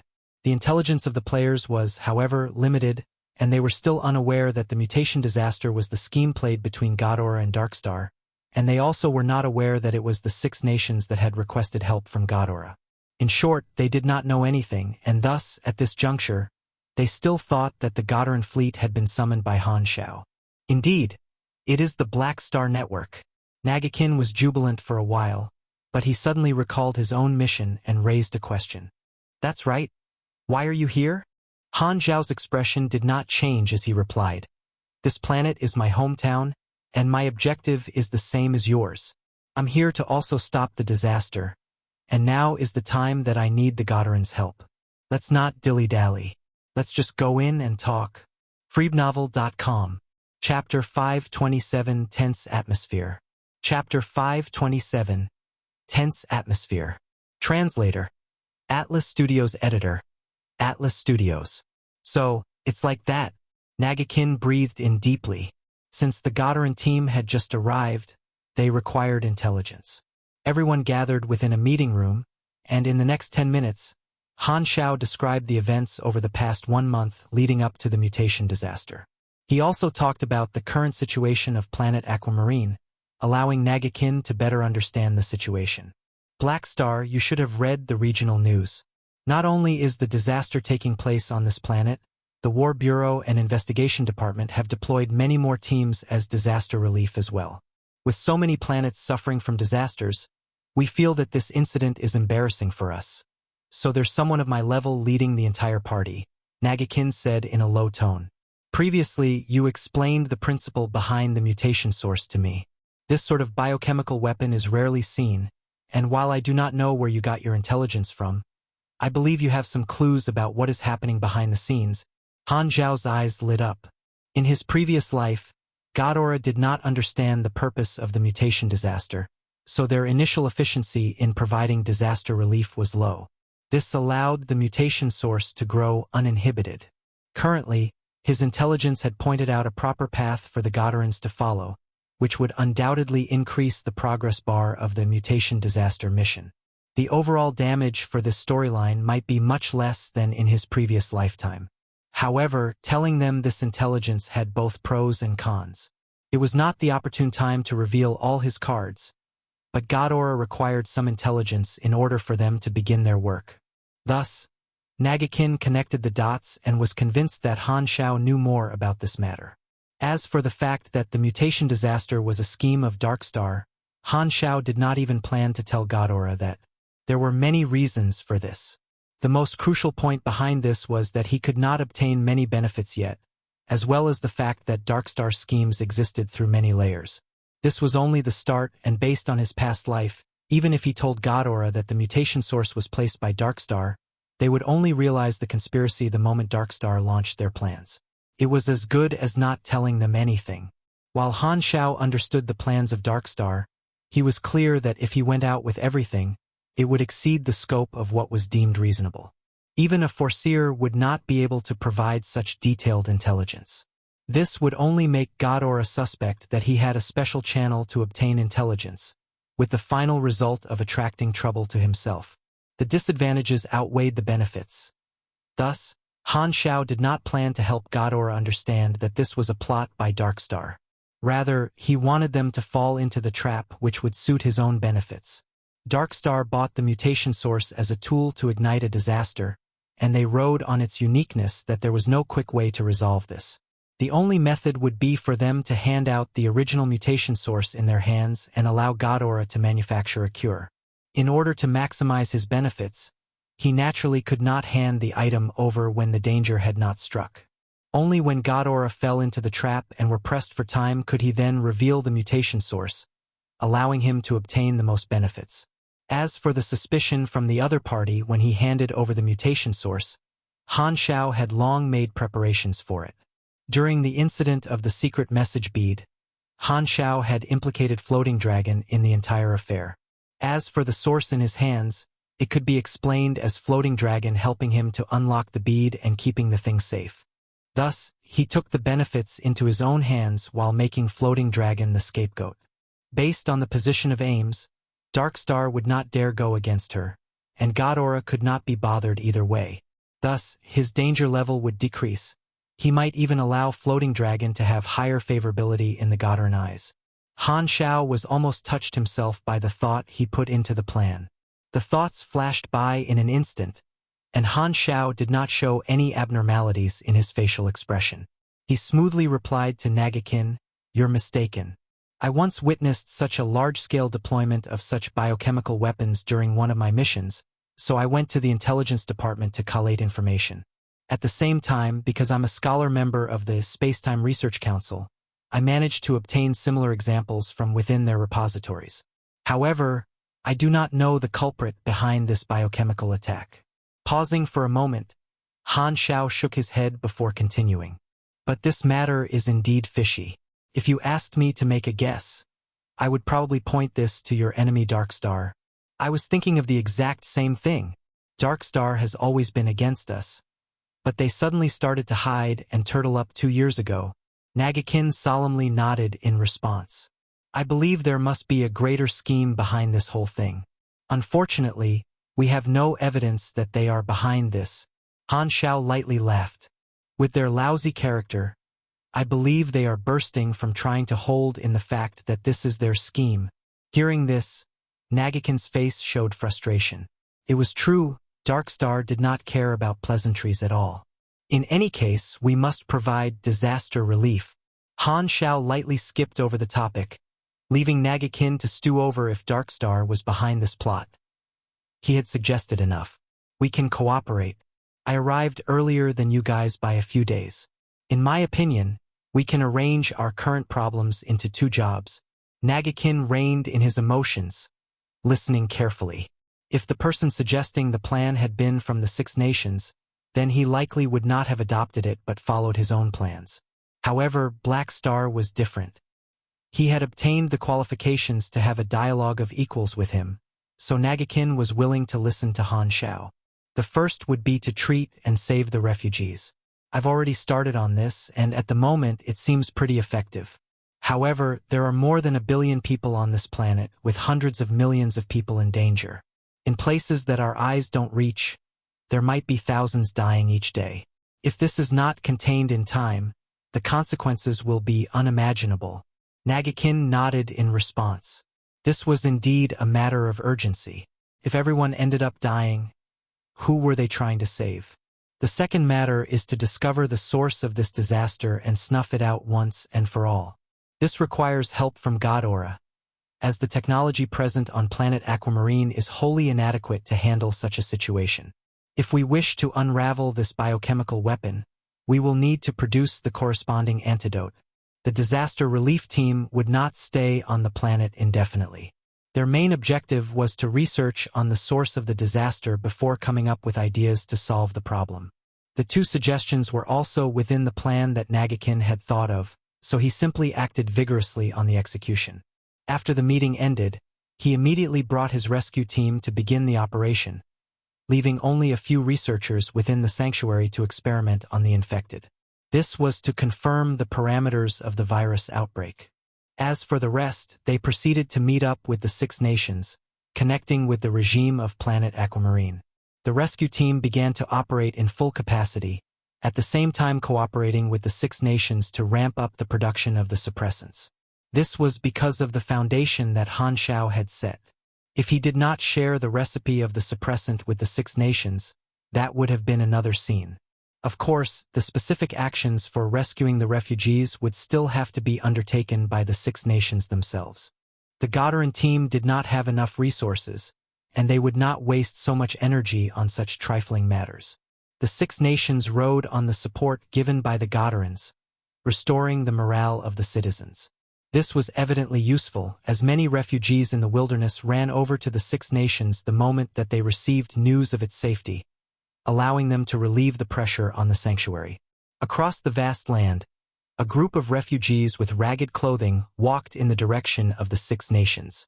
In the early days of the mutation disaster, large droves of people had evacuated from the cities, as they did not dare to live in close proximity of each other. As of now, more than half of the population were refugees living in the wild. Due to the danger within the wilderness, coupled with the refugees being left to their own devices, 70 to 80% of the people typically died during the journey. However, because the 6 nations were busy trying to stabilize law and order, they could not spare the effort. The production of the suppressants would never be able to satisfy the number of refugees present, But it did not mean that they could ignore the refugees. They had to be searched for and welcomed back. Thus, the players entered the sights of the refugee seekers. Han Xiao's mercenary group consisted of the few immortals, which was Frenzied Sword and company. However, to see so many of the supposed immortals there, it would be weird if Nagakin could remain unsurprised. However, this scenario had been part of Planet Aquamarine for quite a few years, so it was regarded as a unique phenomenon of Planet Aquamarine. They treated this group of people as a special species born on Planet Aquamarine. A few years ago, an investigator from Ghidorah had gone to Planet Aquamarine and recorded such a scenario. However, the conclusion of the investigation was vague, and thus it did not receive much attention. At this point, Nagakin felt that the Inhumans were strange but also very willing to help out in wake of the disaster relief. Thus, he tried making contact with them. In his past life, Nagakin's Ghidorah faction had attracted numerous players to join them, bringing them out to space. But now that the outstanding Han Xiao had come first, the attraction of Nagakin had its limits. A good portion of the players were definitely interested toward the Ghidorah faction, but they preferred Han Xiao. No, it was not just preference. It could be called love at this level. Of course, Nagakin did not know that Black Star was the hidden opponent that he had to face and was still unaware that Han Xiao had taken away the most precious thing of his. Even knowing that Black Star had recruited many of those Inhumans, Nagakin did not put much thought into it. Han Xiao was someone native to this planet, and the Inhumans were naturally his people. Thus, it was not surprising that they would follow Black Star. This did not obstruct Nagakin from giving out missions to the players, and even more surprisingly, the players were willing to help him in his tasks. Just as Han Xiao predicted, the Ghidorah Disaster Relief Squad brought with them a replacement of the monetary system. The original Planet Aquamarine currency was already close to collapse, and the currency of Aenas used commonly in outer space was currently being made known. While the Sanctuary also had missions, compared to the rewards given by the Ghidorahs, there was no comparison at all between the two. The players were all clear that Aenas was the true currency that could be used in the future, so the side to support in doing their missions was clear. The missions issued by the Ghidorah team also had a limit, so they were always treated like hot cakes among the players. Furthermore, with the faction store of Han Xiao whetting their appetite, it made the players hate the fact that they could not earn enough money to upgrade their equipment. Han Xiao would definitely not give out missions that rewarded Aenas. It was impossible to make him do something like that. However, he used his relation with Nagakin and issued a few missions where the reward could be claimed from Nagakin, allowing those players of his faction to accept those missions. The meaning was clear: if they joined the Black Star Mercenary Group, they would get better missions from the Ghidorahs. This reflected Han Xiao's position on profiting through the mercenary group. We're not the producers of the missions. We're merely the middlemen, using the mercenary group's network and word of mouth to obtain employment tasks, like borrowing flowers to offer to Buddha. To hand them out to the players would create endless resources for them, which the players would then spend on them. This was equivalent to taking the money of NPCs and giving it to himself. The players in this case were like the hardworking little honeybees, and this setup resembled a full-fledged production system where Han Xiao did not need to pay attention to in order to reap the benefits. The current players would witness the benefits of being in the mercenary group, and those that had yet to join would be even more pressured. On the forums, everyone discussed the pros and cons of joining either the Ghidorah faction or the Black Star Mercenary Group, and the final conclusion was that the Black Star Mercenary Group far outshone Ghidorah. Joining the Ghidorah faction would only allow them to accept missions, but joining Black Star would allow them, based on footage of Bun Hit Dog, a large variety of endless tasks. While the players have not truly felt the meaning behind this, the moment they entered outer space, which was a foregone conclusion, things would be different. Just the speculations on the forums caused the players realize just how impressive the Black Star faction was. Black Star Network was not just for show. The foundations that Han Xiao had laid down during version 1.0 were slowly beginning to unfold. The Garden Star system was still reporting news of the disaster, and polls showed that nearly all of the Ghidorahs were supportive of the sending of disaster relief squads. The citizens also performed all kinds of blessings, sympathetic toward the experience of their allies. The intervention of the rescue team had greatly improved the situation of Planet Aquamarine. After several days, the treated refugees reached a new high. It was a pity that the researchers never had any breakthroughs in this period. Because they could only come into contact with the virus through the infected, it was difficult to achieve any effects in the short run. Han Xiao was sure that there were people from Dark Star observing the situation of the disaster relief. However, it seemed as though they had not made any moves the past few days. Nagakin and the others were still in the dark, but Han Xiao had the feeling that a tense atmosphere was brewing. Now that Planet Aquamarine looked as though the situation was turning for the better, it seemed as though the situation could be stabilized. However, Han Xiao knew that the mutation disaster would not be as simple as that. The moment the mutation source advanced to the next level, the effect would increase further, and even those who had been injected with the suppressants before would be affected once more. The dosage would have to be increased in order for them to be immunized. Currently, yield was the biggest limitation, and the more people that were saved now might have to be abandoned later. The problems regarding this would be tricky to think about. Moreover, the higher the growth stage of the mutation virus, the more its intelligence would grow. At that time, the condition of the disease happening would no longer be as uncontrolled as it currently was, and there would be motives behind its actions. During which, not only would the ordinary citizens be affected, even the weaker supers would fall under its control. Following the growth of strength of the virus, it would slowly infect even stronger people. The scariest thing about the virus was that, upon reaching a certain stage, the virus would cause irreparable damage to the brain with every attack. After a long period of time, their ability to think will slowly degenerate, and those with the virus would experience an unprecedented stimulation. The pleasure they felt would be many times that of mating and addictive. It would reach a point where they would subconsciously refuse suppressants, actively seeking the disease and allowing it to destroy the last vestiges of its sanity. That was the worst-case scenario. Since Han Xiao was aware of such a matter, it meant that in his previous life the virus had reached such a level. If this mutation disaster could not be solved, then the final solution would be to abandon the planet and take all the survivors with them. This was the worst end, and Planet Sunil was a good example of it. The treatment of refugees on the mutation disaster planets would not necessarily be better than that of the Sunil people.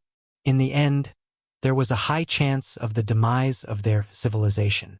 The situation had not yet devolved to such a stage, but Han Xiao was not as optimistic as the rest. While Dark Star had suffered a few losses to him, the other party was still a vicious dog. Other than the disaster relief, Han Xiao was also following up on Han's request, asking the Goddarans to probe for leads. The other party agreed to it. The most surprising thing was that Nagakin came to a conclusion extremely quickly, locking onto the identity of the Goddaran that Hannes had met. And the truth of it greatly exceeded their expectations.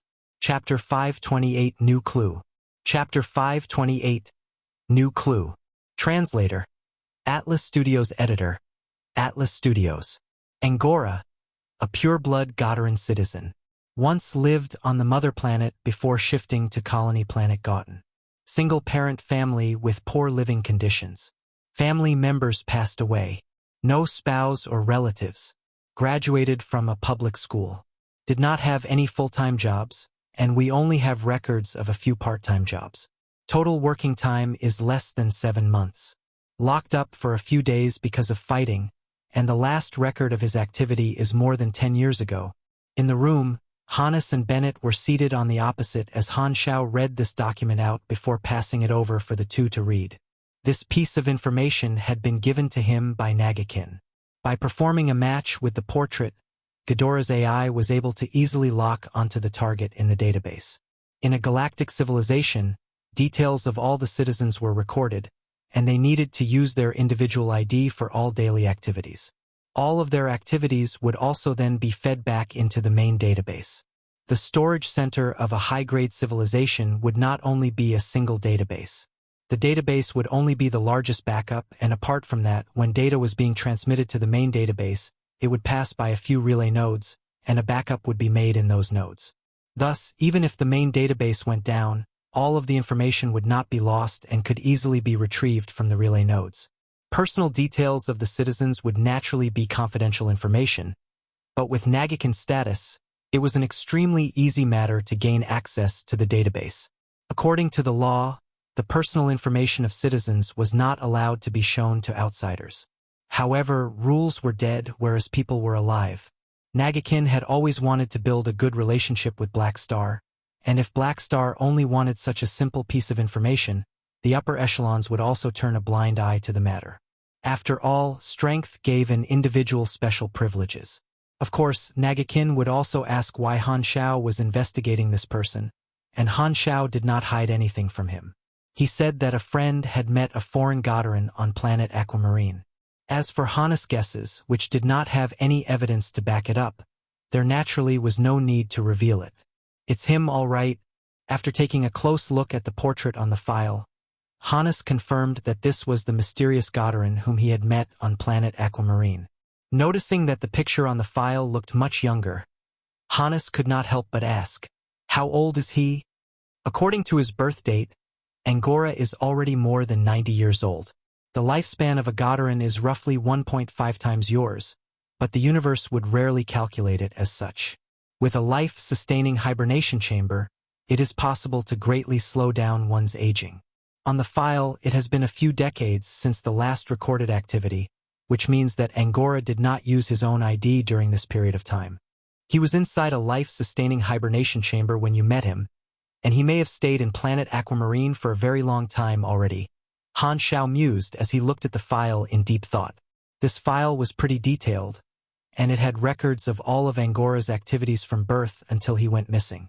The most unexpected thing was the fact that this file was far too ordinary. Angora seemed like an ordinary galactic resident, and with Ghidorah's productive capacity, the majority of its citizens did not need to work anymore. This was also the problem with the majority of the high-grade civilizations. They would not starve to death if they did not work, but their lives would not be too good. It was probably because of this that Angora had left the mother planet. While the civilization was able to provide for the unemployed would only have their most basic level of needs fulfilled. If they wanted anything better, they would naturally have to go out and work for it. However, the prices and societal climates of the various planets would very naturally end up eliminating those who did not work.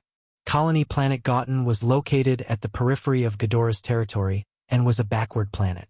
If Ghidorah separated its colonies into ranks, Goten would definitely be at the lowest rank. It was pretty much the slums of the galaxy. Bennett frowned and said, "Could the mess on Planet Aquamarine be related to him?"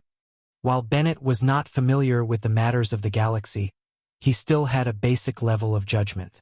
Not just Han Xiao, even he felt that this was the file of an ordinary individual without anything special. It's difficult to say. We can't tell which organization he belongs to. Han Xiao shook his head. However, we have a new clue now. We can choose to either make a trip to Goten or get the Six Nations to hand over the hibernation chamber that they obtained.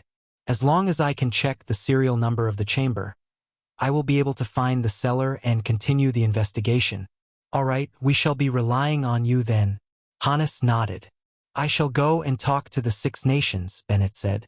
With him conveying Han Xiao's intentions, the Six Nations definitely would not reject him. Bennett felt that this was all he could do. Bennett was also a legendary character who had survived the era of the 100 Nations and was extremely curious toward the reason for the situation on Planet Aquamarine developing to such a state. Han Xiao nodded and took out his communicator.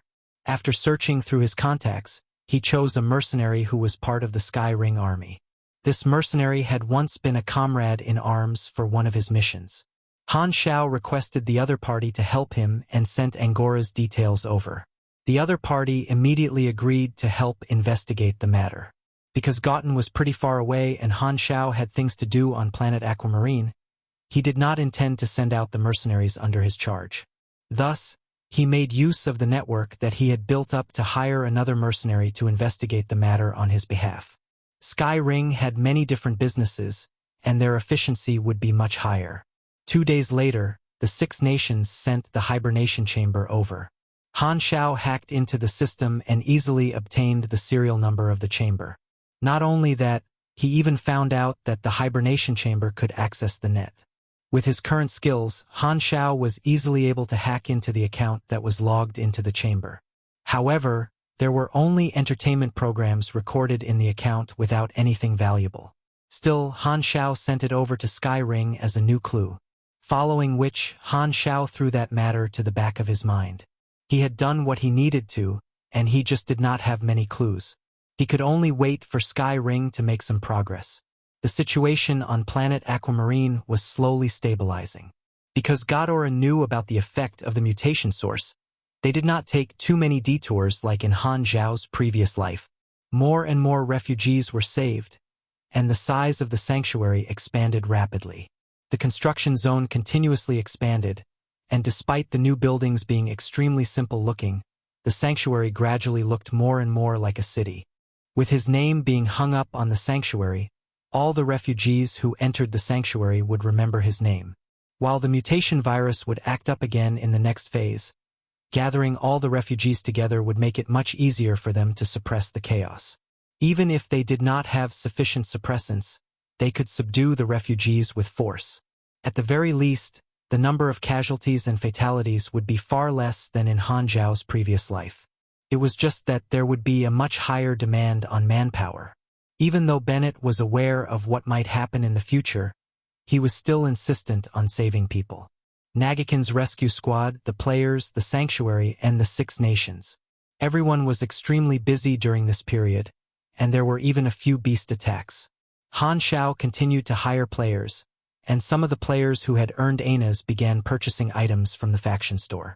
However, because the reward from the Ghidorah missions were little, the players had only spent less than 10,000 anas in his store, and it was far from being enough for him to pay off his debts.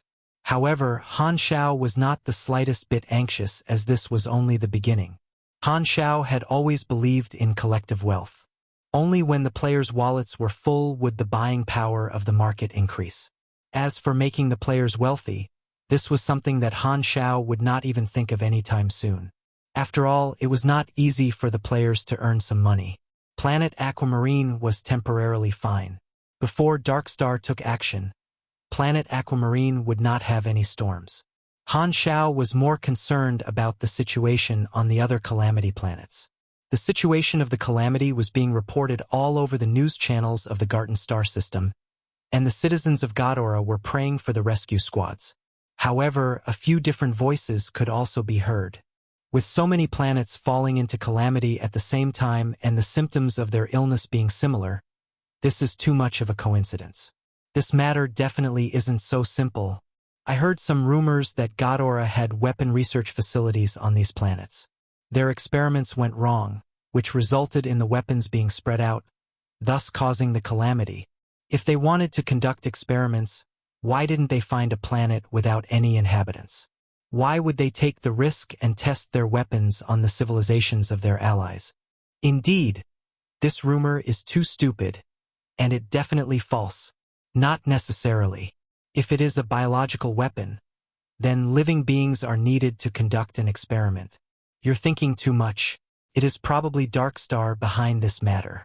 They have the technology and enjoy attacking low-grade civilizations in the Garden Star system to create trouble for Ghidorah. What if Ghidorah is intentionally pushing this matter onto Dark Star? Such an enemy is a natural target board. How is that possible? You are just spouting nonsense. You will have to take responsibility for your words in the future.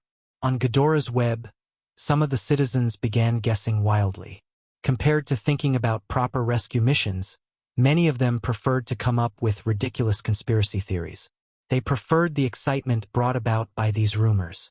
However, not too many people would believe such rumors. At the same time, there were new rumors about the disaster relief operations. I Have a Friend who is part of the disaster relief squad. The I Have a Friend series has appeared. He said that the calamity is too strange, and the upper echelons are completely helpless toward it. They don't know how to solve the problem at its roots and may resort to shifting the entire civilization and receiving the refugees. Feebnovel.com. That can't be right. With so many planets, there will be far too many refugees.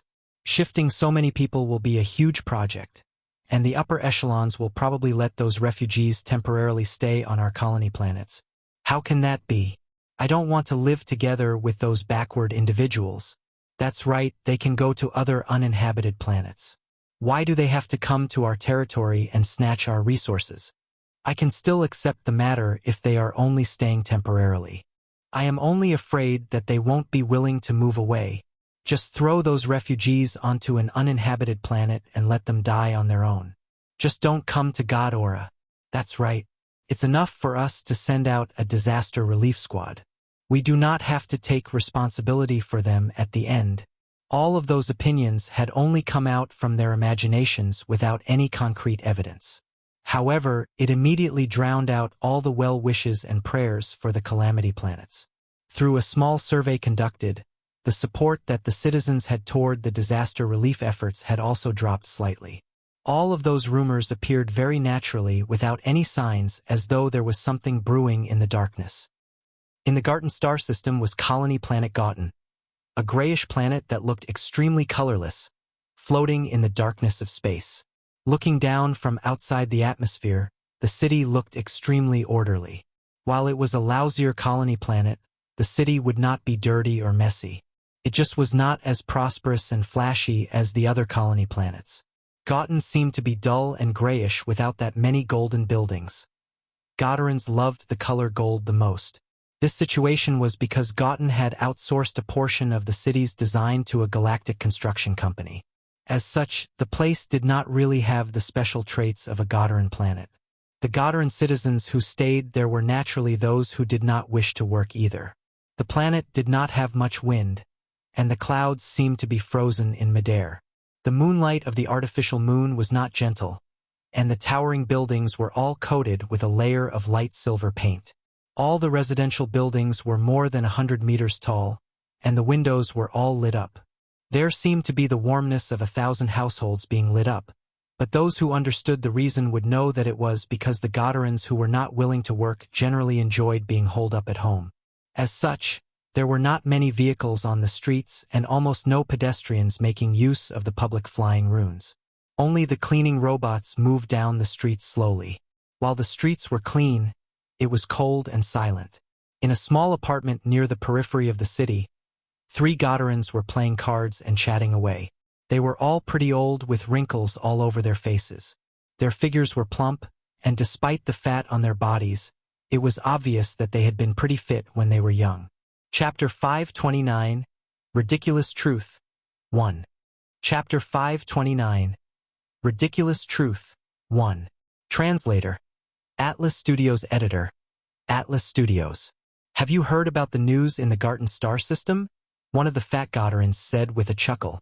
Kedden had an amiable look on his face. He had once been part of Ghidorah's investigation department but had been fired because of negligence. He had even stayed in jail for a good few years because of that. After leaving prison, he had migrated to colony planet Gotten and had stayed there ever since. The 2 others beside him were his friends. Of course, I've heard the news. Another person shook his head. The television is reporting how many low-grade civilizations in the star system are suffering from a calamity. It's none of our business at all. Why are you mentioning this? Could it be that you are trying to steal a card while we are distracted? freewebnovel.com. Scram, Kedden said with exasperation before whispering. Do you still remember what I told you guys about? Which matter? The matter when I was still in the investigation department. Che, you've bragged about that matter a few hundred times, and we are tired of hearing it. Do you know, that planet is currently on the list of calamity planets? Kedden chuckled.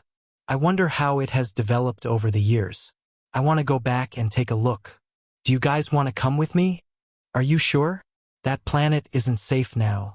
The older one becomes, the more one wants to look back at one's past achievements. Kedden chuckled. Furthermore, I have a friend who stayed behind in that place, so he can receive us and be our guide. Besides, the rescue squad is there, and we can either pretend to be spectators or help with the disaster relief. As the 2 of them heard that, their tones became strange. That can't be right? He's still on that backward planet? Won't he be bored to death? Are you a fool? His hibernation chamber can be connected to the net, and I have always been in touch with him. Kedden rubbed his palms with excitement, but just when he was about to continue, the doorbell rang. The sudden ringing of the doorbell caused the 3 of them to jump up from their seats. Who would come at such a time? Kedden had a doubtful look on his face as he walked to the door and peered into the peephole. He did not know the few standing outside the door. They were all dressed in combat attire with a ring-shaped emblem on the center of their chest. Kedden felt as though he had definitely seen that emblem before somewhere. Opening the small window at the top of the door, Kedden showed his face and asked warily, "Who are you guys looking for?" The other party sized him up before asking, "Are you Golden Midland?" Strange. Why would these people know the IGN of my web account? Kedden immediately felt that something was wrong. After denying that he was Golden Midland, he immediately tried to shut the window. At that moment, the person outside the door raised a laser rifle and pointed it right at Kedden's head. Kedden's body froze in place, and he did not dare move the slightest bit. His legs began to tremble, and he thought that the other party wanted to rob him. Before he could even plead for mercy, he heard the next question from the other party, which sent shivers down his spine. "Do you remember Angora?" I don't know him." Kedden's eyes widened and his lips trembled. At that moment, the anxiousness that he felt was on a whole different level. It was as though this name had a frightening magic. The person outside the door shook his head and said, "It's okay even if you don't know him. Follow me if you don't want to suffer." To where? "Black Star wants to see you." A couple of days later, the Sky Ring spaceship silently waited outside the atmosphere of Planet Aquamarine. Han Xiao piloted the Blacklight stealth and went up to receive them. There were only two other people in the control room, Hannes and Bennett, and this was their first time entering the universe in a spaceship. They watched the scenery on the outside in a daze as they enjoyed this novel experience. However, it was a mere few seconds from the surface to outside the atmosphere, and they reached the universe before they could even react. Han Xiao had left the others waiting on the surface. He was only receiving the members of Sky Ring, so there was no need to make a big fuss out of it. Sky Ring had sent him some good news. They had managed to find Angora's friend through the information that he had provided. This friend seemed to be called Kedden, and he appeared to know about Angora. The two spaceships were aligned, and the hatch opened up. At that moment, the face of this Godaran was dripping with anxiety, and his eyes were filled with fear. "Don't be afraid. I only want you to give me some intelligence." Han Xiao took out Angora's portrait and asked, "You know him, right?" Kedden felt waves in his heart and shook his head vigorously. "I put him through a lie detector. He is lying," the Sky Ring mercenaries interjected.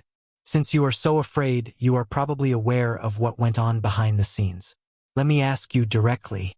Are you related to the war on Planet Aquamarine?" Han Xiao raised his brows and knew that he might have caught the mastermind. "No, I have never heard of Planet Aquamarine before. You guys caught the wrong person." Kedden's lips were sealed. However, none of them believed him. Han Xiao took out a small metal plate that was about the size of a nail and stuck it onto Kedden's neck. He then used his mechanical force to activate the metal plate, and Kedden's body began to tremble violently. His eyes turned white, and his entire body shook. With his body contorting on the ground, he lost control of his bowels. "Let me introduce this item to you." Han Xiao pointed at the metal plate. "When this little cutie is activated, it unleashes a powerful voltage with a good kick. If you like this feeling, you should keep your mouth shut and slowly enjoy it." An electrical treatment was akin to torture, and the interface showed that Kedden was only an ordinary person, not a super. Kedden was like a fish out of water, with his body squirming around. A few minutes later, he finally broke down in tears and promised to share everything that he knew. Everyone then helped Kedden up and placed him on a chair for him to calm down. At the same time, they put the lie detector apparatus on him. Kedden was still trembling, and he looked at Han Xiao with a guilty expression before narrating what he knew. "I used to be a low-ranked member of the Ghidorah investigation department, and that was a few decades ago. At that time, Ghidorah had just found Planet Aquamarine, and the usual practice for a low-grade civilization was to observe their progress. My job was to monitor the progress of this new civilization, give them an evaluation, and submit a report to the Foreign Affairs Department or War Bureau. This job was extremely easy but also very boring. Get to the main point. What has the war in Planet Aquamarine got to do with you?" Hannes pressed. Kedden began trembling as he said, That was my doing. I made use of my job to send someone to Planet Aquamarine and got him to incite a war in secret. It is indeed related to Ghidorah. Hannes flew into a rage, and Bennett jumped to his feet. Just what exactly did you do? Han Xiao said with an odd tone. Kedden then began narrating the process. In summary, he had pretended to be a guest from a high-grade civilization and contacted some nations privately. He had then made a few empty promises to them or emphasized on some theories. In any case, it had been extremely easy to get those backward aboriginals to listen to the words of an alien from a high-grade civilization. He had then fanned the flames in the background. At that time, Planet Aquamarine had just found out about the presence of a high-grade civilization in the galaxy, and the state of the entire world had fallen into chaos. If nature had been allowed to take its course, there was a chance that the situation would have stabilized on its own, and the nations would have worked together to welcome a new era of peace. This was the most logical thing to do. But at the critical moment, aliens had fanned the flames from behind the scenes to create conflict between the various nations and light up the flames of war. Even the nations that did not wish to go to war had also been dragged into the storm and could not remain neutral. In the end, a world war had broken out on Planet Aquamarine, and only the 6 nations had been left behind. While the source of the war had been an exhaustion of resources, the critical factor had been the emissary of a high-grade civilization, leading the nations into war. Before this, Hannes had already made such a guess, and he felt as though his guess had just been verified. Both Bennett and Hannes were extremely furious. They had both been through the World War and could feel their bones turning cold. The civilization that was currently helping Planet Aquamarine had been the mastermind that schemed against them previously. Why would a galactic civilization want to do such a thing? Did they want to swallow Planet Aquamarine? Or did they wish to eliminate all enemies with potential? What about Angora? Han Xiao asked with a frown. He is a childhood friend of mine, and we studied in the same public school. It is just that my results were better, and I managed to get into a school of the investigation department. He left the mother planet, and I didn't see him for a long period of time. However, our relationship was still extremely good, and I reached out to him to work together with me. I got him to pretend to be an emissary while I shielded him from my post. Just when Han Xiao wanted to nod his head, he realized that something was wrong. A cold glare flashed past his eyes, and he said, "Why was Angora the one pretending to be an emissary? He's only an ordinary citizen." He found a dubious point. If Ghidorah was behind this matter, they would definitely have sent a professional. Why would they choose someone like Angora? Could it be that Angora had another identity? Chapter 530, Ridiculous Truth. 2. Chapter 530, Ridiculous Truth. 2. Translator. Atlas Studios Editor. Atlas Studios. Kedden squirmed around uncomfortably before saying, "I mentioned this matter to him, and he found it very interesting. Thus, I brought him along with me." Han Xiao felt that the matter becoming more dubious by the second. "What do you mean? Didn't Ghidorah instruct you to do so?" Kedden paused for a moment and realized that they had misunderstood something. After hesitating for a moment, he thought about the other party's terrifying devices and softly said, "No, this has nothing to do with Ghidorah. It was my personal plan." Both Hannes and Bennett were completely stunned. With such authority in my hands, my day-to-day life was far too boring.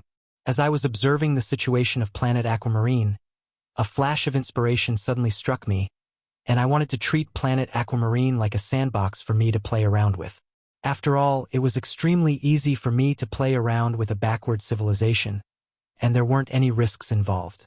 Because the upper echelons weren't bothered by the civil war of a low-grade civilization, I wanted to create a war and see all of you fight because of me. I felt that it was extremely interesting. After thinking about it, I immediately carried out my plan. Angora worked together with me for this, and he chose to stay on Planet Aquamarine in the end. He felt that there wasn't any meaning to return to Ghidorah and chose to stay on the backward planet to personally witness the outcome of his actions. He felt that this was an extremely interesting matter as well.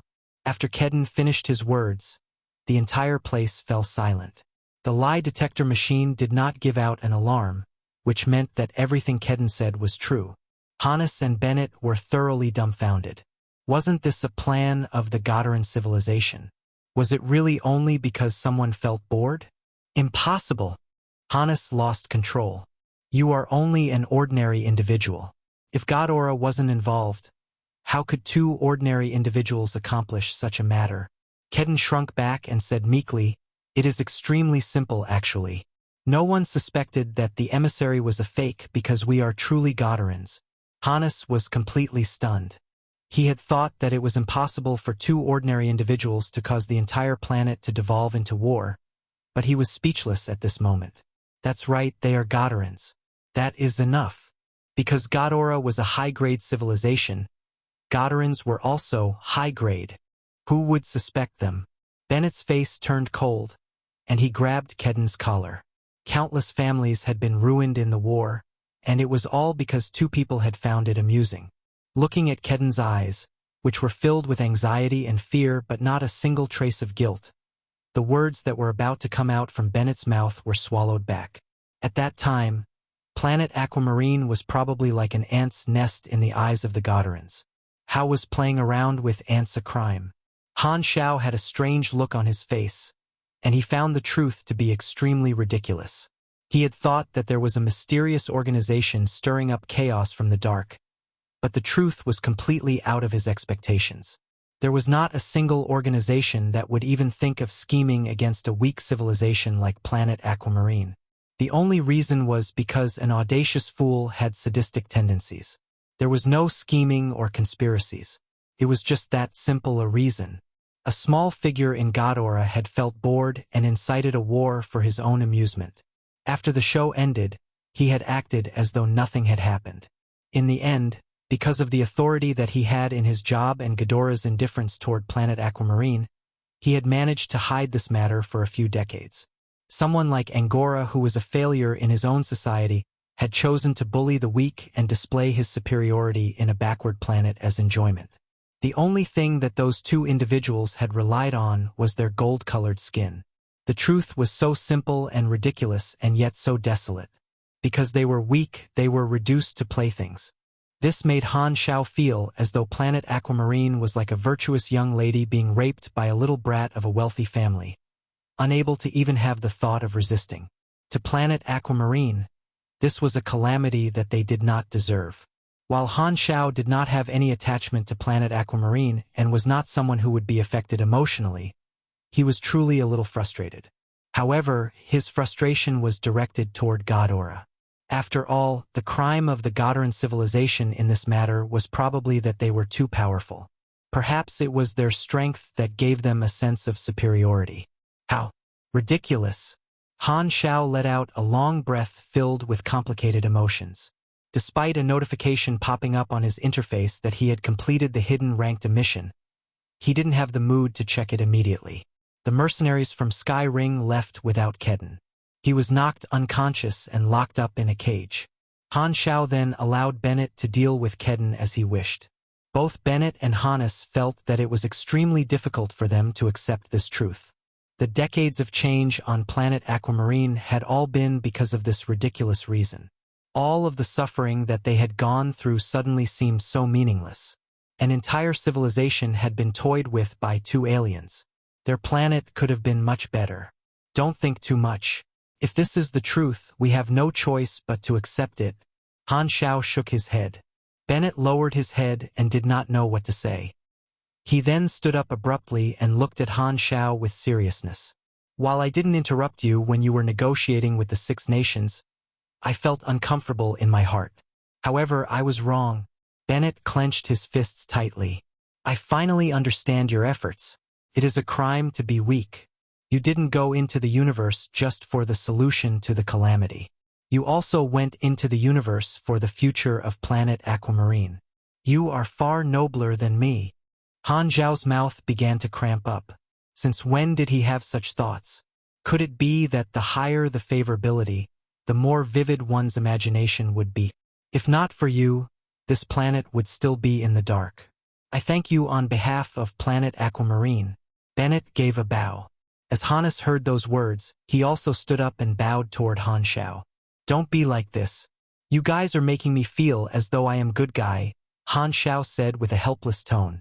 His actions were out of his own interests but had an unexpectedly good outcome. He had never felt that he was a good person. Just like now, he was already thinking of how to make full use of Kedden. At the same time in Black Phantom Sanctuary, the players were excitedly carrying out the disaster relief missions, and a new round of the Black Star Mercenary Group selection was underway. The sound of fighting and cheering could be heard from afar. Many of the refugees who had been injected with the suppressant finally had hope toward life again, and despite the planet being overwhelmed with calamity, the entire sanctuary was filled with energy. In the sky, a couple of Ghidorah spaceships were hovering, and Nagakin looked down at the plaza in deep thought. His assistant by the side asked, "Your Excellency Nagakin, what do you think of these Inhumans?" Freebnovel.com.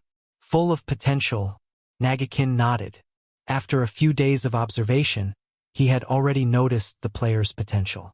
From the slight importance that he had attached to them at the beginning, he paid close attention to them now. With the unexpected surprise of the Inhumans, Nagakin felt that the objective of his mission should not be disaster relief. While Ghidorah had sent troops over to aid Planet Aquamarine, this did not mean that they would be overly invested in a low-grade civilization like Planet Aquamarine. The way Nagakin saw it, those Inhumans would be able to bring him much greater benefits. There are plenty of Inhumans, and there are more than 1 million on the entire planet. There are so many super, and all of them have the potential to grow. This is a force that shouldn't be underestimated, the assistant said. That's right. We should begin engaging the Inhumans. There is value in roping them in. What do you want to do? Issue a recruitment notice just like Black Star. Ghidorah should be far more attractive than a single mercenary group. Nagakin made his decision. While he respected Black Star's strength, with such a large group of supers before his eyes, he could not ignore their presence and wanted a slice of the cake. Even if the Inhumans were from Black Star's hometown, Nagakin would not allow Black Star to swallow the entire cake alone. Chapter 531, Advancement, Virtual Mechanic. Chapter 531, Advancement, Virtual Mechanic. Translator, Atlas Studios Editor, Atlas Studios. As for how they should deal with Kedden, both Bennett and Hannes still had no idea. Naturally, Han Xiao recognized that Kedden had value and felt that he should be exploited. Kedden was a Ghidorah citizen, and the act of kidnapping him had some risks. Thankfully, Kedden was only a member of colony planet Gotten, which was in the periphery of society. Sky Ring had taken some effort to bring him over, but according to them, there had been 2 others present. Since the mission had not been carried out by Han Xiao personally, there would definitely be many loopholes. There would be some risks in keeping Kedden. Even if he was a sloth who did not work, Ghidorah would still protect their citizens. However, Han Xiao definitely would not let him go so easily. While Kedden's actions had violated the Ghidorah law and he would be sentenced when he returned, Ghidorah definitely would not compensate Planet Aquamarine. However, in a galactic generation, the movement of people from planet to planet was far too rapid. Furthermore, many citizens would not stay in the colonies but take a spaceship to the other star systems. The gigantic and complicated distribution of the Ghidorah population meant that the Public Security Office was laxer in managing them. A member living in one of the periphery colonies being kidnapped was only a small matter, and the local Public Security Office would not have the manpower to give chase into the universe. They would definitely send the matter to their higher-ups with the case being handled in an extremely inefficient manner. As long as Ghidorah could not find the person, this kidnapping incident would be over. After all, it was only an ordinary citizen going missing. It was impossible for Ghidorah to invest a large amount of resources to search for him in the universe. If they were unable to find him after some time, the case would just be closed as an unresolved case. The Sky Ring mercenaries had turned on their anti-tracking devices after boarding the spaceship, and it would be difficult to track them after entering hyperdrive. Thankfully, they were not complete pig-like teammates, so Han Xiao was extremely grateful. "You made me think about my hometown," Rista's voice suddenly sounded in the control room. "Both filled with desolation, right?" Han Xiao shook his head. "At least there is still hope." After saying that, Rista fell silent. He had always been in the blacklight stealth and controlling the spaceship but did not like to show himself. Rista allowed Han Xiao to use his body as Han Xiao pleased and had always been very cooperative. Han Xiao did not let Philip control the spaceship either. When comparing the ability of the two, Rista was naturally far superior to Philip as he was an AI lifeform. The blacklight stealth landed in the sanctuary, and Han Xiao instructed Bennett not to kill Kedden temporarily. Han Xiao first checked on the progress of the recruitment before checking on Sylvia's homework. He then returned to his own living quarters to check the mission reward, which he received. He had received more than 8 million experience points, a chance to draw a random reward that he did not plan on using yet, 2 free attribute points and 1 potential point. A high-ranked mission would tend to reward him with attribute points. The best reward was naturally the Medal of Honor, which provided him with a 3% increase to all attributes. You have received Medal of Honor Seeker of History, A. This item was like a character summon card and would immediately take effect on the interface. He still had the Medal of Honor from the Germinal Organization and Sanctuary's mission. All 3 medals had the same effects, but the effects could not be stacked. Only when he gathered 3 Medal of Honors would he be able to exchange them for a special medal that could increase all his attributes by 12%. Since he had obtained the 3rd Medal of Honor, Han Xiao immediately changed the medals into the special medal. This was akin to having a permanent buff. After checking his reward, Han Xiao opened up his attribute interface. It was a good day, and he had finally completed the energy training technique that Harmon had given to him. His energy level had broken the 9,000 points barrier, and he had finally entered the next level. Energy attribute, magnetic, increases machinery affinity. Energy LV10, plus 18 STR, plus 25 DEX, plus 28 END, plus 32 INT, plus 22 MYS, plus 3,400 stamina limit, plus 25% machinery affinity. Just this level of attributes was enough to increase his total energy level by a third. The higher his energy level, the more significant the bonus. The promotion mission Energy Secret had been completed, and the class advancement requirement was for him to choose a specialty between large-sized machineries, nanotechnologies, or virtual technology. The method of doing so would be to raise the relevant high-end knowledge to the maximum level. Between the armed, energy, and control branch, Han Xiao had not bought Super Nanometer Force. However, Han Xiao was planning to choose the virtual technology branch, so that did not affect him. The virtual technology branch focused on infiltration and defense. It was extremely powerful in a battle between mechanics. Basically, it followed the philosophy of what is yours is mine, and what is mine is still mine. Even if he was not able to infiltrate the other party's machines, he would be able to stop the other party from infiltrating his own machine. Furthermore, virtual technology also supported the army style. The more powerful one's abilities, the larger the army he could control. He was not the only person in the galaxy who would construct a mechanic army, and those who specialized in virtual technology would be able to restrict the army style to a certain extent. Of course, virtual technology also had its own weaknesses. When facing those not of the mechanic class, they did not have the strength of those who walked down the path of nanotechnology or large-sized machinery. After all, the strengths of the 2 other paths was extremely obvious. Their combat strength was the priority, and their focus would be to increase the strength of their machines. In his previous life, Han Xiao had also played the 2 different paths before. By creating more powerful machines, he only needed to send his machine out, sit back, and relax. Of course, this was an exaggeration.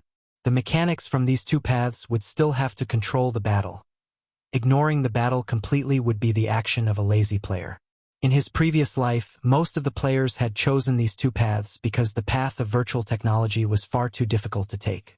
Most importantly, even if the players did not choose the army style, those from the large-sized machinery and nanotechnology route would have other powerful means. However, the most suitable strategy for those on the virtual technology would be the army style. Most players enjoyed the most cost-efficient method of battle. After all, it was not easy for them to earn money, and the army style was not something that a poor peasant could play. Through Han Xiao's personal experience, the virtual technology path was the most useful one. While the strength of the virtual technology path was not that obvious, the virtual technology path was the most stable in actual battle. There was an advantage when fighting other mechanics, and it was not too weak when dealing with opponents of other classes. After all, it was still of the mechanic class and had its foundations. Han Xiao did not chase after the highest attribute a single machine could have. What he did not have in quality could be made up for in quantity. With the large market of the players, he was not afraid of the matter of costs. Compared to improving his strengths, Han Xiao preferred to make up for his weaknesses. As long as he had sufficient experience, he could raise the levels of his blueprints and skills up to an extremely high level. As such, the quality of his machines would not lose out to those from the other two paths. Besides, there was also a personal reason for him choosing the virtual technology path. After determining his path, Han Xiao threw his potential points into the relevant knowledge, and notifications began popping up on his interface.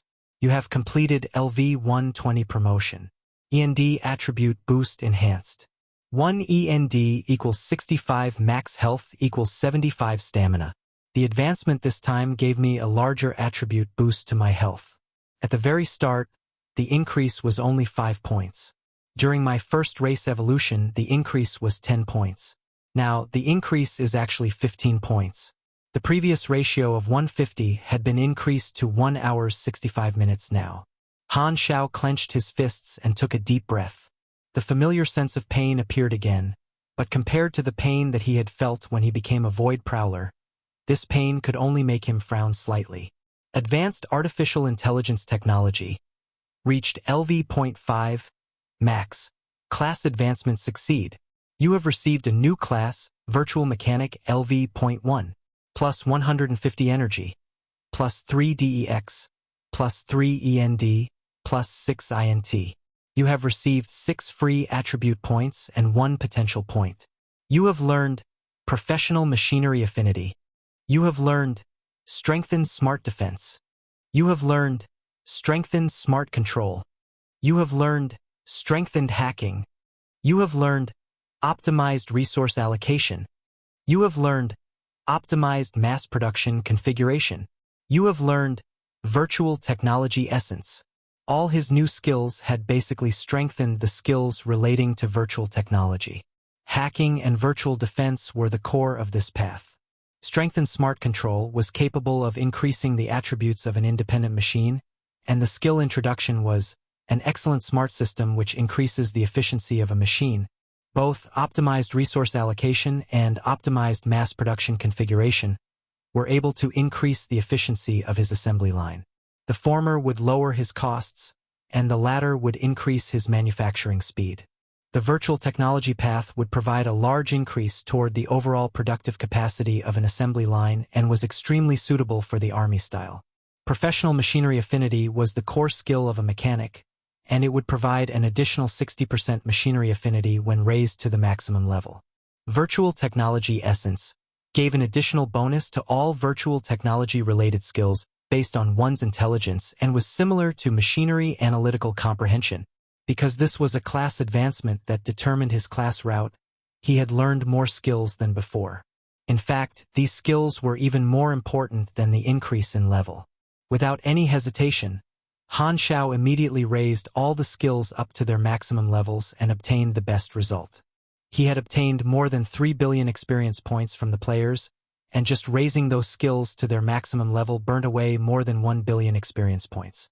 The investment was definitely worth it, and the result was obvious. His combat power had risen by a full 800 ONA, and the boost in combat power that leveling the skills gave him was more than the effect of leveling up. He still had 2,200 million experience points. At his current level, raising the level of his main class also required a large amount of experience. But similarly, the amount of experience that the players could gain from missions had also increased. Only Han Xiao would be able to gather such a large amount of experience in such a short period of time. All of his experience was placed into leveling up, and his main class leveled up 4 times. While his remaining experience was enough for him to level up once more, Han Xiao did not continue leveling his main class. Instead, he spent his experience points on his Scholar subclass, raising it from LV.5 to its max level LV.10. After that, he was left with less than 100 million experience points, which was not enough for him to level up again. While the experience required to level up a subclass would increase with each level, the amount of experience required would still be less than leveling a main class. The attributes of the Scholar subclass were still pretty useful, and Han Xiao gained 50 more intelligence and 5 more potential points.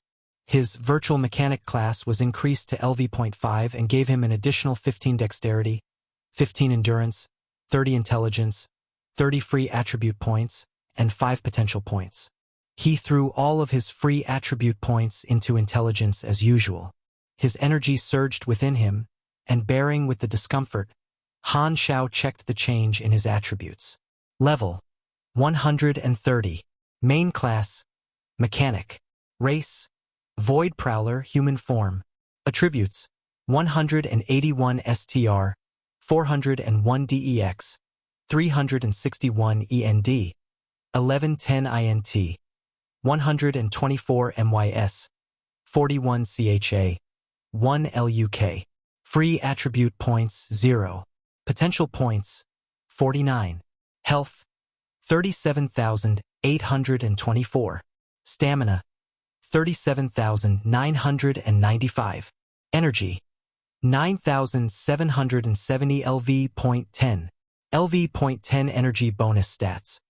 Plus 71 STR, plus 97 DEX, plus 180 ND, plus 122 INT, plus 77 MYS, plus 10,920 stamina limit, plus 85% machinery affinity. Power level 8,945 ONA. Grade B+. Remark: you are a powerful galactic mechanic and an elite among elites. The biggest difference between you and other grade B supers is that additional plus. This note is truly cheeky. Level 130, and my power level is close to 9,000 ONA. This means that if I get to level 140 and complete my promotion, I should be able to enter into the ranks of a grade A super and gain the destructive force of a calamity. Han Xiao ran calculations on his stats in his heart. While his level increased quickly, he did not forget about leveling his skills. Furthermore, the skills that he had leveled up were mostly the skills of his main class. Thus, his advancement rate was about 20 to 30 levels ahead of the players, and his actual combat capability was above the average of his level. In fact, he would be able to sweep aside the majority of the grade B supers.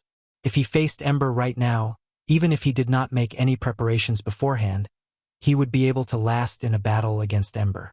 Even if he could not win, he would be able to disgust the other party to death. Especially the amount of health that he had. Every time he saw this figure, Han Xiao could feel his forehead turn numb. When he was at this level in his previous life, the health of a mechanic had been less than 20,000 points. Even the main tanks of the same level would not have as much health as him. His intermediate strengthened life molding talent was truly too ferocious. If he could raise the level of this molding talent again, everyone would probably puke blood from just seeing his health. Going up from level 130 to level 140 would require a few billion experience points, but the experience that he had harvested from the players was almost all spent. He would still be able to earn around 1 billion experience points from the players by selling his skills, and he would have to find a new way to harvest the players after that. With the new version having been out for so many days, the experience points of the players had basically been spent. Han Xiao would have to wait for them to accumulate a new batch of experience points. It seems like I will still need some time. Han Xiao was already extremely satisfied. At his level, he could not possibly hope to increase 20 levels in one go. Fruobnovel.com. The discomfort that he felt had lasted for more than an hour before finally subsiding. Han Xiao let out a long breath as he felt the sensation of being filled with strength. He was feeling extremely hungry, and only after eating a few dozen energy bars was his hunger slightly sated. He took off his sweat-drenched shirt and looked down at his well-toned muscles. Following which, he changed into a set of clean clothes before putting on all the compressed orbs again. Beep beep. At that moment, his communicator suddenly rang. Herluz was calling. If you are calling to show off your new arm, we can end the call here. Han Xiao raised his brows. Nope. It's something serious this time. Haluz frowned. Nagakin had issued a recruitment notice toward the Inhumans, and many Inhumans are crowding over to take a look. The way Haluz saw it, the players were all good helpers who could aid Sunil in their catastrophe. However, Ghidorah had actually tried to take a slice of the cake, and Haluz was immediately incensed. "Oh!" Han Xiao revealed "I knew it" smile and chuckled. "Hee, since you are heartless, don't blame me for being unscrupulous. I shall go and take a look." Chapter 532 Openly Poaching. Chapter 532 Openly Poaching. Translator. Atlas Studios Editor. Atlas Studios. At that moment, the Six Nations received a request from Bennett to open a video conference again. With the special status of the sanctuary, the leaders of the Six Nations placed huge importance on the sanctuary and took time out of their busy schedules to hold the meeting. Once all the leaders had come online, they saw a silent, solemn Bennett, and the entire atmosphere immediately became serious. The leaders of the Six Nations were extremely curious about what Bennett wanted to talk to them about. Not too long later, someone asked, "Bennett, what's the matter?" "Everyone, I am going to tell all of you about a lie that we have been living in for the past few decades," Bennett said slowly, and all the leaders were puzzled. However, as Bennett began to narrate what he had just learned, the faces of all the leaders changed. Fruabnovel.com. In order to verify what he had just said, Hannes brought Kedden over and interrogated him in front of the Six Nations leaders. Kedden naturally spilled out everything that he knew without missing a single detail. The leaders listened carefully, and all of their faces turned ashen. The poker faces that they had trained over the past few years were also shattered, and traces of rage could be seen on all of their faces. This is the truth of the matter, and the entire planet has been played like a fool. If not for Han Xiao, we would have been kept in the dark forever. Bennett clenched his fists and gritted his teeth. Han Xiao did not know what was going on in the secret conference room, and Bennett was contacting the Six Nations behind his back. However, apart from keeping Kedden alive, Han Xiao did not have any other requests, so it could be said that he had approved tacitly. "All of these years a hoarse voice murmured. The gazes of the Six Nations were complicated. While this was the truth, they were the final victors of the warring era and did not regret anything that they had done. However, when they thought back to the miserable scene of corpses littering the earth accompanied by the sound of explosions, their hearts were filled with sorrow. The victors are kings, and losers vilified. There was no point talking about winning or losing, but to think that there was such despicable scum at work behind the scenes. They could not help but feel a sense of desolation that ran deep within their bones. So what if they were the leaders of Planet Aquamarine? To the high-grade civilizations, they were no more than ants fighting each other. Regardless of how heroic they were on the battlefield and whether or not they were the victors, they were still ants. Despite knowing the truth, they had no way to seek justice. All of their feelings toward Ghidorah completely changed at that moment. Their rationality was not affected, and they understood that Ghidorah was still a civilization that they had to look up to and rely on to tide through the calamity. However, the thoughts in the depths of their hearts had been changed forever. Bennett took in a deep breath and solemnly said, "When Black Star was negotiating with all of you the last time, I was standing behind him. In truth, I didn't agree with his thoughts at that time. However, I finally understand his thoughts now. He has long understood the fact that we will only be toyed with by others if we remain weak. I do not know how sincere all of you were when submitting to him back then, but I feel that all of you should understand our reality right now." All the leaders fell silent, and they were suddenly reminded of a scene from not too long ago. After putting in a great deal of effort to put up a grand welcoming ceremony and confirming the landing coordinates with the Goddard Disaster Relief Squad much earlier on, the other party had changed their landing coordinates at the very last moment and thrown them aside for Black Star. In truth, this was only a small matter, and while the leaders of the Six Nations had been dissatisfied, it was only dissatisfaction. However, together with the truth that Bennett had told them, this small matter had a completely different feeling. We aren't sufficiently respected after all. I will stand beside him forever, Bennett said with a resolute tone. If he is disappointed in all of you one day, I will take over your positions as the ruler of the planet. All of you are extremely clear that this has nothing to do with ambition. We understand. The leaders of the 6 nations nodded slowly and were extremely clear on the weight of those words. Bennett was not chasing after his ambition but the hope of their civilization. Just as Black Star said, he is our only choice. He is the only one who can bring us the future. Don't worry, we know what to do. The leaders of the 6 nations all spoke with sincerity. This time, they truly did not have any other thoughts. With the future of their civilization at stake, they were willing to completely submit to Han Xiao. It was not the slightest bit forced, and there were no feelings of discomfort in their hearts. The leaders of the 6 nations only felt thankful. They were thankful that a legendary character like Black Star could appear on Planet Aquamarine, rewriting the history of an entire civilization with the strength of a single person. The sun was blazing, and the sanctuary was filled with commotion. Han Xiao slowly walked toward Nagakin and did not know that Bennett had secretly provided him huge support without him knowing. Not too long ago, Herluz had given him a call and said that Ghidorah was trying to snatch a slice of his cake. He was currently going to see how Nagakin intended to recruit the players. They do not understand the nature of the players. To them, the players are only special aboriginals. If they use ordinary methods, the players probably won't respond to them at all. Han Xiao shook his head and snickered. Ghidorah did not understand the habits and thoughts of the players as well as he did. The sanctuary had demarcated a region for Ghidorah's disaster relief squad, and this region was now completely surrounded by the players. The recruitment notice that Ghidorah had issued had attracted a large number of curious players. Planet Aquamarine, which all of you are on, belongs to Star Zone 9 of the Garten Star System. The Ghidorah civilization is the ruler of the Garten Star System with experts as many as the clouds. We have superior magical technology in our grasp and can come and go in the universe freely. Some Ghidorahs were currently explaining the situation of their civilization, aided by various different films. This was Nagakin's plan.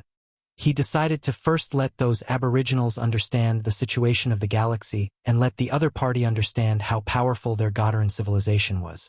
Through displaying their strength, they would be able to paint those Planet Aquamarine Inhumans a clear picture of the galaxy so that they could attract them. Nagakin observed the recruitment from the side. While his idea was good, and there was nothing wrong with it, the actual situation was completely out of his expectations. The Inhumans were not the slightest bit curious about the situation of the galaxy and did not have any yearning toward Ghidorah. Instead, they looked slightly bored. That's not right. Why aren't they interested? Nagakin was slightly depressed. The players watching by the side were completely unmoved. While Nagakin's plan would have been extremely effective against ordinary aboriginals, it was completely useless toward the players. At least 80 to 90% of those present had watched Bunhitdog's footage before. Not to mention Ghidorah, they probably understood the majority of the Shattered Star Ring. The information that the Ghidorahs were sharing was no longer anything new to them. Nagakin was completely puzzled and naturally did not know where the problem lay. After the Ghidorah spokesperson finished his introduction of their Ghidorah civilization, he began describing the strength of their technology and various different magical and technological products. It was obviously with the intention of showing off their strength.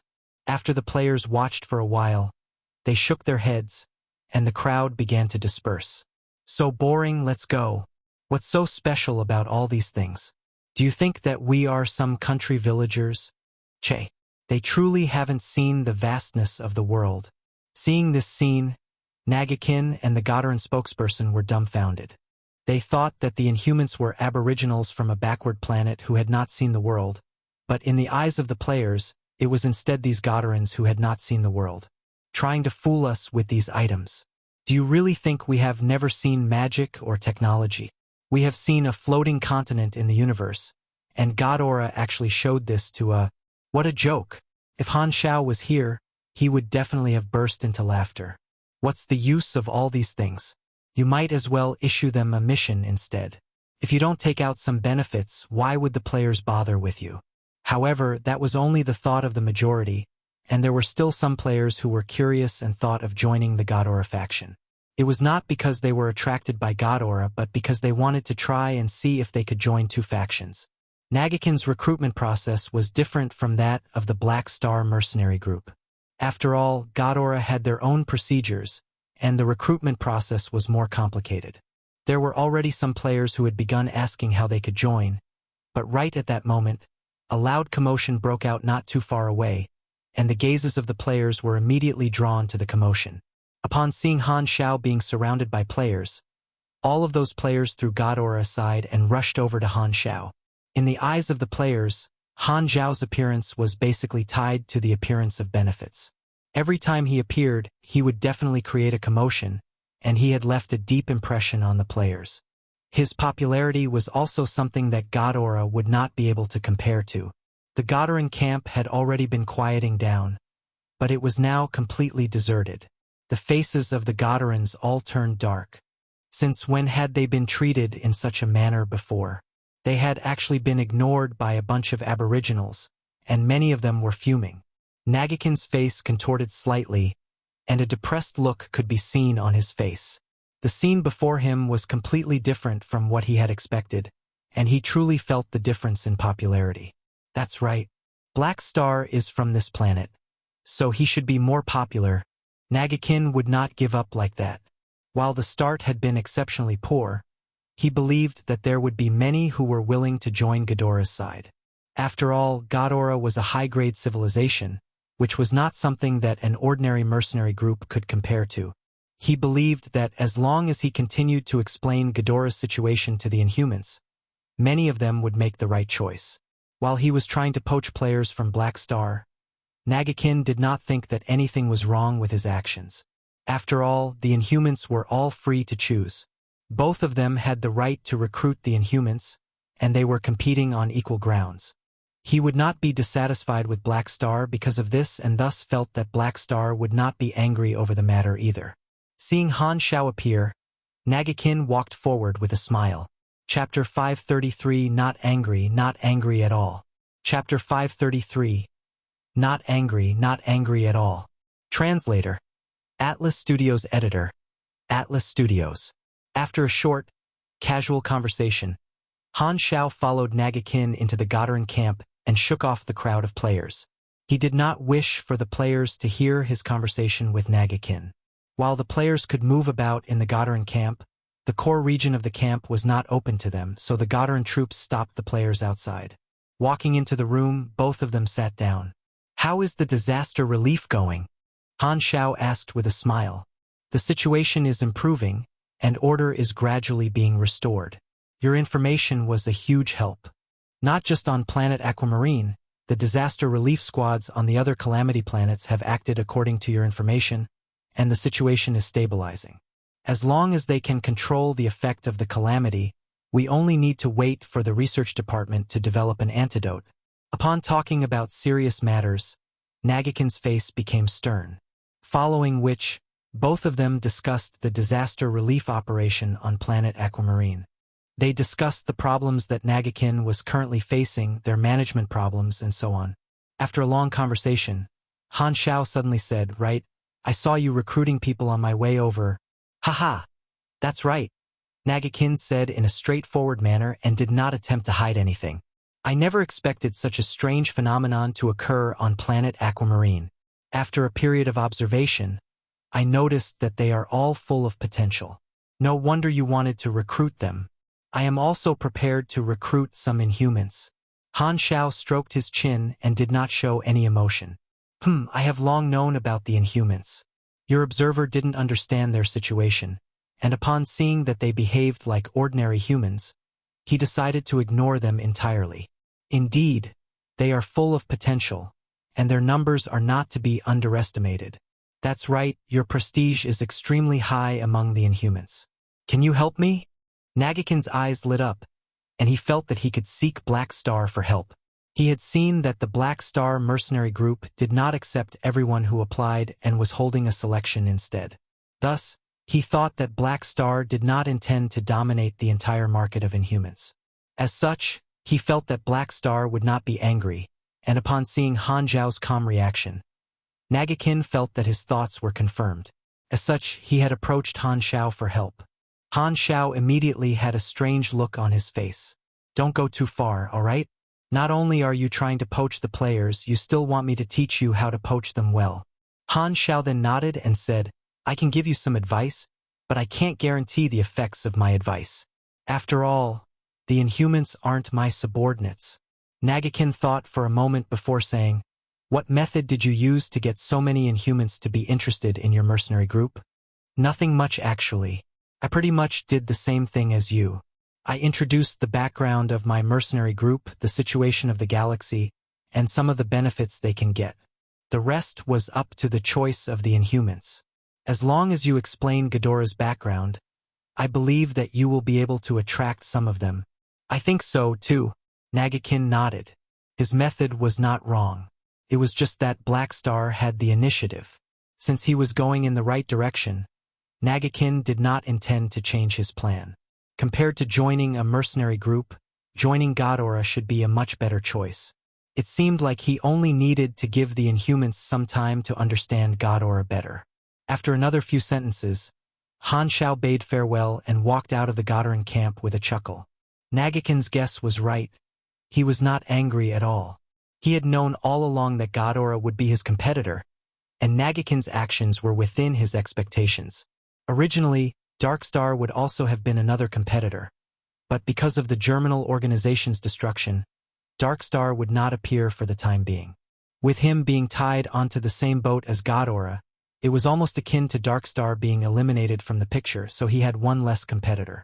Han Xiao was extremely clear that there was nothing special about Nagakin's recruitment process. It was just like what he was doing, introducing his own background to the players. It was just that, in his previous life, the players could only choose between righteous and evil.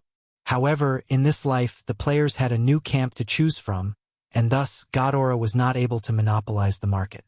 After he built up a strong rapport with the players over time, it was a dream for Nagakin to shake his position in the players' hearts so easily.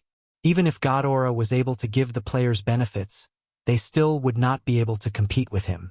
The many videos that Bunhitdog had posted had a huge effect on the players. The videos allowed the players to fully understand the Black Star Mercenary Group and also look forward to joining the mercenary group. The effect of the video series that Bunhitdog had produced allowed the players to form a sense of belonging to the mercenary group. In terms of benefits, he had the advantage. In terms of feelings, he had the advantage. In terms of interest, he still had the advantage. He had the advantages in every area, and Nagakin still did not know why he had lost. Because of sufficient preparations, Han Xiao did not even need to take action personally, and Ghidorah would not be able to shake his position in the players' hearts. Furthermore, the players could indeed join two different factions. The way Han Xiao saw it, their true choice would be made when it was time to leave the planet. At that time, the players would have to choose who they wanted to follow. Thus, Han Xiao was not anxious yet. When the players had to make a choice between the two, he would definitely have the advantage. Together with the effect of the crowd, more players would select him for sure, which was as good as moving the players' main city. At that time, the Ghidorah camp would definitely be cold and desolate. However, Han Xiao would never fuss over having too many schemes. Even if his advantage was obvious, he would not ignore the situation and started to think about a plan to deal with Ghidorah. I am still in an alliance with Ghidorah, so I cannot drop all pretenses. That would be far too irrational. While Ghidorah's competitiveness still cannot be compared to mine, of the many different types of players, some will choose them for sure. However, this isn't too big a concern. It is enough for my recruitment to achieve the intended effect. After this is over, I can set up a branch on Planet Aquamarine, and I will have a never-ending supply of new blood in the future. Han Xiao stroked his chin and thought of two different methods to deal with the situation. First, I should increase my attractiveness to the players. The players already more or less understand the benefits that I can bring to them, but there is still room for improvement. If I want to get the players to follow the mercenary group into the galaxy, I must first make them reluctant to part with me. There is actually a very simple way. Letting out a light chuckle, Han Xiao immediately formed a plan. Just like how the Sky Ring Army had different ranks, he could also create a ranking system in the Black Star Mercenary Group. When the players' contribution points reach a certain level, including the contribution points that they spent in the faction shop, they could reach a new rank. He would give those different ranks a different glorious title and record them in the player's mercenary file. Apart from giving the players a sense of achievement, there would be practical benefits that came along with the ranks. For example, they would be able to get different discount levels in the faction store at different ranks. As such, the players would not be willing to give up their previous accumulations, with the main reason being that they could not part with the money that they had spent earlier. This way, their sense of belonging to the faction would also be increased. An achievement ranking is an important key to the success of a faction. It's akin to the ranking structure within the organization. I should get it settled soon so that it will be easy to manage the faction in the future. I still have to think of a cool name for the ranks. Han Xiao clicked his tongue in a good mood. As for coming up with names, it was something that he was the best at. Apart from increasing his own attractiveness, the other plan would naturally be to deal a blow to the opponent. Since he could not drop all pretenses with God Aura, he could only choose to stab them in the back. His choice of weapon, public opinion. Han Xiao immediately picked his target. The player forum was the best platform to deal a blow to Ghidorah's image. The forum was something that only the players could see, and even if he stabbed Ghidorah in the back, they would not know what was going on. Han Xiao then let out a cunning smile. It seems like I have to make use of Bun Hit Dog. That night, at the core region of the sanctuary, a group of players were currently rushing over to Han Xiao's living quarters. The ones who had received the notification were Frenzied Sword, Bun Hit Dog, Hao Tian, and Maple Moon. They were the four who had met Han Xiao the earliest. I wonder why Black Star has summoned us so suddenly. Not too long ago, they had received a faction mission on their interface, instructing them to immediately meet Han Xiao. Since the reward of the mission was plentiful, the few of them had not delayed in the slightest and gone to find Han Xiao immediately. When they reached the appointed location, a black-dressed Han Xiao appeared in front of them and nodded emotionlessly. After greeting them, he took the four of them through a series of winding corridors, and they reached a secret interrogation room. At the same time, they were shocked to realize that Bennett was also present. This main character figure was one that everyone on Planet Aquamarine recognized. For two important figures to appear at the same time, Frenzied Sword and the others immediately knew that this matter was not so simple. "What do we need to do?" Maple Moon asked. Han Xiao turned around and slowly said, "A few days ago we caught someone, and the results of the interrogation were harrowing. Thus, we changed many different interrogators to confirm the intelligence. All of you are partners whom I trust, and I need all of you to help me interrogate him again." As he said that, he issued a new mission called Interrogation to the four of them and set the reward as the daily limit that he could give out. Upon hearing that, the four of them turned around to take a look at the one-way mirror and saw the target who they were supposed to interrogate. He was a frantic-looking Godarin who was looking around in fear. Chapter 534, Operation Begins. Chapter 534, Operation Begins. Translator, Atlas Studios Editor, Atlas Studios. In a flash, 10 days passed, and it had already been a month since version 2.0 was released. The overall situation was relatively good, with the number of sheltered refugees rising day after day. The beast hordes that had wreaked havoc were also eliminated one after another. The players had completely assimilated into the new version and were scrambling around, adding to the overall progress of the main task. In addition to providing disaster relief, there was also a competition happening in secret. All in all, Nagakin's policy had been pretty effective. As the saying went, even the fiercest lady would be afraid of a stalker. Under the constant propaganda from the Godarin spokesperson, the players attempted to join the Ghidorah faction with the mentality of trying. Han Xiao was not surprised, as trying various different possibilities was the God-given nature of a player, not to mention that the two factions were not in conflict against each other. The image of Ghidorah within the minds of the players was very weak. After all, it was the first time that they had come into contact with the various factions.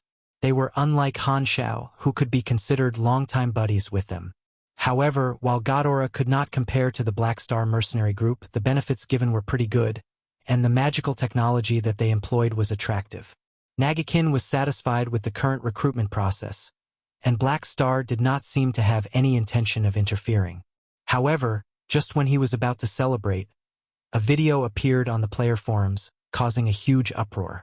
Every 10 days, Bunhitdog would release a new recorded video. With his current fan base on Planet Aquamarine, each release of his videos would attract a large number of players to view. However, the most recently recorded video was not a continuation of the Black Star series.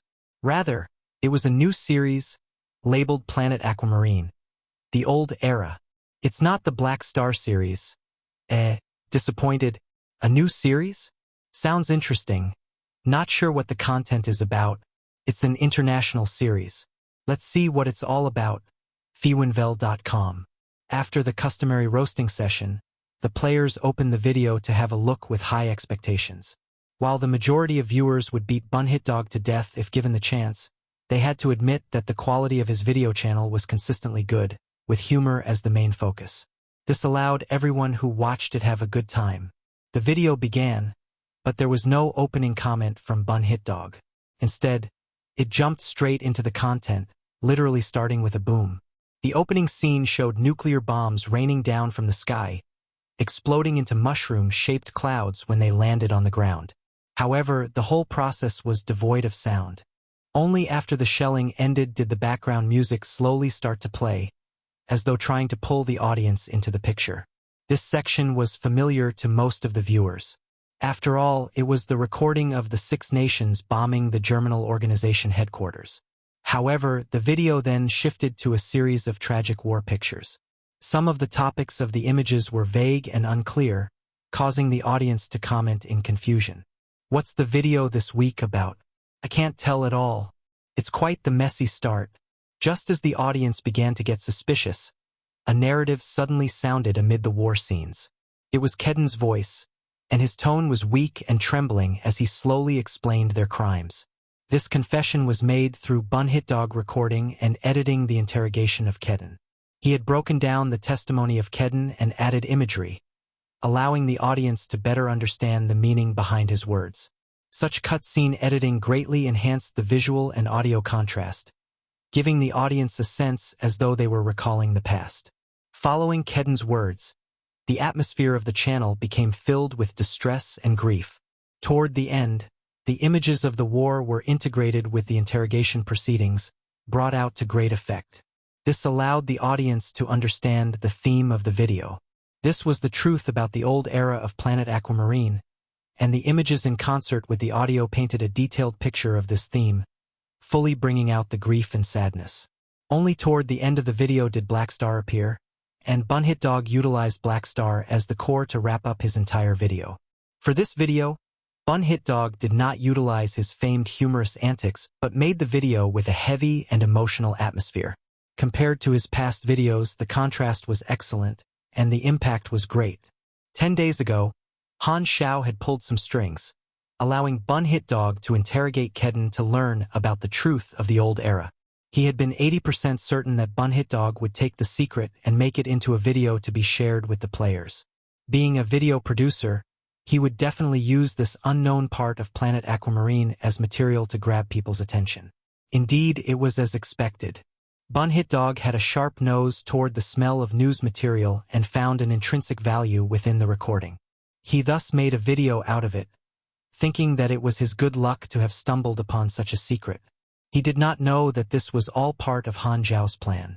After a long period of interaction, Han Xiao was clear on how to utilize Bunhitdog as a weapon to sway public opinion. He only needed to hand out a few fragments of information, and he did not need to worry that Bunhitdog would not be able to come out with a satisfactory video. After all, the guy was a professional. The response to the video was fierce, and all the viewers were stunned. No one knew that this new series actually held such a shocking secret. In an instant, Planet Aquamarine became a recipient of sympathy. As for Godora, there was not much of an impression that they left on the players. After being polluted by the video channel, they stamped the Godorans with the title of high and mighty and arrogant. The favorability that the players had toward them sharply decreased. A great portion of the players were actually pragmatic, valuing their own interests and rewards above all else. However, this was not their only motivation. The players also had their own preferences, and their likes and dislikes sometimes outweighed their benefits. Few people would like to interact with those who thought themselves high and mighty. Furthermore, after version 1.0, the majority of players had developed some sentimental feelings toward Planet Aquamarine. Thus, they naturally stood on the side of Planet Aquamarine, feeling some anger toward Ghidorah. In resistance to authority, this was a favorite activity of many of the players. The impact of the video was slowly taking effect, riling the emotions of the players. The forum posts for Planet Aquamarine shot up at a staggering rate, and their collective emotions worked to turn Ghidorah into a megavillain overnight. Even more players began to chant the slogan, "Tonight, we bleed blue." The blue being a reference to Planet Aquamarine. Han Xiao had followed the response on the forums.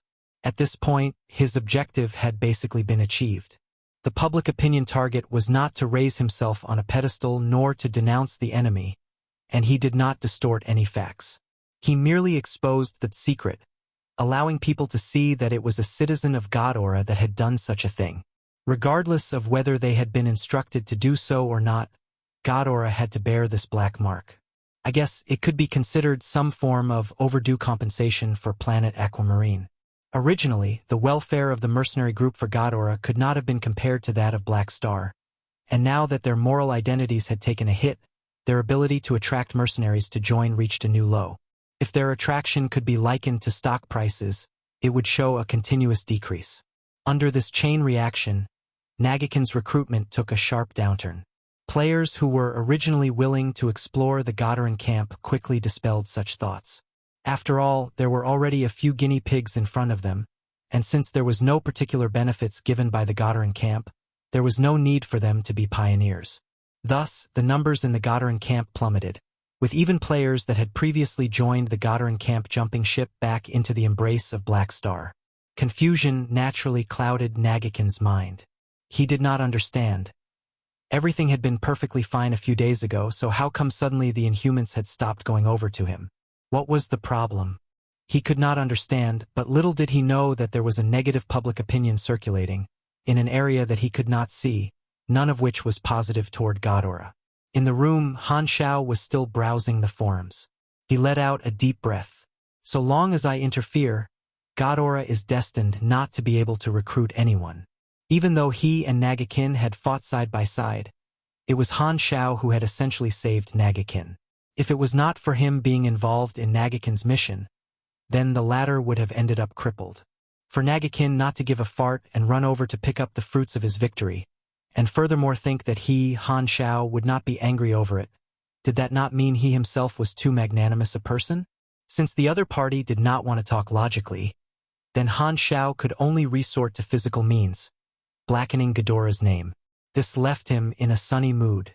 After throwing the problem of settling Ghidorah to Bun Hit Dog 10 days ago, however, Han Xiao had stopped caring about it. Rather, he had focused his attention on the organization structuring of the Black Star Mercenary Group. Following the increased recruitment of players, he put this matter on his agenda not only for the convenience of management but also to allow the players to have a material goal that they could work toward, as a ladder that they could climb up. The latter matter was more important since it affected the fighting spirit of the players, which was equivalent to giving them a goal in their lives. Han Xiao had formally introduced the different level systems for the mercenary group the previous day. The different levels in the mercenary group system would be linked to the amount of privileges such as discounts or items available within the faction store. There was a total of 6 levels being divided, with the first to the 5th levels simply going from 1 star to 5 star. It was an intuitive system. Truthfully, he had wanted to think of cooler titles, but he had finally chosen an easy-to-understand route. Just like the Sky Ring Army, the simpler it was, the easier it was to tell apart the differences. As for the 6th level, also the highest level, it was named Black Star 18 Knights. This level was not fixed but rather set at the top of the leaderboards. For those who had reached the rank of 5 star, the top 18 players on the leaderboards would achieve this title, and the corresponding benefits would naturally be a lot higher. Since the positions of the Black Star 18 Knights were determined through the rankings, this would make them extremely competitive. This was the money-burning machine that Han Xiao had specifically prepared for those of the guilds and the moneybags. Players could view their positions in the Black Star Mercenary Group as well as their rankings through their personal mercenary file, But because the majority of the players still did not own an interstellar communicator, they could only request to view their files through Philip. There were 3 factors involved in the criteria for the mercenary level. The first was the credibility point of their personal mercenary file, the second was the faction relationship level, and the last was their total contribution to the Black Star Mercenary Group. Credibility point needed to be accumulated through the successful completion of hired tasks. The players would have to continuously complete missions before they could increase their credibility points. As for the faction relationship, that was also easy to understand. For example, players who had just joined the Black Star Mercenary Group would all be at the 1-star level. In order to be promoted to a 2-star mercenary, one of the prerequisites was to have the faction relationship reach the level of friendly. This meant that their contribution point had to be at 1,000 or more. After promoting, however, there was no need to maintain the current contribution points. Even if the points were spent, the level would not be reduced. As for the last factor, the total contribution amount was the highlight. For example, if someone had 3,000 contribution points and spent 1,000, their total contribution amount would still hold at 3,000. It somewhat resembled a player's total contribution history in the Black Star faction. For promotion from 1-star to 2-star, a total of 20,000 points was needed. Once the hierarchy was placed online, the players would immediately start to dissect and study it.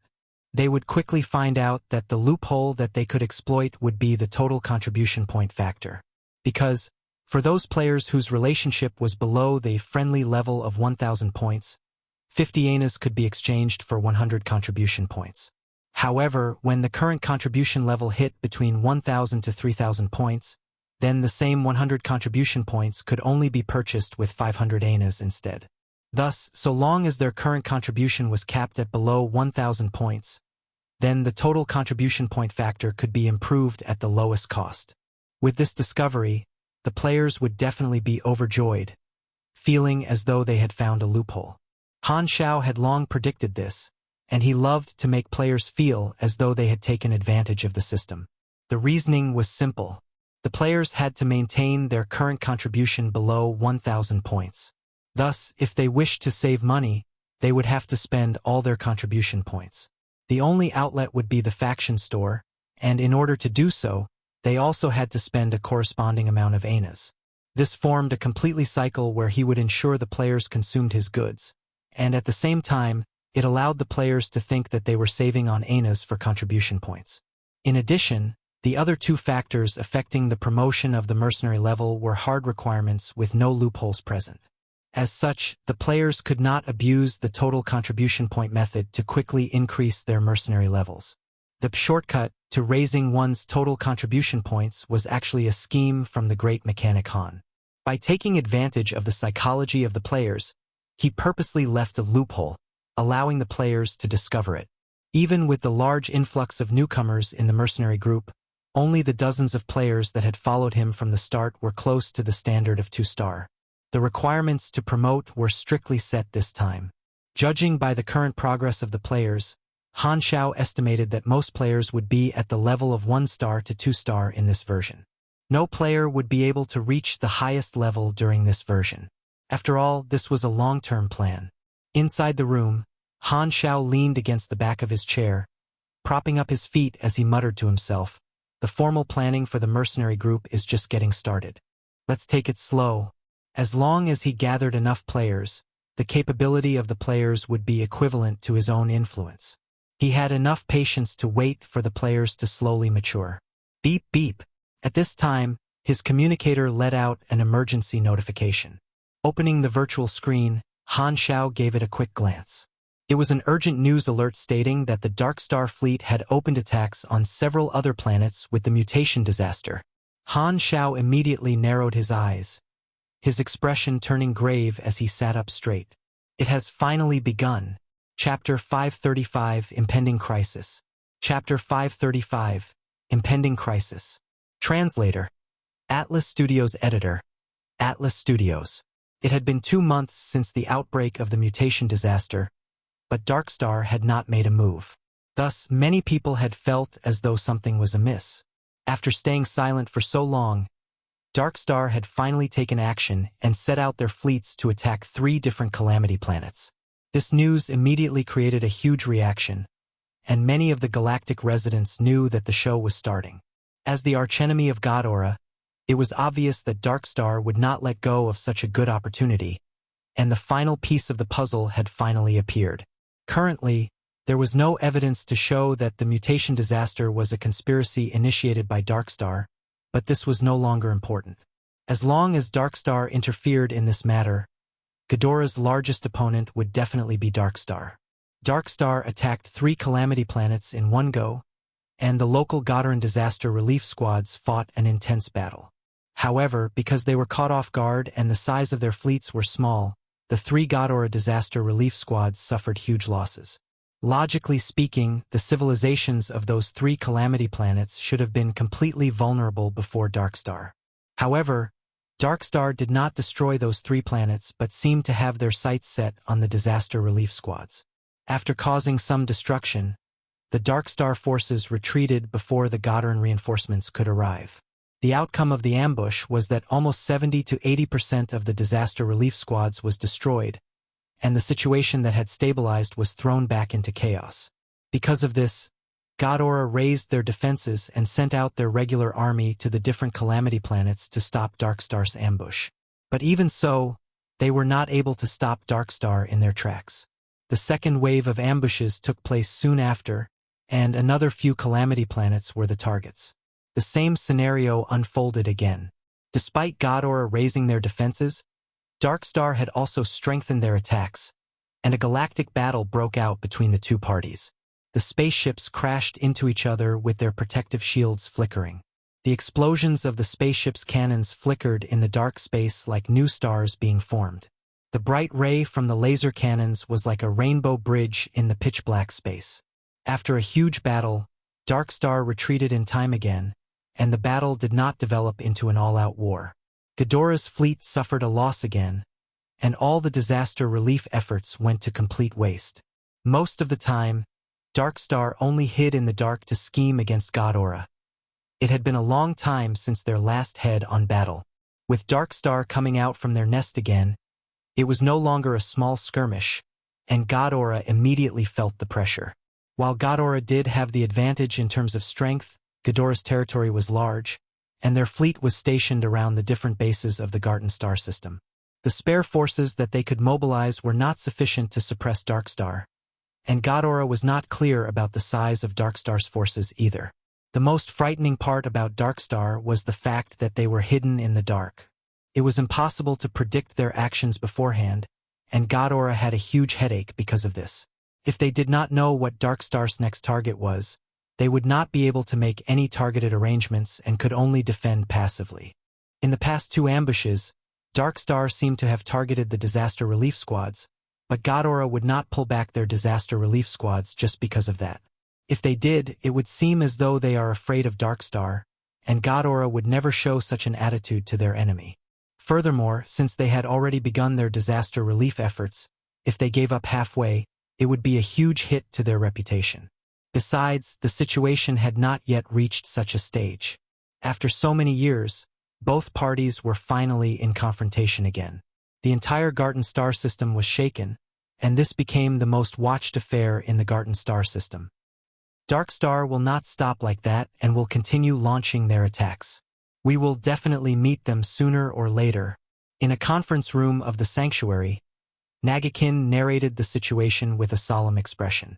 In the entire conference room, only Han Xiao was familiar with the situation.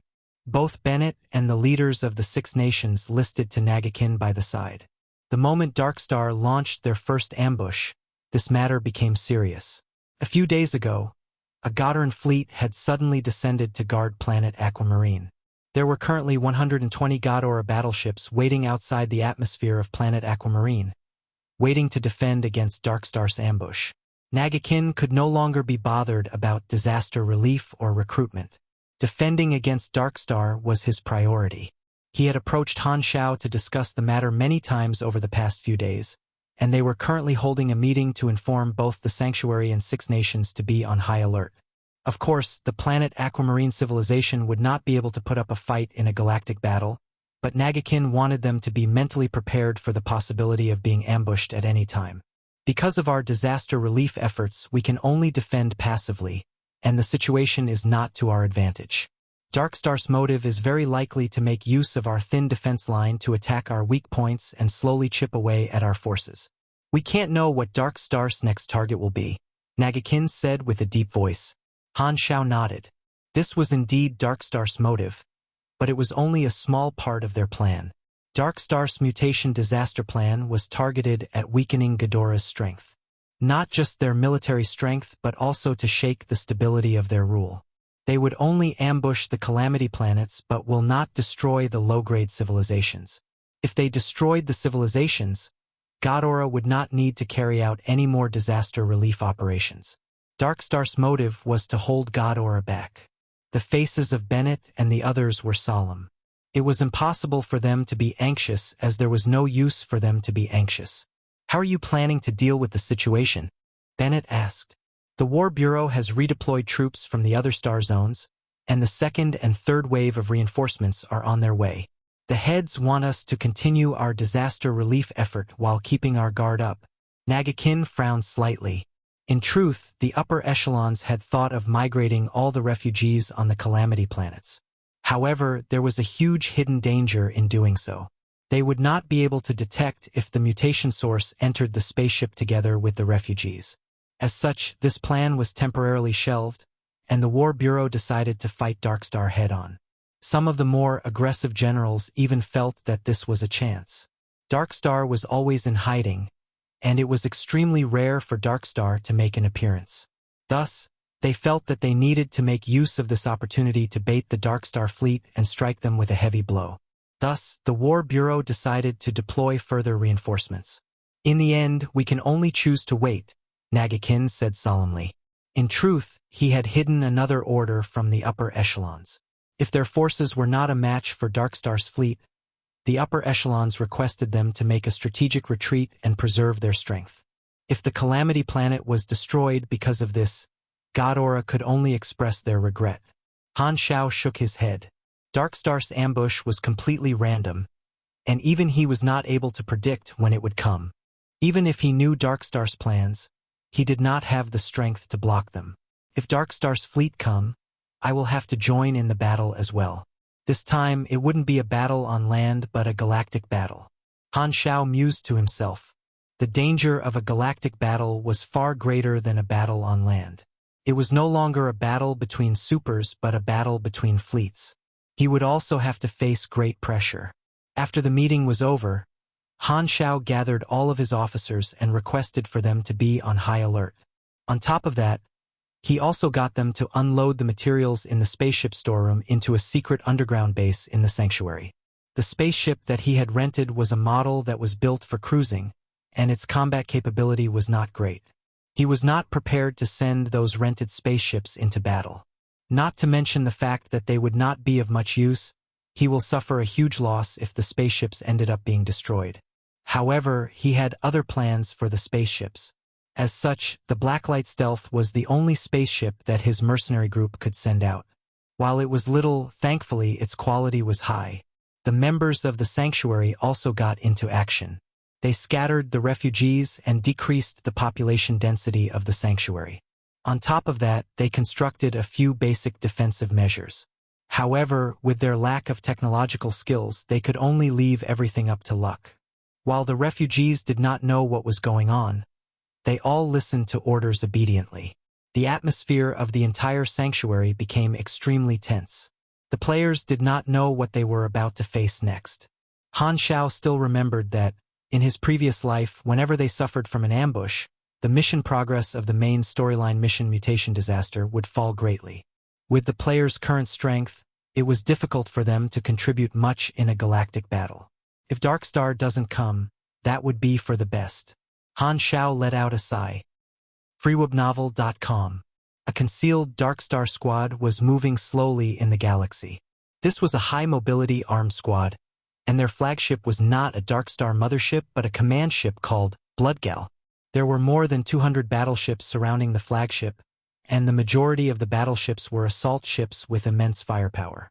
In the busy command center of the battleship, The fleet commander Nakapu had his arms behind his back as he looked at the projected star map.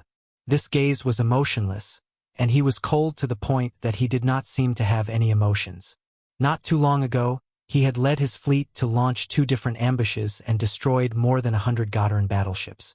In those ambushes, his loss was less than half that figure. Nakapa's fleet was made up of the elites of Darkstar, and their strength was not to be underestimated. He was following his orders and on his way to the next ambush target. "How many more days until the destination?" Nakapu asked calmly. 17 hours and 26 minutes, the navigator replied. In the holographic projection, the star map of Star Zone 9 could be seen. The target planet was currently flashing in red. Planet Aquamarine. Chapter 536, Raid 1. Chapter 536, Raid 1. Translator. Atlas Studios Editor. Atlas Studios. The Andria continent, once the territory of the Germinal Organization, had borne the majority of aftermath of the War of the Old Era. The expedition of the 6 nations to this land had caused the surroundings to deteriorate further, with the radiation level shooting past the warning line. The lands were blackened, the surroundings were desolate, and all the wanderers that had previously been living in this area were shifted to the other 3 continents. Andria had become largely uninhabited, with only a few mutant beasts still surviving within. The ruins of the Germinal Organization lay on that continent, the once magnificent base having turned into a black pile of scorched earth. The central base had also vanished, leaving only a black hole, and the underground base had been completely obliterated. By the side of the circle was a black line radiating outward, extending over hundreds of miles. Due to the excessive concentration of nuclear radiation, the 6 nations had only sent some drones to explore the ruins after the explosions. Nothing valuable was left, and there were no signs of life. Everyone had died under the frenzied series of nuclear strikes. As such, the 6 nations did not bother wasting their resources to clean up the mess. Over the past couple of years, the original base of the Germinal Organization had become filled with thick ash and dust, and the little shrapnel that had been shot out during the explosion bore signs of erosion. Death and defeat hung heavily in the atmosphere. Yet, in that area where even mutant beasts could not survive, a silhouette stood in the very center of the Germinal Organization ruins. While it could be described as a silhouette, it was actually merely a blackened skeleton. It was as though the steel-like flesh and blood of the person had been incinerated in the explosion a few years ago, but the charred skeleton remained somehow, not turning into powder. Even after such a long time, it did not decompose into ash. Only the body of a super had this sort of toughness, far beyond that of ordinary humans. It was obvious that the signs of life in this corpse had long since disappeared, and the gray dust floating in the air drifted in and out of its hollow eye sockets. It was such a corpse that was slowly coming back to life. It gradually took one step after another, limping with a lump of black gelatinous substance attached at the cervical vertebrae. It extended out threads akin to roots, entwining the limbs along the bones as if it was a puppeteer, using the corpse to practice like a marionette. This black gelatinous substance was the mutation source. It had already passed through its infant stage of only being able to passively extract energy. It could now actively pursue energy, as well as constantly swap its hosts, as it crossed mountains and waded through the oceans to finally reach the Andria continent, benefiting from the senses of the countless lives it occupied. The energy present there was not only huge, it also contained the highest amount of radiation energy present that could be easily absorbed by it. The Germinal Organization's ruins were a death zone, with all the previous hosts of the mutation source dying within. It had no other alternative except to continuously drag its current body over to the ruins. The skeleton that it was controlling had been the only corpse left in the Germinal Organization ruins, that of the Germinal Organization's leader. During the explosion, because the leader had been situated in the underground base, the various layers had shielded him from most of the impact. In addition to the strength of his body, his bones had been preserved, while the rest had long turned to dust.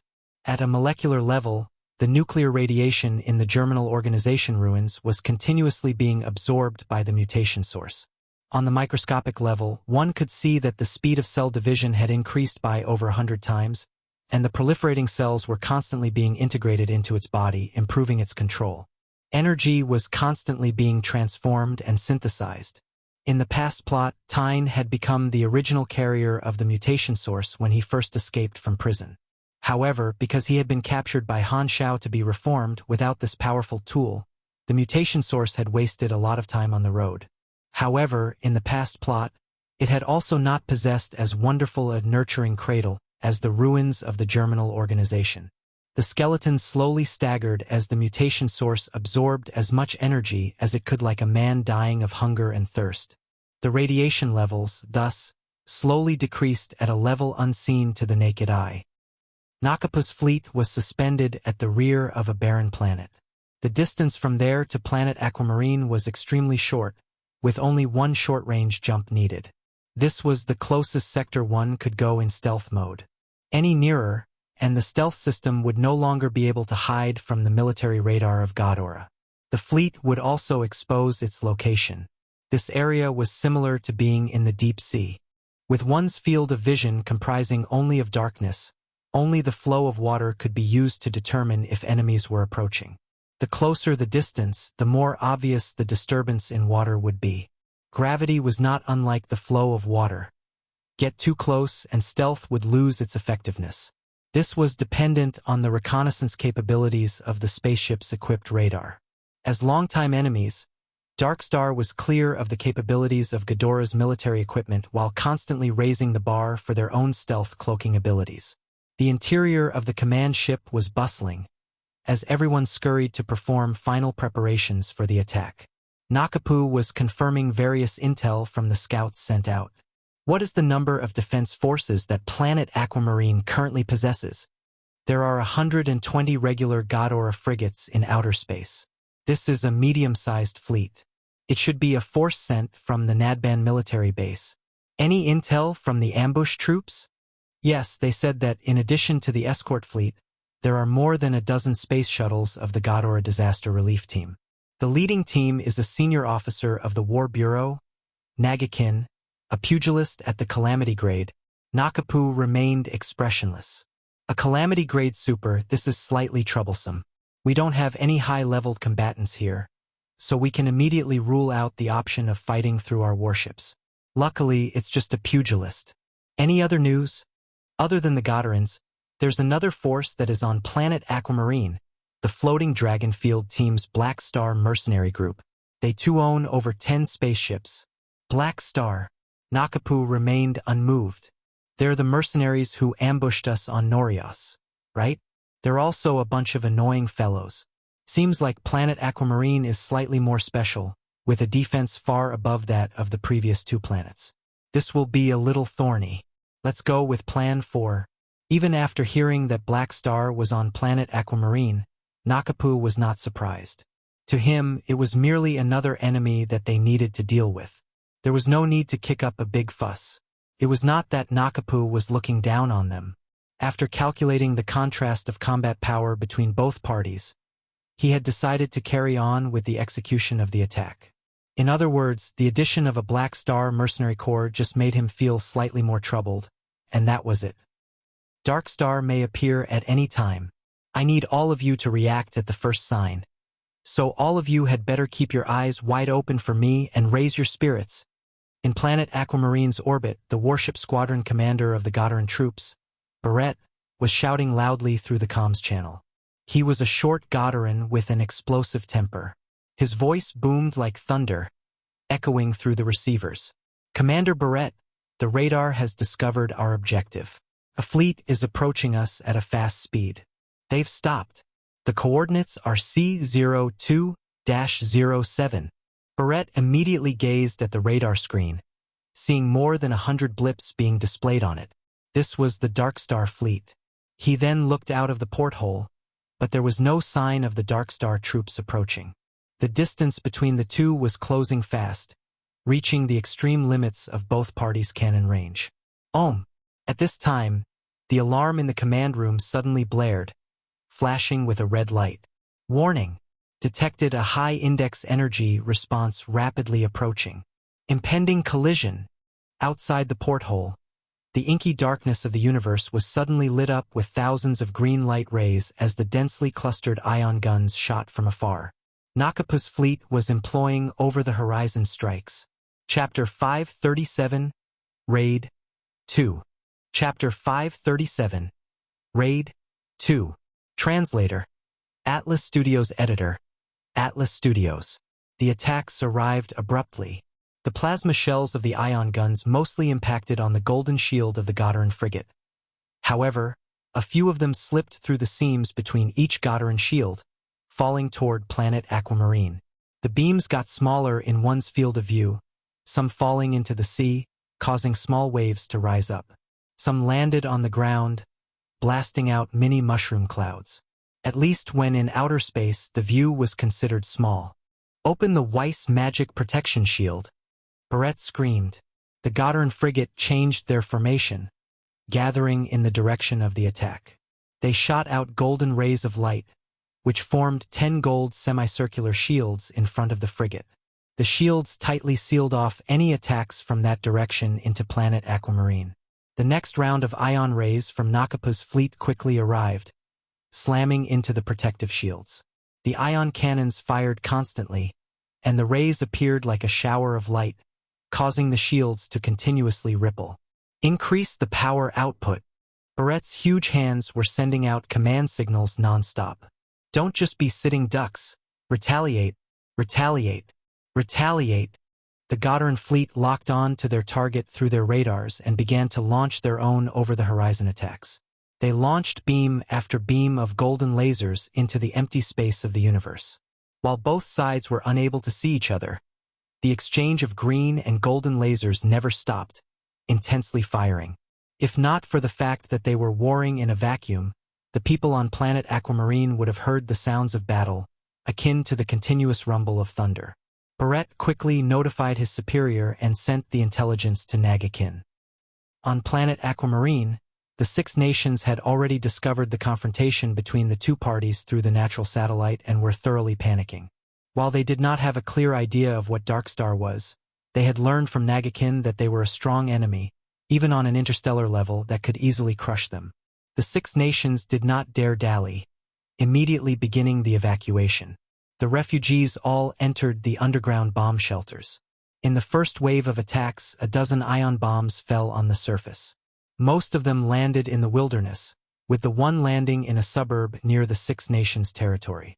It resembled a bolt of green thunder falling from the sky. Boom!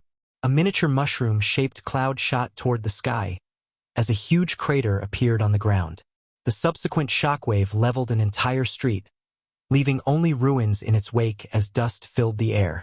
The evacuation also started to be rushed as the tense atmosphere gave way to panic. While the refugees were still unaware of what was happening, it did not stop them from thinking. With the tightly packed crowd, stampedes broke out. Due to the large number of people present, many of them had also not received the suppressant, and this resulted in the mutation virus triggering, spreading, and causing havoc. The guards rushed in, but small-scale chaos was everywhere, and it was difficult to manage them at the same time. Bennett had a grave expression as he continuously issued commands, barely stabilizing the situation. At this point, the players triggered an emergency mission. The mission introduction read, Planet Aquamarine has encountered an attack from a fleet from outer space. Help is needed to ensure safe evacuation of the refugees. Almost every player looked up at that moment, and it was faintly clear that there were rays flashing about in the sky above them.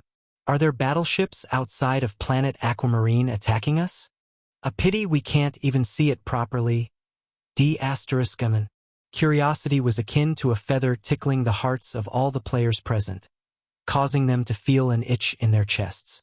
They clearly knew that there was a super-level battle happening in outer space, but the inability to participate or see it in person was just too torturous. The suppression of the rioting refugees would be left to someone else. It was not within Han Xiao's consideration. While he had also triggered the same emergency mission as the rest of the players, the experience reward was too small in his opinion. He had no interest in the task and instead opened his communicator, contacting Nagakin. How's the situation? The fleet is currently engaged with Dark Star, but we do not know when the reinforcements will come. I need to return to help them. In the scene, Nagakin was boarding a spaceship hurriedly, his tone urgent. Then I'll first restrain my troops and wait. Don't switch off your communicator. We'll keep in touch. Han Xiao nodded. With Nagakin and the Godaran fleets in the battle, there was no need for him to join. He was not surprised that Darkstar had suddenly launched a raid.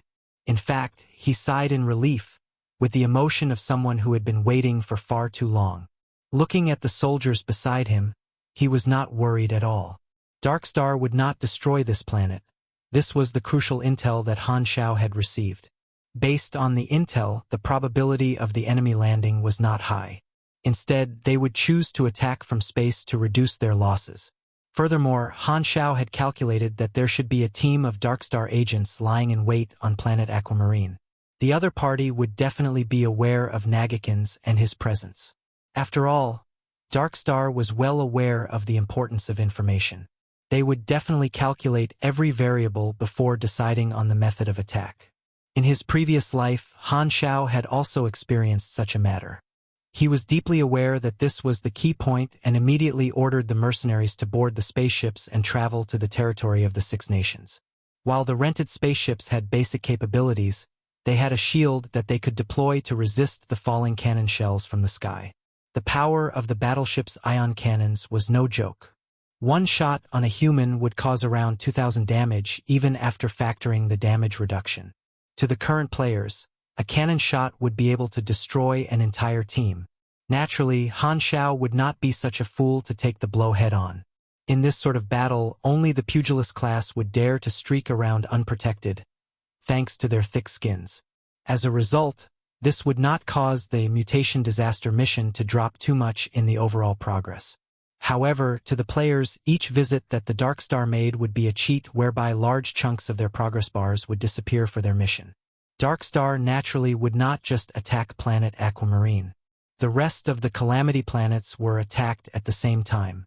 While Han Xiao did not have the capacity to aid the other Calamity planets, he could at least reduce the losses on Planet Aquamarine, putting a halt to Darkstar's plan to destroy the disaster relief results. Otherwise, all their previous work would be wasted. The Godaran fleet is now resisting the enemies, and Nagakin has also gone up. There's no one for me to ask about the situation. Han Xiao rubbed his hands as he stared at the real-time image of Nagakin that was being transmitted. He hoped that Ghidorah would be able to force Darkstar to retreat without him making a move. Darkstar was unaware of his current power, and the longer he hid this trump card of his, the better. As Nagakin left the atmosphere, he immediately caught sight of the 10 golden shields. The Godaran and Darkstar fleets were still exchanging shots over the horizon, and with his experience, he immediately saw that while this method looked intense, it could not restrict both parties. The ion cannon shots were being forcibly blocked by the shields. Even if one shield was broken due to the distance, the troops were able to quickly react and send another spaceship to swap and replace the shield. As such, the formation continued to hold steady. Other than the conventional shipborne ion guns, most of the other weapons did not have the range, and nuclear energy-guided missiles would be blasted apart midway by the ion guns. The technology levels of the Godaran and Darkstar fleets were similar. Without any overwhelmingly powerful weapon, if both sides wanted to cause irreparable damage to the enemy, they had to draw closer. Fruibnovel.com. Beep beep. Barrett linked to Nagakin's comms channel. The shields can't be maintained forever, and we cannot stay on the receiving side. If this goes on, there will not be any injuries on Darkstar's side. I'll draw closer. Nagakin. You will lead the assault and crush them. Don't take the risk, Nagakin yelled. Right now, the situation is to our benefit. As long as we continue this stalemate, Darkstar will eventually retreat. Nonsense. Darkstar's technological level is about the same as ours, but we have you, and your capabilities are enough to completely topple the enemy. This is the best chance to defeat Darkstar. Barrett shouted into the channel. He was considered a more radical officer, believing that rather than protecting the Calamity planets, it would be better if he took the opportunity to attack the armed forces of Darkstar. Just as Nagakin was about to reply, Barrett screamed into the mic. Wait a minute. The radar indicates that the enemies are moving backward. Dark Star is retreating. Nakapa's eyes were narrowed into slits as he stared at the radar screen, his hands folded behind him. His fingers subconsciously rubbed the hem of his clothes as he shook his head. Finally, he opened his mouth to give the command. His tone remained passive throughout, without the slightest emotion. Attention! Prepare for the transition. Chapter 538, Choosing to Pursuit. Chapter 538, Choosing to Pursuit. Translator. Atlas Studios Editor. Atlas Studios. On the radar screen of the Ghidorah fleet, the 100-odd light blips representing the Dark Star fleet had started to pull away, and the ion cannon's shots had also become sparse. All this signified that the enemy was retreating. Barrett's expression changed as he hypothesized, Dark Star is unable to break our defense, so they're going to retreat before our reinforcements come. They're giving up on the attack this time. Observing the battle, Nagakin furrowed his brows. Looks to be the case. The distance between us and them is getting further. I'm going to pursue them. We can't let them go so easily. Barrett bellowed. Don't be careless. This could be the enemy's ploy to lure us out. We're better off maintaining our current position. Barrett's face was unpleasant as he growled, Dark Star rarely appear.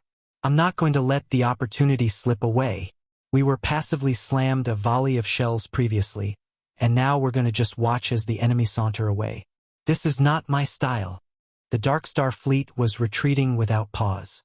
Once they passed a certain distance, the radar would no longer be able to see through the stealth mode of the other party, and Dark Star would once again enter stealth mode and become an invisible fleet. As he gazed at the blips moving further away, Barrett was sluggish, wishing to move. Nagakin also hesitated a little. The safest tactic was naturally to stand by their current position. However, opportunity was always fleeting. Besides, he himself was not sure if the enemy was really retreating. If they pursued and engaged Dark Star with their strength, they could probably destroy a few Dark Star assault ships. In addition, if they could delay the retreat of the enemy until their reinforcements came, it would allow them to hit Dark Star hard. The first two attacks had caused a lot of losses for Ghidorah. The entire War Bureau was holding in their anger. Even Nagakin wished to obtain some accomplishments in the war.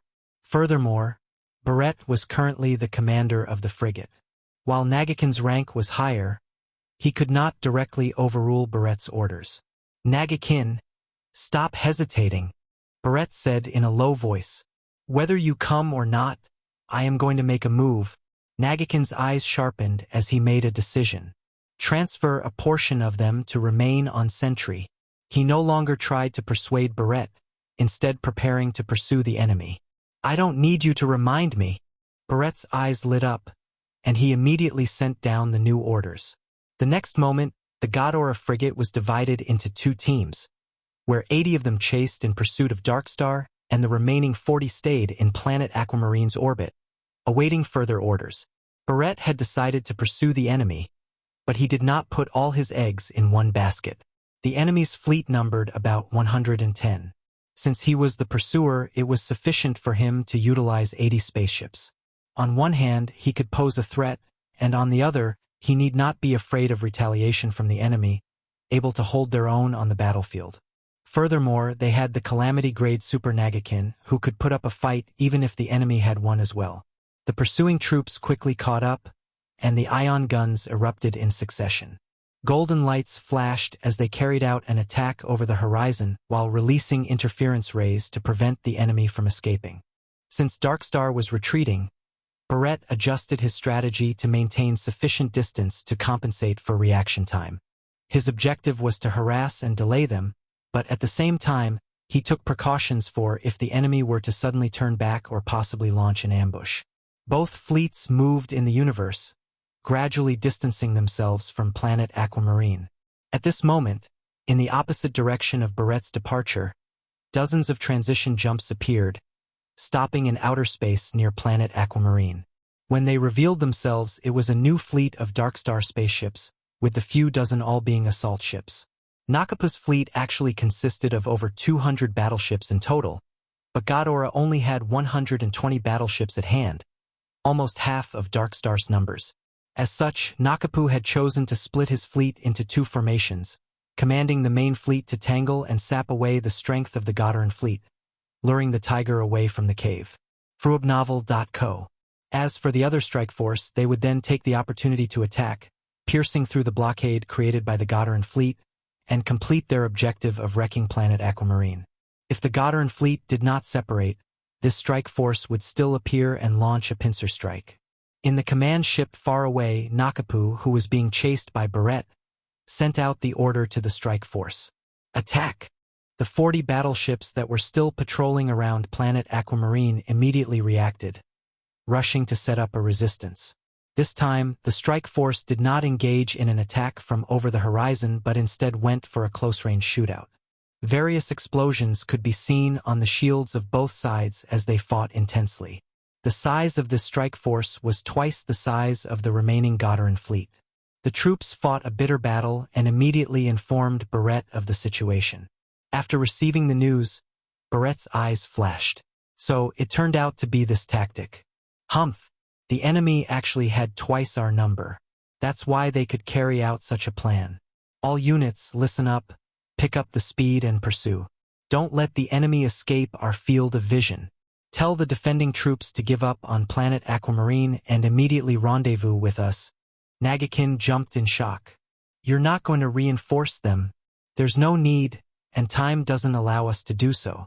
To turn back and reinforce now would be an act of futility. We would even allow the Dark Star command ship that we are pursuing to escape. The gains do not justify the losses. The division of the enemy is a good thing, as we can gather all our troops and completely destroy the Dark Star command ship. If we give them enough pressure, then the strike force will also have no choice but to forsake the mission and reinforce the command ship. Barrett coldly snorted. If the target planet had been an important asset to Ghidorah, he definitely would have abandoned it, choosing security over destroying them. However, this calamity planet, Planet Aquamarine, was insignificant to him and could be forsaken at any point. Between protecting Planet Aquamarine or destroying the Dark Star fleet, he would unhesitatingly choose the latter. During the first two attacks, the situation had also given Barrett some suspicions. As such, he had decided to simply leave Planet Aquamarine unprotected under the salvo of gunfire from the strike team to see if Dark Star would really destroy the Calamity Planet. If they still did not wreck the planet in such circumstances, then at least it would reveal the intentions of the enemy. Even if he guessed incorrectly, there would not be any problems. Losing one planet meant less pressure for the War Bureau. Nagakin's brows furrowed tightly. With matters as such, he had no control over Barrett's decision. He replied, I'll have to first inform Black Star. No need, I heard it all. From the communicator came Han Xiao's voice. He did not say much, only calmly replying, Leave the strike team to me. You have to resist them. Nagakin cupped his fists before turning off the communicator. Sighing loudly, he quickly went to the doorway. At this time, the spaceship that he was in accelerated to catch up with the Dark Star command ship where Nakapu was located. Both spaceships collided into each other's formations, and artillery fire blasted indiscriminately. Because the spaceship that he was in was the closest to the Dark Star fleet, his battle was the first to begin, leaving him no time to be concerned of the situation on Han Xiao's side. Chapter 539 Virtual Intrusion 1. Chapter 539 Virtual Intrusion 1. Translator. Atlas Studios Editor. Atlas Studios. Boom! Nagakin's spaceship collided with a 100-meter-long Dark Star spaceship. Violent vibrations shook both ships, and the door in front of Nagakin was slammed open, exposing his entire person into the cosmic environment. The Godaran combat uniform immediately reacted, providing a suitable environment for survival. Shortly after, a raging golden flame ignited around Nagakin's body and blasted off behind him, acting as a propeller. Nagakin resembled a golden meteor as he viciously slammed into the outer shell of the Dark Star battleship. When comparing the size of a 100-meter-long battleship to a human, it looked like an ant going against an elephant. However, the strength revealed by this one fist actually left a deep depression right in the tough outer armor of the Dark Star battleship. A continuous barrage of punches rained down, the shadows of the punches blurring into one. The next second, Nagakin had forcibly created an opening in the Dark Star battleship. A large number of metal fragments burst out, and Nagakin strode into the ship, clad in a golden flame. Boom! The Dark Star ship began to continuously tremor as Nagakin ran rampant within, destroying the Dark Star battleship from the inside. None of the Dark Star warriors present were able to obstruct him, as though he was in an unmanned environment. All the equipment and devices were smashed into smithereens, and in a chain reaction, more and more parts were paralyzed. Very quickly, Nagakin rushed out again, jumping into his spaceship to leave this battleship, seeking his next target. Behind him, the battleship that was riddled with holes suddenly exploded, becoming a series of fireworks in the universe. In such space warfare, the strongest supers usually acted as the vanguard of their troops, initiating the battle through destroying the insides of the enemy's battleships. Rarely did both sides collide head-on with each other. After all, the danger of attempting to destroy each other's battleships was too great, and the efficiency could not match that of destroying the battleships internally. Of course, the standard did not include those beyond grade A supers. The remaining Godaran troops responded to Barrett's commands to retreat and prepared to rejoin the main force. Nakapu was able to quickly perceive the general idea of Barrett's strategy and responded. He split up the strike force once again, with a large portion in pursuit of Barrett's retreating troops to prevent the incident of being pincered by the enemy. Thus, there were only 30 assault ships left to attack Planet Aquamarine. While Black Star never made a move in the end, Nakapu still calculated his strength into the equation, leaving sufficient troops according to his judgment. Without the protection of the Godaran fleet, Planet Aquamarine resembled a delicate and frail lady. The 30 Dark Star assault ships entered the atmosphere, spraying cannon fire toward the surface of the planet. Boom! Cluster after cluster of green-colored ion cannon rays fell like lightning, constantly bombarding the surface. Those assault ships did not just fire randomly but rather aimed in the direction of the Six Nations and the sanctuaries. Their objective was to destroy these sites, spoiling the disaster relief efforts. Han Xiao had earlier allowed dozens of mercenaries to utilize their spaceships to protect those places. At this time, they opened up their shields, blocking the descending ion cannon rays. Boom! Sounds of explosion rang among the clouds, with the shields of the spaceships being besieged to the point where they could not differentiate night from day. The shields continuously grew weaker. Many of the refugee players were unable to see the spaceships that were situated at a high altitude, but they were able to see the green ion cannon rays flying over their sanctuaries. The rays streamed down continuously, akin to a deluge of lightning, and the roar from the cannons painted a sign as though an apocalypse was imminent. This scene gave many players a huge surprise, causing them to burst out in discussion. Is this a fleet that's attacking us? F*CK. The progress bar of our mission is decreasing. Is it because we're being attacked? If not for all these spaceships shielding us, I think we would all be blasted to death. As for the actual refugees in the Six Nations and the sanctuaries, they did not possess the natural assurance of safety like the players. Every explosion caused by the ion cannon rays seemed to strike straight into their hearts, scaring them witless. Their faces were white as paper, and they only thought of rushing to escape. The scene was a complete mess. Han Xiao had already entered his blacklight stealth, and the mercenary group had also gathered on the battleship. Everyone wore a solemn expression. Now that the Godaran troops had gone in pursuit of the enemy, the remaining enemy battleships had to be dealt with by them. Having long known that the Godarans were not reliable, Han Xiao had not held many expectations toward them. As such, he did not feel disappointed and only shook his head in response. It's hard to rely on anyone in this day and age. You can only rely on your two hands, Sylvia observed, speaking hurriedly. There are 30 small Dark Star assault ships attacking. Based on the current firepower, our shields can still hold for a few minutes. We have to get rid of the enemies in this time, or else the sanctuaries will suffer huge damage. Han Xiao nodded in response. Only his blacklight stealth could allow him to go against the enemies, so if he wished to end the battle quickly, he would need to enter their battleships, wreaking havoc from within. However, the firepower of the assault ships was fierce, and to get close, even with his blacklight stealth, there was still a certain amount of danger. Thankfully, I did the class advancement for the virtual technology route. If the hardware is insufficient, then I shall make it up through the software. Jeanette, take control of the spaceship. Sylvia, assist as the deputy. In order to maintain the combat capability of the mercenaries, Han Xiao decided to let others control the spaceship. Han Xiao turned and opened an operation panel next to him. A 3D virtual model was generated in front of his eyes, and his fingers danced as he quickly inputted a flood of data. The data flowed like a waterfall, invading the intelligence network of the enemy spacecraft through their virtual network. Because of his class Virtual Mechanic, he was proficient in this aspect of technology since it gave him high skill bonuses. All virtual mechanics possessed a data transmitter that did not require any hardware connections to be able to connect to the intelligence of a spaceship.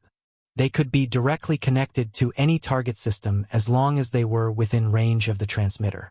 As Han Xiao manipulated the data, he commanded, "Rista, help me crack the firewall." Although this should be Philip's task, Rista's processing efficiency was higher than Philip's, and the help that he could offer would be greater. As Han Xiao proceeded with the data invasion, the Blacklight stealth launched. Due to its powerful engine, the spaceship quickly reached the sky, circling around the 30 Dark Star assault ships as it rained down gunfire. Boom, boom, boom. Numerous lasers hit the shields of the enemy ships but were unable to pierce through. The assault ships also fired a few potshots in the direction of the Blacklight stealth, but they were helpless against the high specs of the Blacklight stealth. The commander saw that there was only one spaceship, and since it could not break through their shields, they allowed it to remain like a fly buzzing around their heads as they concentrated their fire on the ground below.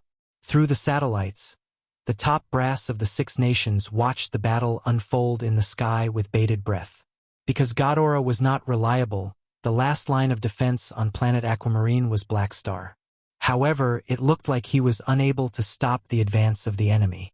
In the underground fortress where the top brass of the Six Nations hid, a sense of despair slowly suffused. At this point, a shield on one of the assault ships suddenly flickered and vanished. The next moment, the laser of the Blacklight stealth accurately hit the hull of the ship, piercing through the armor and causing it to explode. Bang! Flames roared toward the sky, and black smoke billowed as the assault ship suddenly lost control. Its tail swayed, ramming into its companion. The Dark Star members in both ships tumbled till they could not differentiate the ground from the sky. It hit! The top brass of the Six Nations suddenly felt their spirits being renewed. On the Blacklight stealth, the virtual interface in front of Han Xiao had changed to a projection of the Dark Star assault ship. This was the one that they had succeeded in destroying. Han Xiao was controlling the projection, which would feed the response directly back to the assault ship's main body. He was the one who had turned off the shield generator of the assault ship. Done! The corners of Han Xiao's mouth curved up, and he took a look at the interface as messages flowed out repeatedly. You have used virtual intrusion on number D065 of the Dark Star assault ship. Beginning to crack the firewall, level 3. Undergoing first level of authentication. Authentication passed. Undergoing second level of authentication. Authentication passed. Undergoing third level of authentication. Authentication passed. Intrusion successful. You have succeeded in gaining control of the D065 Dark Star assault ship. Privilege level medium. Data has been sampled. Backup generation complete. The next time an intrusion is done to a similar smart machine, plus 10% success rate, plus 25% speed. Your authority has been blocked by the other party's virtual intelligence. Undergoing authentication. Authentication successful. You have successfully retained your privileges. Time until next authentication. 16 seconds. Chapter 540 Virtual Intrusion. 2. Chapter 540 Virtual Intrusion. 2. Translator. Atlas Studios Editor. Atlas Studios. So long as the machine could be remotely controlled, the virtual intrusion skill could tamper with the data to gain operational authority, snatching command of the machinery. Spaceships were naturally included within the scope. The difficulty of the intrusion would depend on the intelligence level of the target machinery. Furthermore, even if the invasion was successful, they would be constantly harassed by the opposing party's artificial intelligence. One had to successfully break past the artificial intelligence before they could retain the command authority. As for the operational authority, it could be understood as how many commands that would be unlocked by the user. Once the first intrusion was successful and intelligence data from the target had been recorded, the subsequent intrusions would decrease in difficulty. As such, in galactic wars, virtual mechanics were the most hated class of all. Every mechanic that got attacked by such methods would feel as though their wives had been taken advantage of by another man, giving them the feel of a cuckold. This ability of the virtual mechanic was very suitable for space warfare. In fact, among the 5 superhuman classes, the virtual mechanic was the class with the highest efficiency. The defense of the spaceship's firewall was very strong. According to Han Xiao standard, his success rate was not high, but having an auxiliary intelligence on his side improved the success rate as well as intrusion speed. Rista was an AI lifeform, with a startling operation speed that could increase the chances of success by 30 to 40%. On the battlefield, Han Xiao took over an assault ship, first opening fire at it and crippling its systems, before manipulating it to crash toward its companions surrounding it and disrupting their formation. The Dark Star Strike Force jumped in shock at the unexpected turn of events. They had originally thought that the Blacklight stealth would be unable to break through their defenses, so they had paid them no attention. To think that they actually managed to crack their firewall and invade their assault ships. They could no longer ignore that potential deadly threat. The Strike Force assigned 10 spaceships to entangle with the Blacklight stealth, and the remainder continued firing on the surface while stretching their formation. The reaction of the enemy was within Han Xiao's expectations. As long as he managed to divert some firepower away from the surface, more time could be won for them. The Blacklight stealth possessed high capabilities, with speed as its biggest advantage. Jeanette's maneuvering skills were also excellent, allowing them to constantly avoid the crisscrossing green lights. Boom! In the sky, a sleek, black spaceship was weaving left and right amid the 10 assault ships. The fastest way to get rid of these enemies is through boarding them. Other than those operating the ship, everyone is to occupy a hatch, ready to occupy the enemy's ships. Han Xiao commanded loudly as he activated his Void Dragon mechanical suit. He connected his mechanical suit to the Blacklight stealth, and with a flash on his arm, a virtual intrusion interface appeared in the form of a projection above his arm. In this way, he eliminated the need to stay in the spaceship to operate the virtual intrusion, allowing him to move to the hatch like everyone else. Since he was an essential part of their combat force, Han Xiao had to utilize himself in the battle. The enemy has 30 assault ships, and we cannot make it in time if we intrude them one by one. Thus, we can only use more destructive means. A glint flashed through Han Xiao's eyes, and the data inputted by him also changed. There existed many forms of virtual technology intrusion. One was to forcefully rob control from the original owner, which was the most time-consuming. Other than that, one could also use different means to tamper with the enemy's data in order to conceal or confuse. This was usually used for single infiltrations. As for the most destructive form, it would be utilizing a virus or flooding the system with large amounts of redundant data to destroy the intelligence of the target AI, crippling most of its functions for a short amount of time. This method was the fastest, equivalent to sending a direct punch to the person. However, the most direct method would be to simply allow one side to fight against the enemy's AI. For someone at the level of Rista, the Dark Star assault ships were not even at the level of little toddlers when facing him. When facing such tool-type AIs that had not developed independent thought, he could just destroy them with a wave of his hand. If one likened robbing control of an AI to stealing one's wife, then destroying the intelligence was akin to breaking the other party's wife. On the data stream level, Rista resembled a fixed star, emitting countless heat and light rays. As for the firewall on the assault ships, they were akin to shields on the data stream level, constantly forming large holes due to being pierced and the intelligent structure inside being shot and riddled with holes. The results of the battle in the data world were immediately reflected into the material world. With a chain of loud noises as the only indication, the engines of 4 of the assault ships suddenly stalled. They quickly tumbled down, their shields flickering before vanishing completely. The AIs of the affected ships had fallen into a slump, unable to continue operating the ships for a short period of time. The pilots scrambled for the controls, attempting to switch over to manual mode during free fall. There was indeed plenty of time to switch to manual mode before the spaceship crashed. However, the Blacklight stealth suddenly dived, and their laser cannons locked onto the 4 assault ships, firing continuously. Pung pung pung. The outer armor of the 4 assault ships was blown open. At the same time, taking advantage of its speed, the Blacklight stealth swept past the 4 assault ships that were free-falling, and the hatch opened to release the mercenaries. The grapples on their arms shot out and latched onto the armor of the assault ships before contracting and allowing the mercenaries to invade the enemy.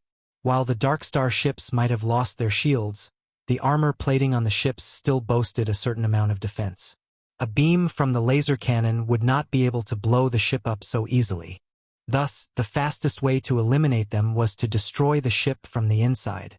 Fruobnovel.com. In addition, as long as they boarded the enemy ship, not only would they be able to blow the enemy out, they would also be able to use force to seize control of the spaceship. Boom! The invading mercenaries wantonly destroyed the insides of the spaceship.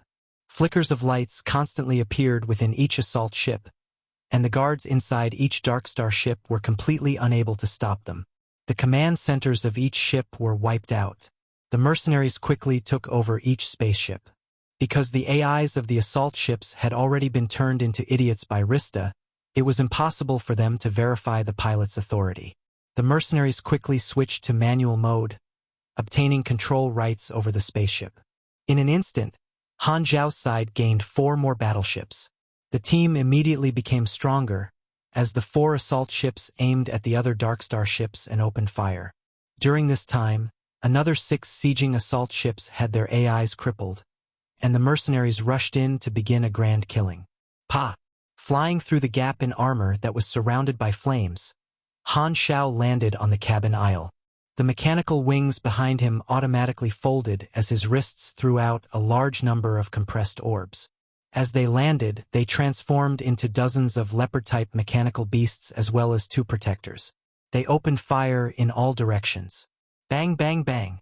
Lasers flew everywhere, blowing up various parts of the spaceship. The insides of the spaceship turned into a charred, smoky mess as the bulkheads were torn apart. Following these gaps, the machines marched toward other areas of the spaceship, cleaning up the Dark Star guards. Han Xiao bumped his fists together, and 2 giant fists expanded, wrapping themselves around his arms. He did not need to follow the aisles, instead simply bashing through everything as he proceeded in a straight path. He left behind a wreckage of twisted metal. He made a beeline directly toward the control room of the spaceship. Dozens of Dark Star guards rushed to the scene, obstructing Han Xiao's path. One of the team leaders shouted, "Quickly! Block him! Don't!"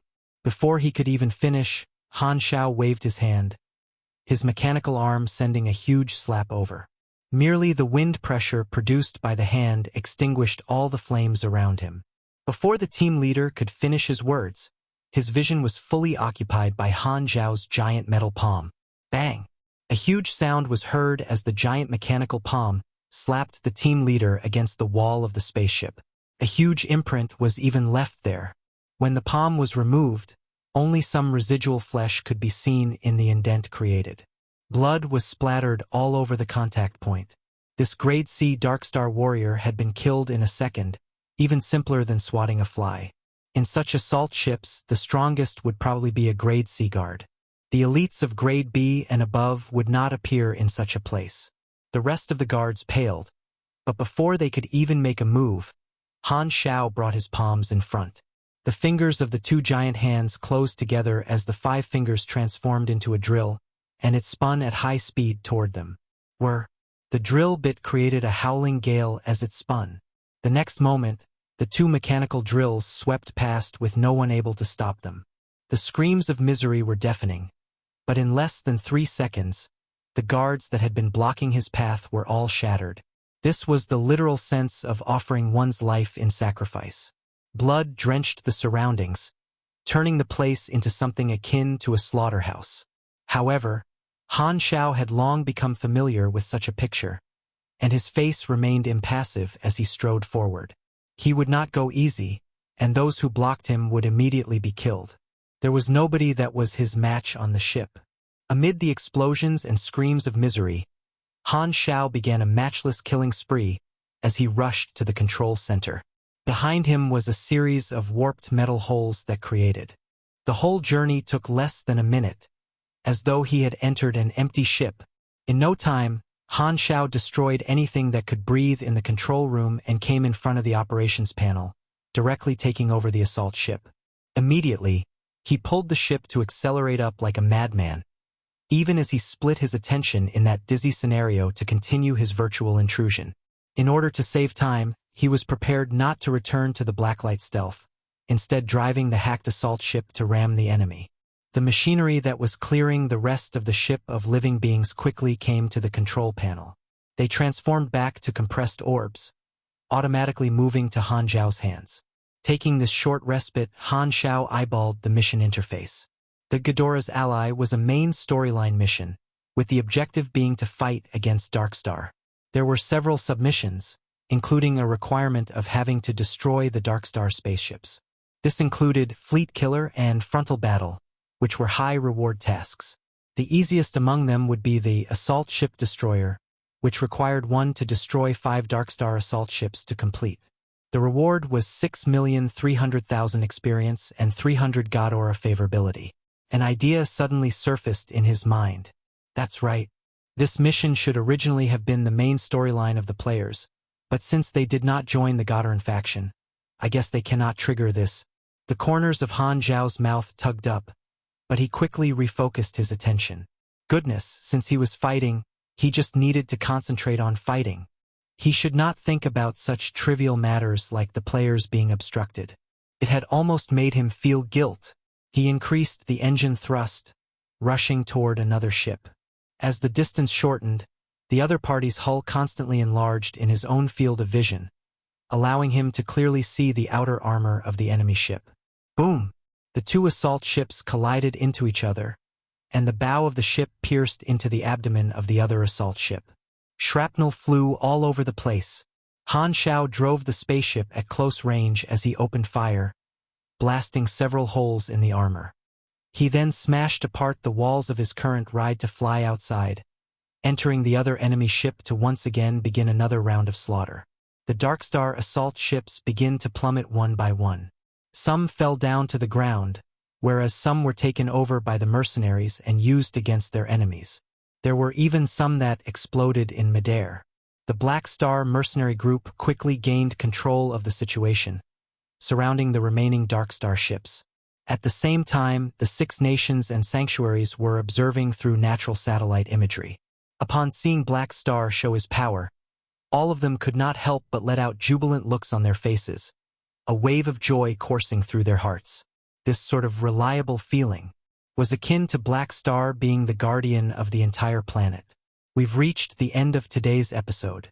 Thank you for traversing the boundless landscapes of fantasy with us. If today's story has sparked joy within you, please remember to hit the like button, share our journey with others, and subscribe to Lord of the Stories for an ever-expanding collection of mystical escapades. Until we meet again to turn the page to a new adventure, hold the tales dear in your heart and let the embers of magic warmly glow in your spirit. Farewell, intrepid explorers of the narrative unknown.